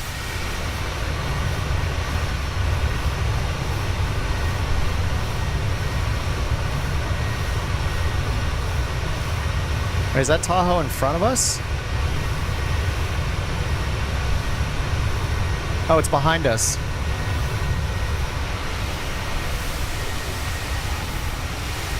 Is it right back there where Brian's at?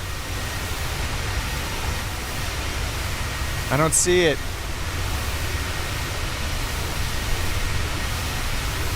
It's just covered up out there, I guess. I missed it. Feels bad. It looks like I wouldn't have missed much. It's super foggy down here. Oh, you just took off from there? Nice.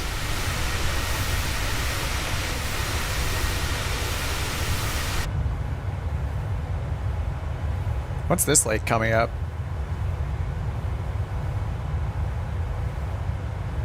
Mono Lake. And then we'll have Mammoth Lakes.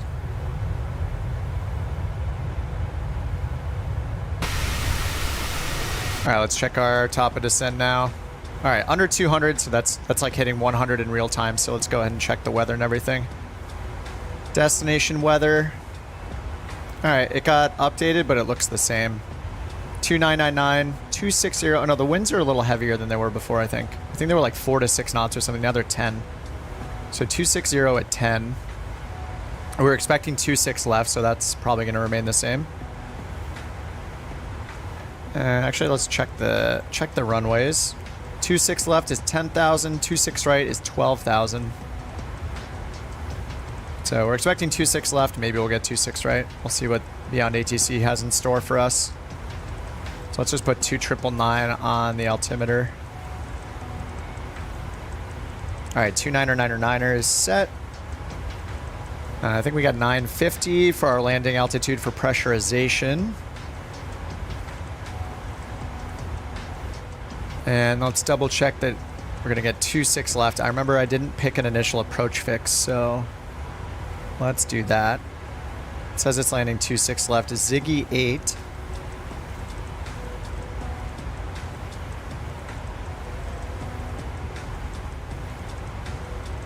So the Ziggy 8's gonna leave us off here at Pettis to the east. pretty much lined up with the approaches. So if Pettis is an initial approach fix, we'll use that. ILS runway 26 left via Pettis. All right, so here's Pettis as the initial approach fix. Mandatory 3400 by Yuckuk. Something. Now let's make sure it's in here though. 26 left, Pettis. Yep, it just connects directly Ziggy to Pettis to Yuckuk. Then we got Muns and 26 left. Muns at 3000. Glide slope is 3 degrees. And then for the Barrow minimums 1126. Cat 3 IL, or sorry, Cat 1 ILS. All right, so let's put in 1126 for the minimums. Barrow minimums 1126.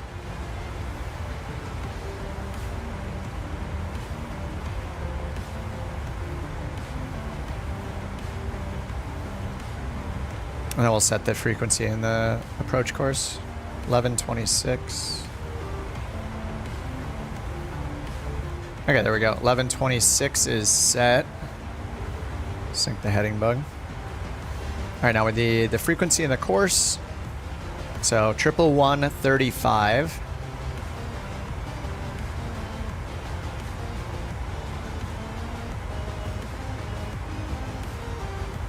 Triple 135, and then final approach course 258.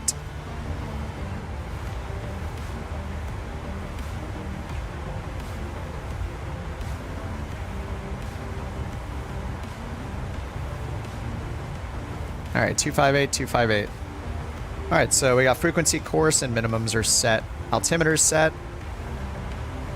And we'll need the anti-ice, maybe. During the descent, we'll see. So we'll use the anti-ice if we're passing through clouds and our total air temp is under positive 10, which it will be for a while.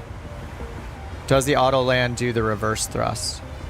No, I don't know the capabilities between, so like, I think they're different like categories of auto land, right? There's like the A, B, and C. Cat 3, Alpha, Bravo, and Charlie. And one of those, I think the Alpha is the simplest and the Charlie is the most complex in terms of like the automation. So like, it could be the opposite. I'd have to look it up again. I don't know which ones the simulator does. Like, I think the Airbus will hold the center line for you on your auto lands. I don't know if the PMDG 737 holds the center line for you. But I believe you need to do the reverse thrust and potentially holding the center line. But it should be auto braking, auto flare, and do the touchdown for you. If it does hold the center line, then all you have to do is flip on the reversers. And then when you get to the end of the rollout, you like tap the brakes to turn the auto brakes off and flip the reversers back off. But I don't think any of the auto lands do reversers. I think the difference is just whether or not it will hold the center line for you or not. I could be wrong. I have to look up the difference between Cat 3, A, B, and C.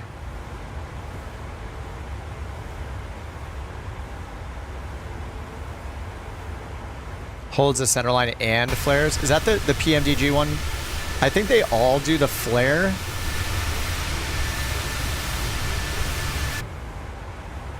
Yeah, maybe they all hold the center line. They all do a flare. Chris says on the PMDG. Okay. And Matt says a 737 will not hold the center line nor do reverse thrust.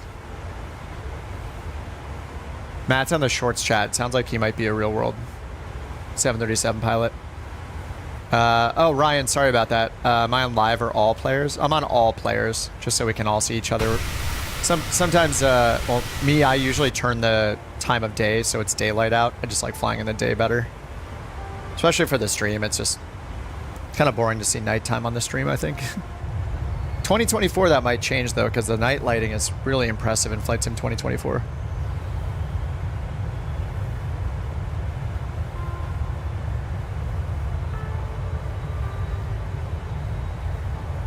What's up, Owl?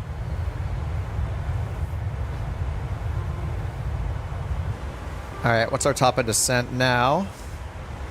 Alright, 110 miles. We're still in 2X mode.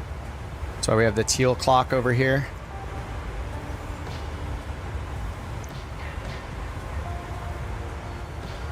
Find out how to auto land in the first place. I mean, if you've done an ILS approach before, capturing the glide slope, capturing the localizer, capturing the glide slope, putting in, like, just a few minutes ago, I just did it. I just set up for the ILS approach. So you just have to do those three things. You have to put in on the nav radius, you need to put in the ILS frequency. So here I have 11135, and for redundancy, I don't know if we're required. I'm guessing if you do an auto land, does it use nav too?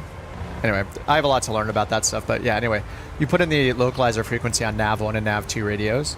We set our final approach course up here on course 1 and course 2, up on the MCP up here, and then down here, using the EFIS, we set up the, put the Barrow in.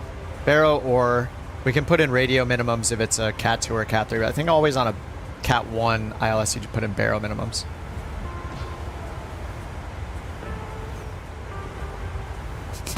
I think these guys turned off their acceleration.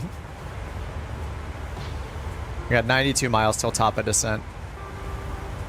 Yeah, I got it on 2X right now because this was a longer flight. Seattle to Ontario, California.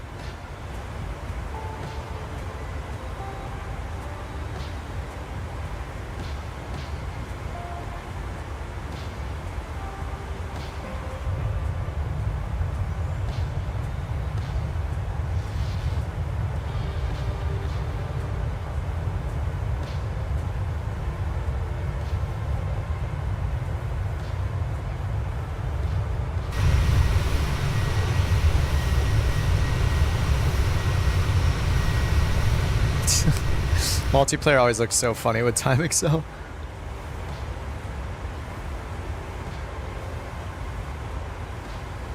Alright, 80 miles.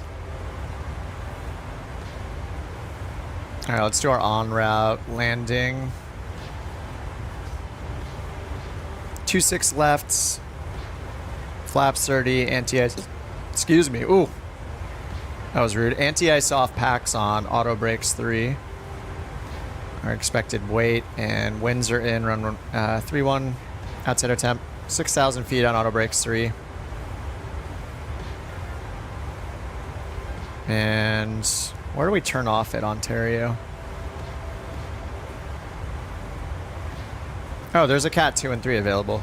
I didn't even look. I just did the Cat 1. Somebody yesterday was not happy I was putting in for the auto lands when it was VMC. I usually just put the auto land in, like, why not? Like, there's nothing wrong with using the best capable approach, is there? Just like if you get a visual, it's good to put an instrument approach in just in case, just for the reference. So if we land, we're gonna land 26 left probably, we just exit left. There's GA parking over here, but the terminals are in the northeast part up here.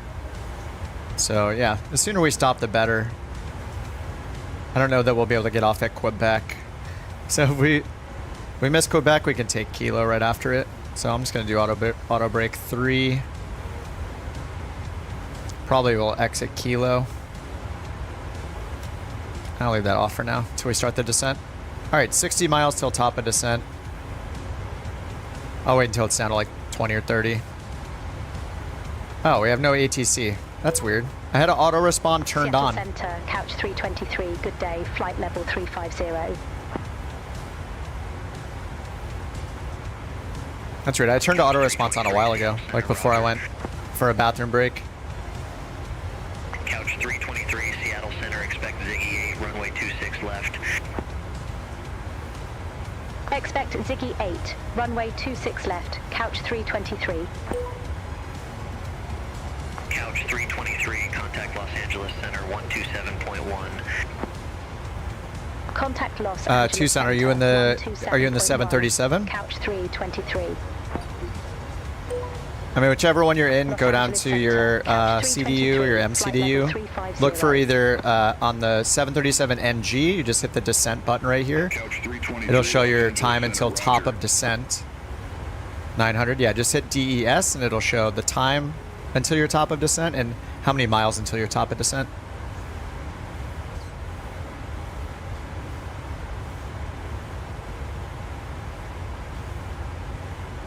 All right, 45 miles out. The rule of thumb I've always heard is about 100 miles out from your top of descent in real time, you would start planning your descent and your approach and all that. Start getting ready. But since we were in double time, I started getting ready at 200 instead of 100.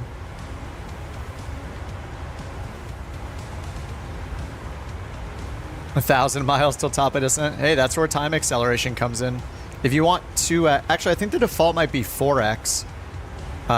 If you don't want to dive into the settings in here, you can turn on or off time acceleration just by hitting this TCSR button right here on your clock to the left. So point at this and you'll see there's two arrows, either an up or a down arrow. So if you point and get the up arrow and click, you'll see the clock time change from gray to either like cyan, I think mean this teal color, I'm pretty sure means, or green. It's a greenish teal, seafoam green, whatever. Oh, you have it on 4x. Okay, yeah. You can hit up here and then down. I think, does 4x show a different color? Does it show like gold or magenta or something? I forget, but anyway. You can just turn it on and off right there using the clock.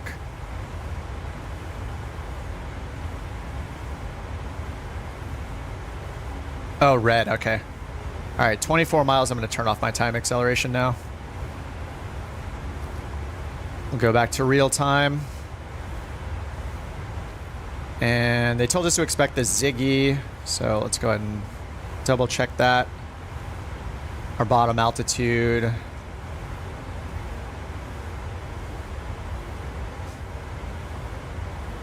We have no... Oh, that's interesting. There are no altitude restrictions on this arrival. It's just all speed restrictions, and they're only 250, so we won't have to override them. Expect Diamond 5, runway 28 left, all right. United 26. So we're going to go Ziggy, and then down here at Pettis. I guess that's an NDB. 397. Los Angeles Center, American 237, flight level 239er. American 237, Los Angeles Center, roger. Man, this thing is not easy to use. Los Angeles Center, SkyWest 4727, flight level 370. SkyWest 4727, Los Angeles Center, roger.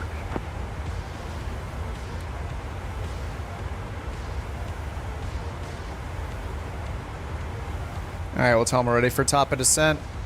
Couch 323 ready for descent. Couch 323, after Zardy, cleared via Ziggy 8. Pilot's discretion, descend and maintain flight level 330. Ontario Airport landing runway 26 left, altimeter 29er. After Zardy, whoops, cleared via auto Ziggy respond. 8, pilot's discretion descend and maintain flight level 330, Ontario Airport landing runway 26 left. All right, 330. Couch 323. After Zarty. So we got 12 miles till Zardy. They're only letting us down to 33,000. 128.7, have a good day. Contact Oakland Center, 128.7, SkyWest 4727. Zardy to Lando is only 6 miles. So can I put in like 33000A? Put that in over here at Lando. And see if VNAV will start our descent.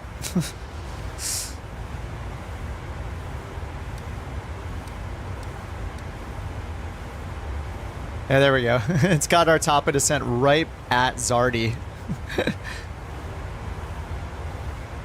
American 237, Los Angeles Center, expect Diamond 5, runway 2. All right, and then landing 26 left and altimeter 29er, which is what we got from the METAR, so we're good there. Los Angeles Center, SkyWest 3324, flight level 340. SkyWest 3324, Los Angeles Center, roger. All right, should start our top of descent in about, I don't know, 10 seconds here. 20 seconds.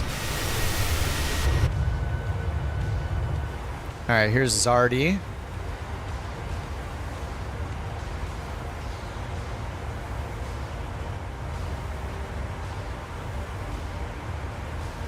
All right, there starts our VNAV descent. United 2663, reduce speed to 290 knots. Yeah, it's maybe... To 290 knots, United 2663. It's going a little fast. We're going like at 2,700 feet per minute. That's actually fine. I mean, our ground speed is 500 knots right now. So 2,500 is fine. Now we're going 27 now, 29, 30. All right, let's slow it down a little bit. Oh no, that was way too fast. All right, that was a bad idea. I told it 33 or flight level 330 or above, and it just like. 323, descend, maintain 16,000 feet, altimeter 299er. All right, 16,000. Descend, maintain 16,000 feet, altimeter 299er, couch 323. All right, 16,000. So we don't have to worry about speed restrictions yet. 500 ground speed, so we can do 2,500 for our 3 degrees. American 237.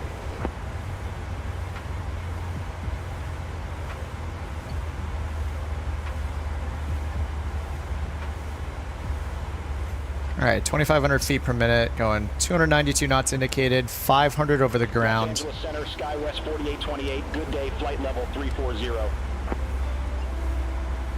SkyWest 4828, Los Angeles Center, roger. All right, MCP, altitude is reset, altimeter is set, minimums are set. And we looked at the approach already, so we're doing the arrival. It's descended our discretion. Well, it was to 33,000. Now we're descended to 16,000. And then over here we're going to pass Flavor, Magic, Hespe, and then we're going to turn right to get to Ziggy, Nitty, and then Ziggy, and then another right to get to Pettis NDB right here. That's our initial approach fix for the approach for ILS 26 left. And then we got the Cat 1 ILS 26 left put in. Minimum, or our bottom altitude at the FAF 3,000 feet. At Munns. So there's Munns 3,000. And then 34 at Yukkuk. And then these are estimates.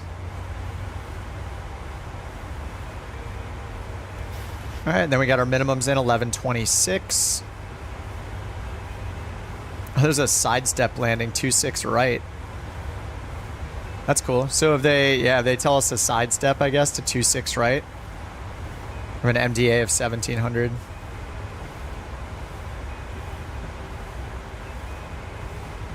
All right, and then go around is climbing left turn 5400. Contact Los Angeles Center 132.85.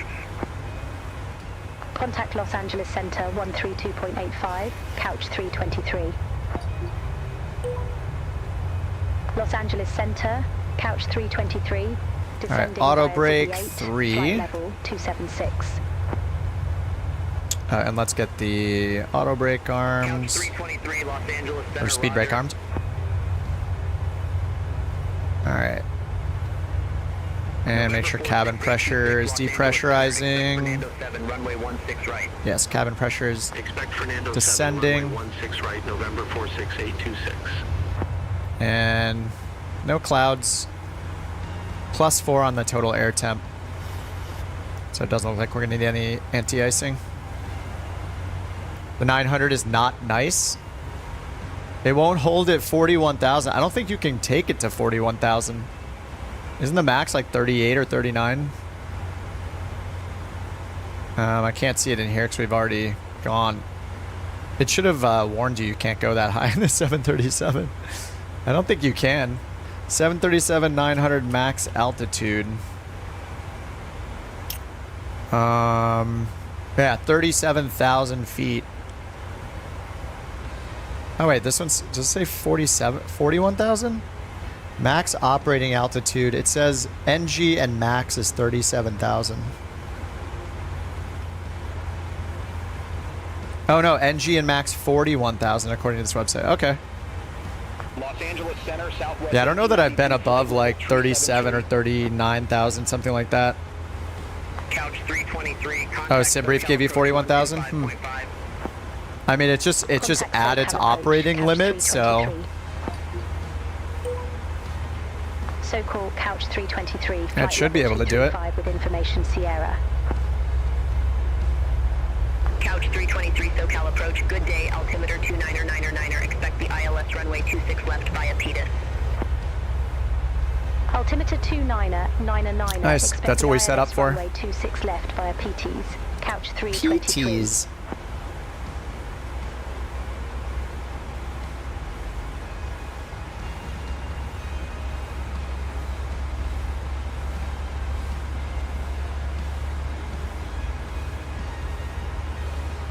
Slim line between, yeah, the stall and overspeed. Yeah, that sounds a little sketchy.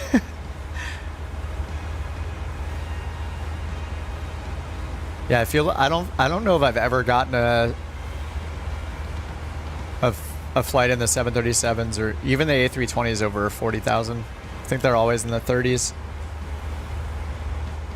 All right, 20,000 feet. We'll switch the altimeter in advance. 29er. We got auto brakes 3 set, cabin pressured depressurizing. Next is 10,000 foot checklist for lights, seatbelt signs. And if we want, we can tune in the ATIS ourselves, but we have Sierra apparently 24, 25 for the ATIS. 24, 25. 6 left. Advise on initial contact. You have information, Sierra. Oh, Mentor Pilot's last video, was it a video about a plane that was at its like service ceiling had some problems? They flew at operating limits and killed everyone. Nice. Oh my god. Temperature 31. 2.08. Altimeter 29er. I think the winds changed a little bit. 260 at 10. I know, the METAR is still showing the same. Steep descent after blah. Alright, let's get our flaps 30 speed in there, 145, so we'll do 150 for VREF plus 5. 18,000 feet. 323, descend, maintain 8,000. 8,000. Descend, maintain 8,000, couch 323. Alright, 8,000, so we gotta slow down our descent so we can get our speed way down.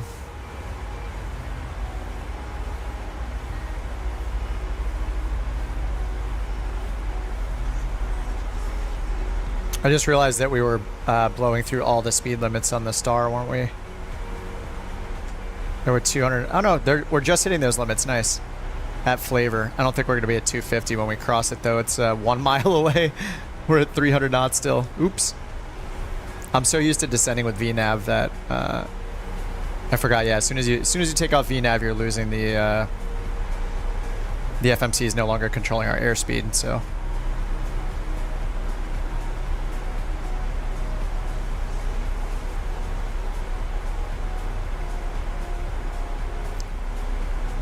Oh, you're on final? Nice, Rex. Oh, who's right below me? Ooh. Lake Pilot's in the 787-10. The X. It looks like a couch livery to me. Yeah, he's got the purple couch livery. Beautiful. And we have so many liveries.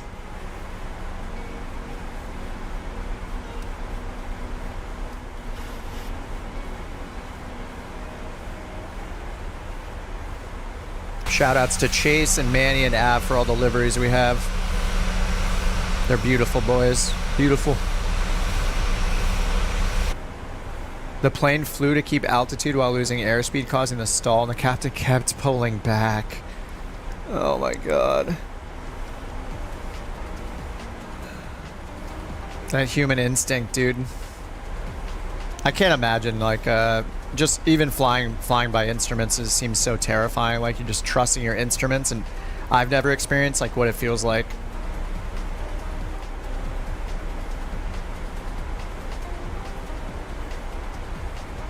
I'm really high on profile. Oh yeah, I had to slow down, but I can't slow down.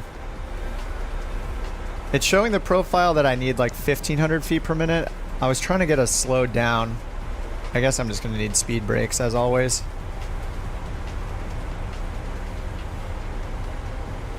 I have us going to 8,000, but I also need to slow down under 250 knots.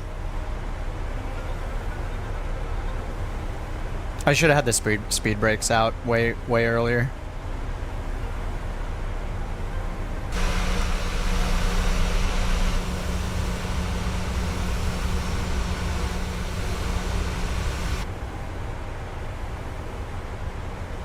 Oh yeah, I should sit down, shouldn't I? Alright, let me get the desk back down. Gonna need to land this thing, not standing up.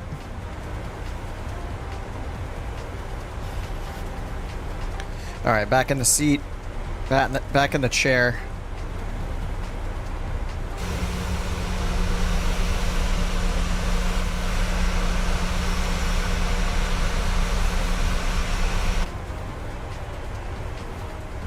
Yeah, we're supposed to go all the way down. Was it 2,000 something?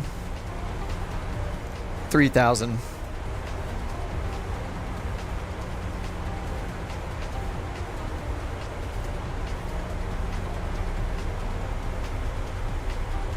I think I need to get slower so I can get flaps 5 out so we can get more drag. Need to get under 250 knots. Just gonna set this down to 200. DME 18.8. I'm gonna get flaps 1.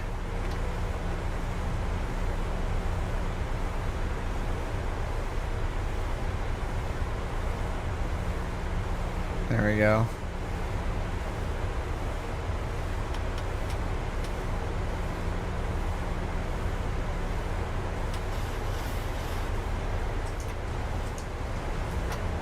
Okay, flaps 5.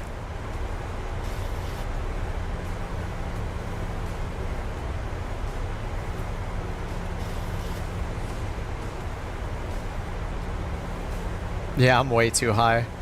Oh.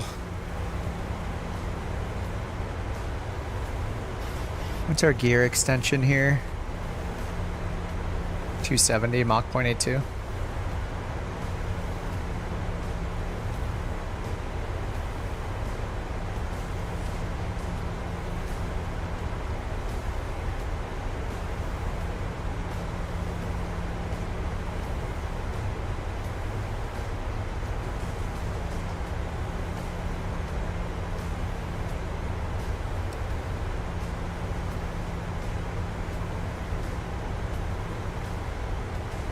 I just need to keep the descent going, or yeah, this is gonna be sketchy. I said to go to 8. We're turning it to Pettis now. The one after Pettis is 3,400.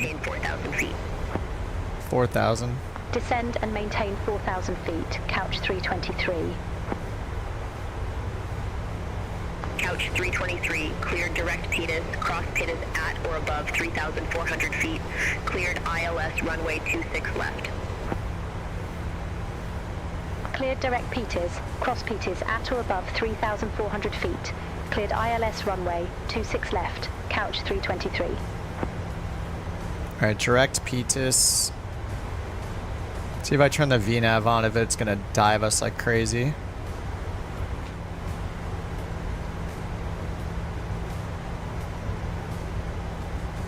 It just stopped because, yeah, we're too high. Yeah, dive over me while I'm on final. Yes.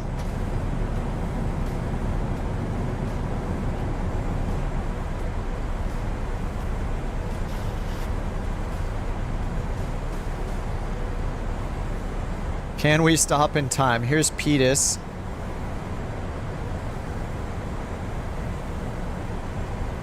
A slip? Yes. Just slip it in, we'll be fine. Alright, here's our right turn. Alright, we're capturing the localizer already. We just need to see if we can get down to the glide slope in time.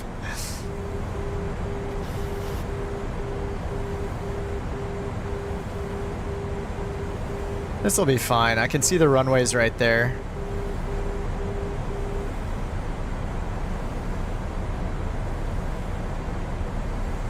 We just gotta watch our speed.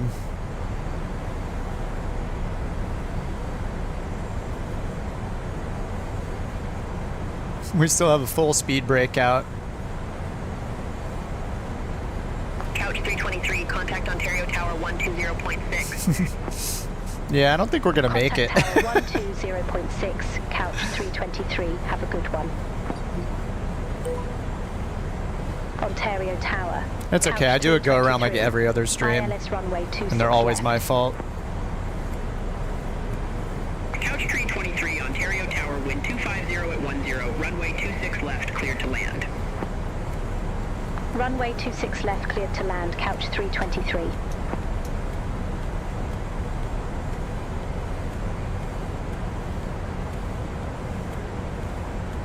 We are as draggy as we can get. I can't get the, I'm at 15. Oh no, we can do 25. 175. Oh no, we can't do 25. We're too fast. Alright, we're still 7.5 miles out.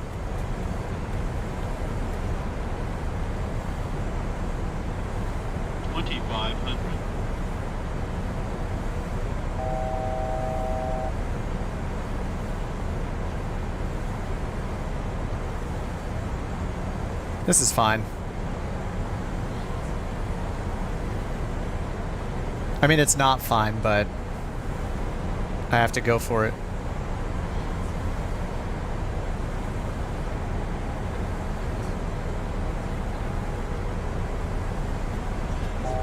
All right, DME 5.6.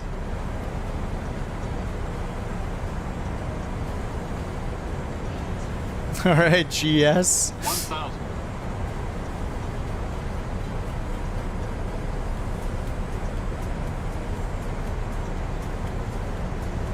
We need to lose some more speed.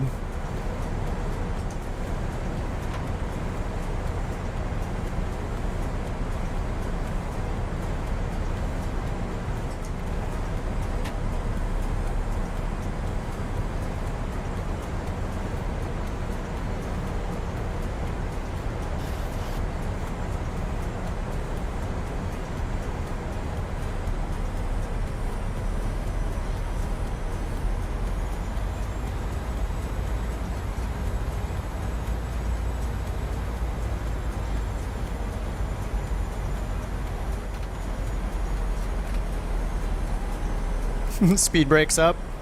Approaching minimums. Minimums. Sync rate 100. 50. 30. 20. 10.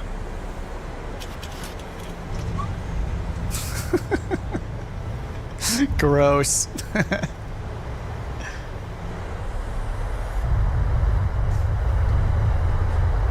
I should have slipped it in, that's true though.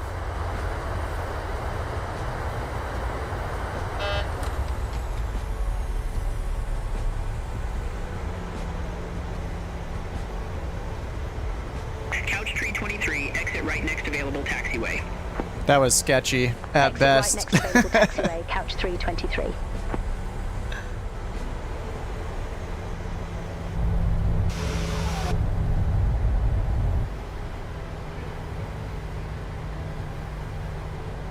.17, nice. Dude, I'll take anything over an 8. 323, contact ground 121.9er, have a good one.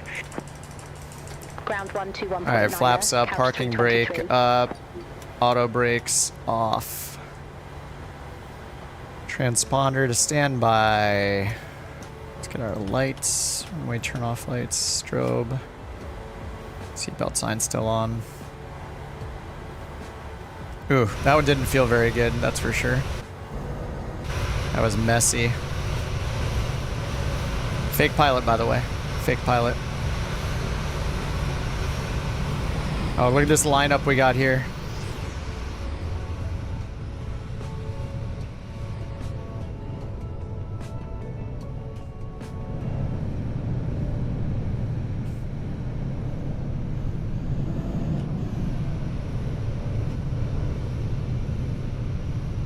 Underdog is down.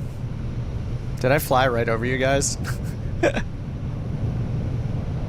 Oh, here comes Jack in the 777. It's Halloween themed, the 777 livery.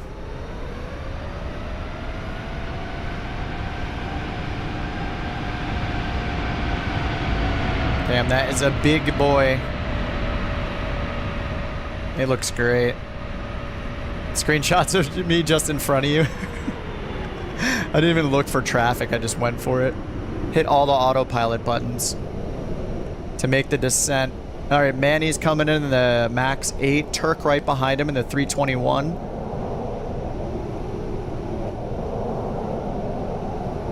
I mean, this had an auto land. There's a Cat 3 available here for you auto land fans. And then Austin's right behind them in the 600. Looks like Trojan's coming in too in the 800.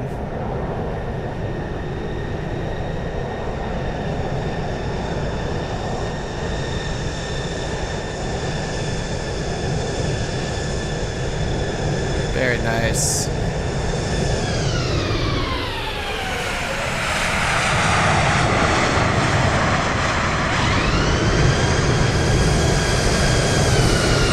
I see how it is, Turk.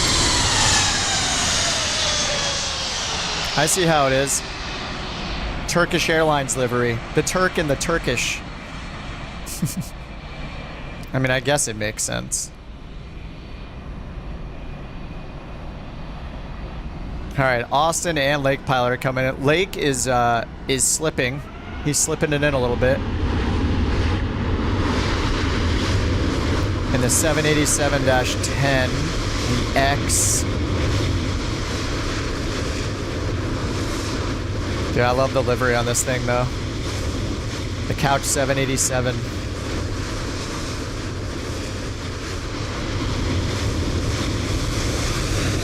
Ooh.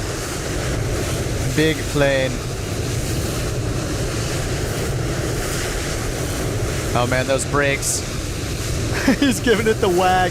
He's giving it the left and right to slow down. Austin's down in the 700. Lake is giving it the left and right. The little the squiggle. Nice. Looks like he stopped. All right, here comes Trojan in the 800. Another big stutter on approach. I do have I have BeyondATC ground traffic. I don't have any ground traffic turned on in the traffic settings though. In the simulator, I have ground traffic turned off, AI and live traffic turned off.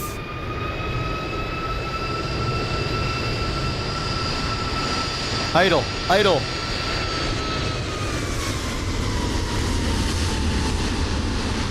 Ooh, he's bouncing. You can't cut the throttle. All right, now we got Cyber coming in, 320 Neo. Shooter and Dev are on their way in after that. Let me see what my rating is. Hey, if it's above a 9, I'll be very happy. 9.74, nice. Off center line takeoff. I always have that problem. My takeoffs are really bad. I think it's because I'm always looking at the flight director for the lateral, and you're not supposed to use the flight director like right after takeoff, right? Like you use it to pitch up, not the flight director. You use the instrument to pitch up, right? When you look, you move your eyes from the runway down to the instrument, but then you still need to maintain center line. I'm just bad at it. That's probably my number one failure on the NewSky stuff is that center line takeoff. Holding runway center line. Oh, Lake went around. Wait, you went around? I thought you landed it. Wait, what just happened? He was stopped. Did he just turn around and take off from the taxiway?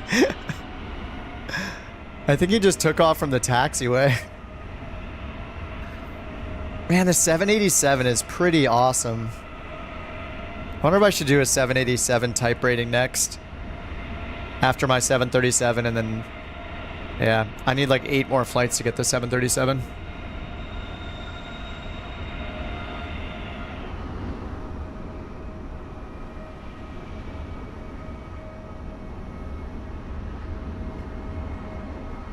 Shooter's coming down on the CJ4. I think he said he had one of the couch captain liveries on it. I don't know, maybe I need to reinstall them or something is not right. Or I'm not seeing him. And Dev is coming in the 800 as well. Is that... Yeah, it's just like one of the stock CJ4 liveries. It's Devin, 737-800.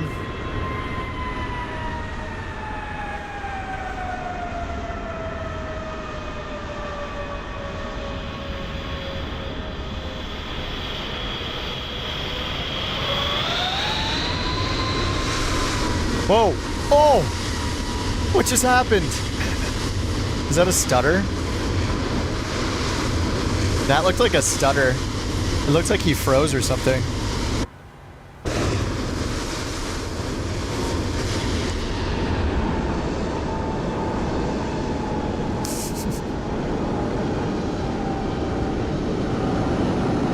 Have to go around some kind of altitude constraint on final. Oh wait, was that Cyber going around? Were there two of you guys in the 787s? Wait, wasn't Lake? I think Lake... Wait, Lake Pilot was in one of them. Terrain pop, yeah. Oh, speed bump, yeah. Speed bump, that makes sense. I know, it was Lake that went around. I didn't even see... Wait, I didn't see Cyber. Lake's coming in again for some reason. He landed. We watched him stop at the end of the runway, right? He's coming in for a second attempt just to show off.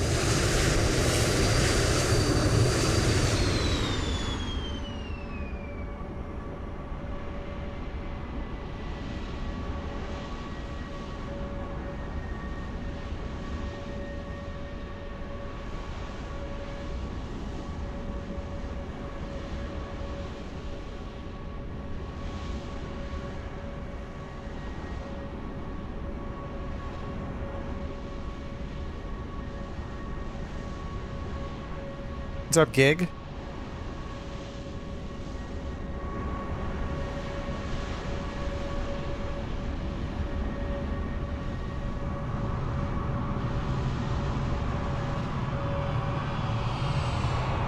Nice. Look at that beast.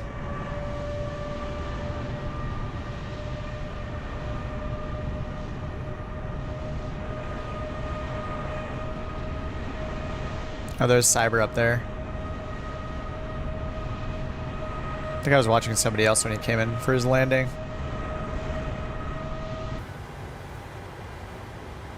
Alright, we got flaps up. Speed brake is disarmed. Lights are all good.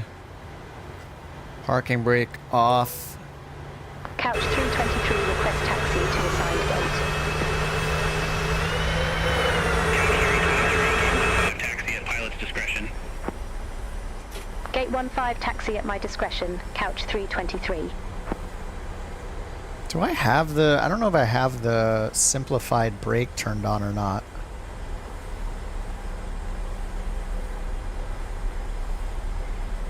It is on simple. It's not acting like it's on simple. I keep having to tap the brakes to release the parking brake. You've used all 4 of the liveries and none of them show up. That's weird. Yeah, maybe I'll just go through and reinstall every single one of them. All the airliners seem to be... Actually, yeah, I think all the airliners are showing up, right? And the longitude's showing up. Wait, we have 4 CJ4 liveries? I thought we only have 1 or 2. Are you sure you're not doing the longitude liveries?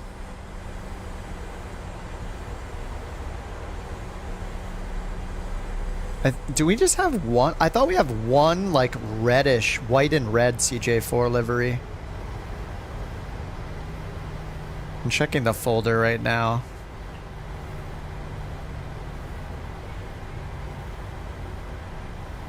Oh no, there is a black and white one. There's a black and white and a red one. And then there's the old school one that I made forever ago. It's very basic looking.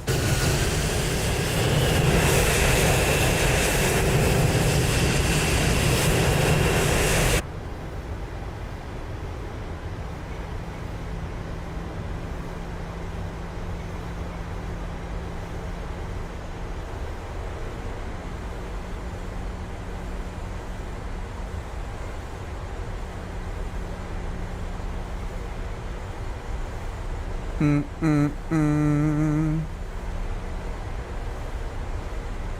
don't know, maybe, do I want to do another flight? If I do another one, I kind of want to do a shorter flight.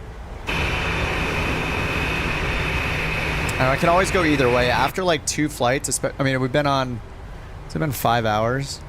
Yeah, it's been about 5 hours now, so. Where are we at in game? We just landed in Ontario, California. It's like in the Los Angeles area. 9.81 is still awesome, long landing. Yeah, I gotta fix the I gotta fix my off center line takeoffs. They're not good.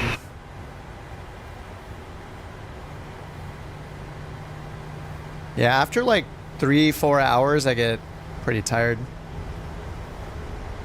I have to be really motivated to want to do more than like 2 flights. Even on a weekend. Nice to take a break. Pet the dog, watch a little TV, maybe get a quick workout in, take a shower, you know, all those things. All those real life things that humans do from time to time. Yeah, I think after 5 hours I'm ready to call it. I want to get my 737 type rating though in NewSky. Just those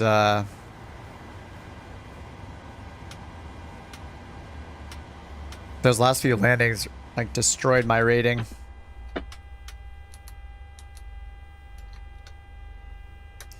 Beep, beep, beep. Ah, we're in. Man, I love the 737 liveries. Look at this. Look at that livery. My God, look at all the couches.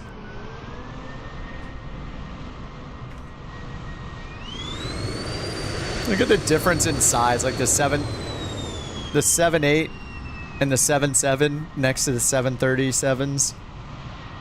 It's ridiculous. That is just insane. It looks so tiny.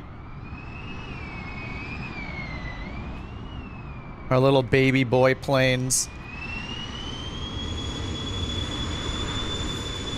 Oh man, yeah. All right, that's gonna do it for me, guys. I feel pretty good with those ratings. I really need to. I mean, that approach was sketchy. That was sketchy. I barely got it on glide slope, and barely to minimums, and barely had it like ready to go. That was rough. So I did hit the 50 flight minimum. Now we're at 51 flights, but because I got that 7.52 in my last 10, I don't have my type rating until the last 10 are 8 or higher, 8.0 or higher. Last 30 need to be 9.5 or higher, and they're 9.47. So yeah, if I do 8 more flights above 8.0, then I'll get the type rating.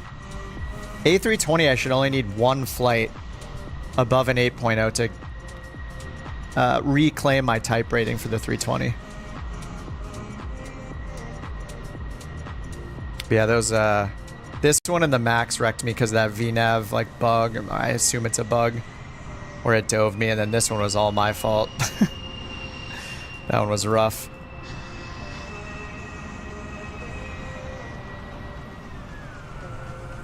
All right, everybody, GG's. Thanks for hanging out today. I will maybe see you tomorrow. Underdog, thank you for the 13 months. Couch Captain, dude, appreciate that. And the rest of you guys who hit your 12 plus months. We got a bunch of bearded badges in the chat. It's nice to see him after a year of introducing the membership. So thanks for being couch captains, guys. On YouTube or even on NewSky or even not on NewSky. I appreciate it. Rocking the liveries.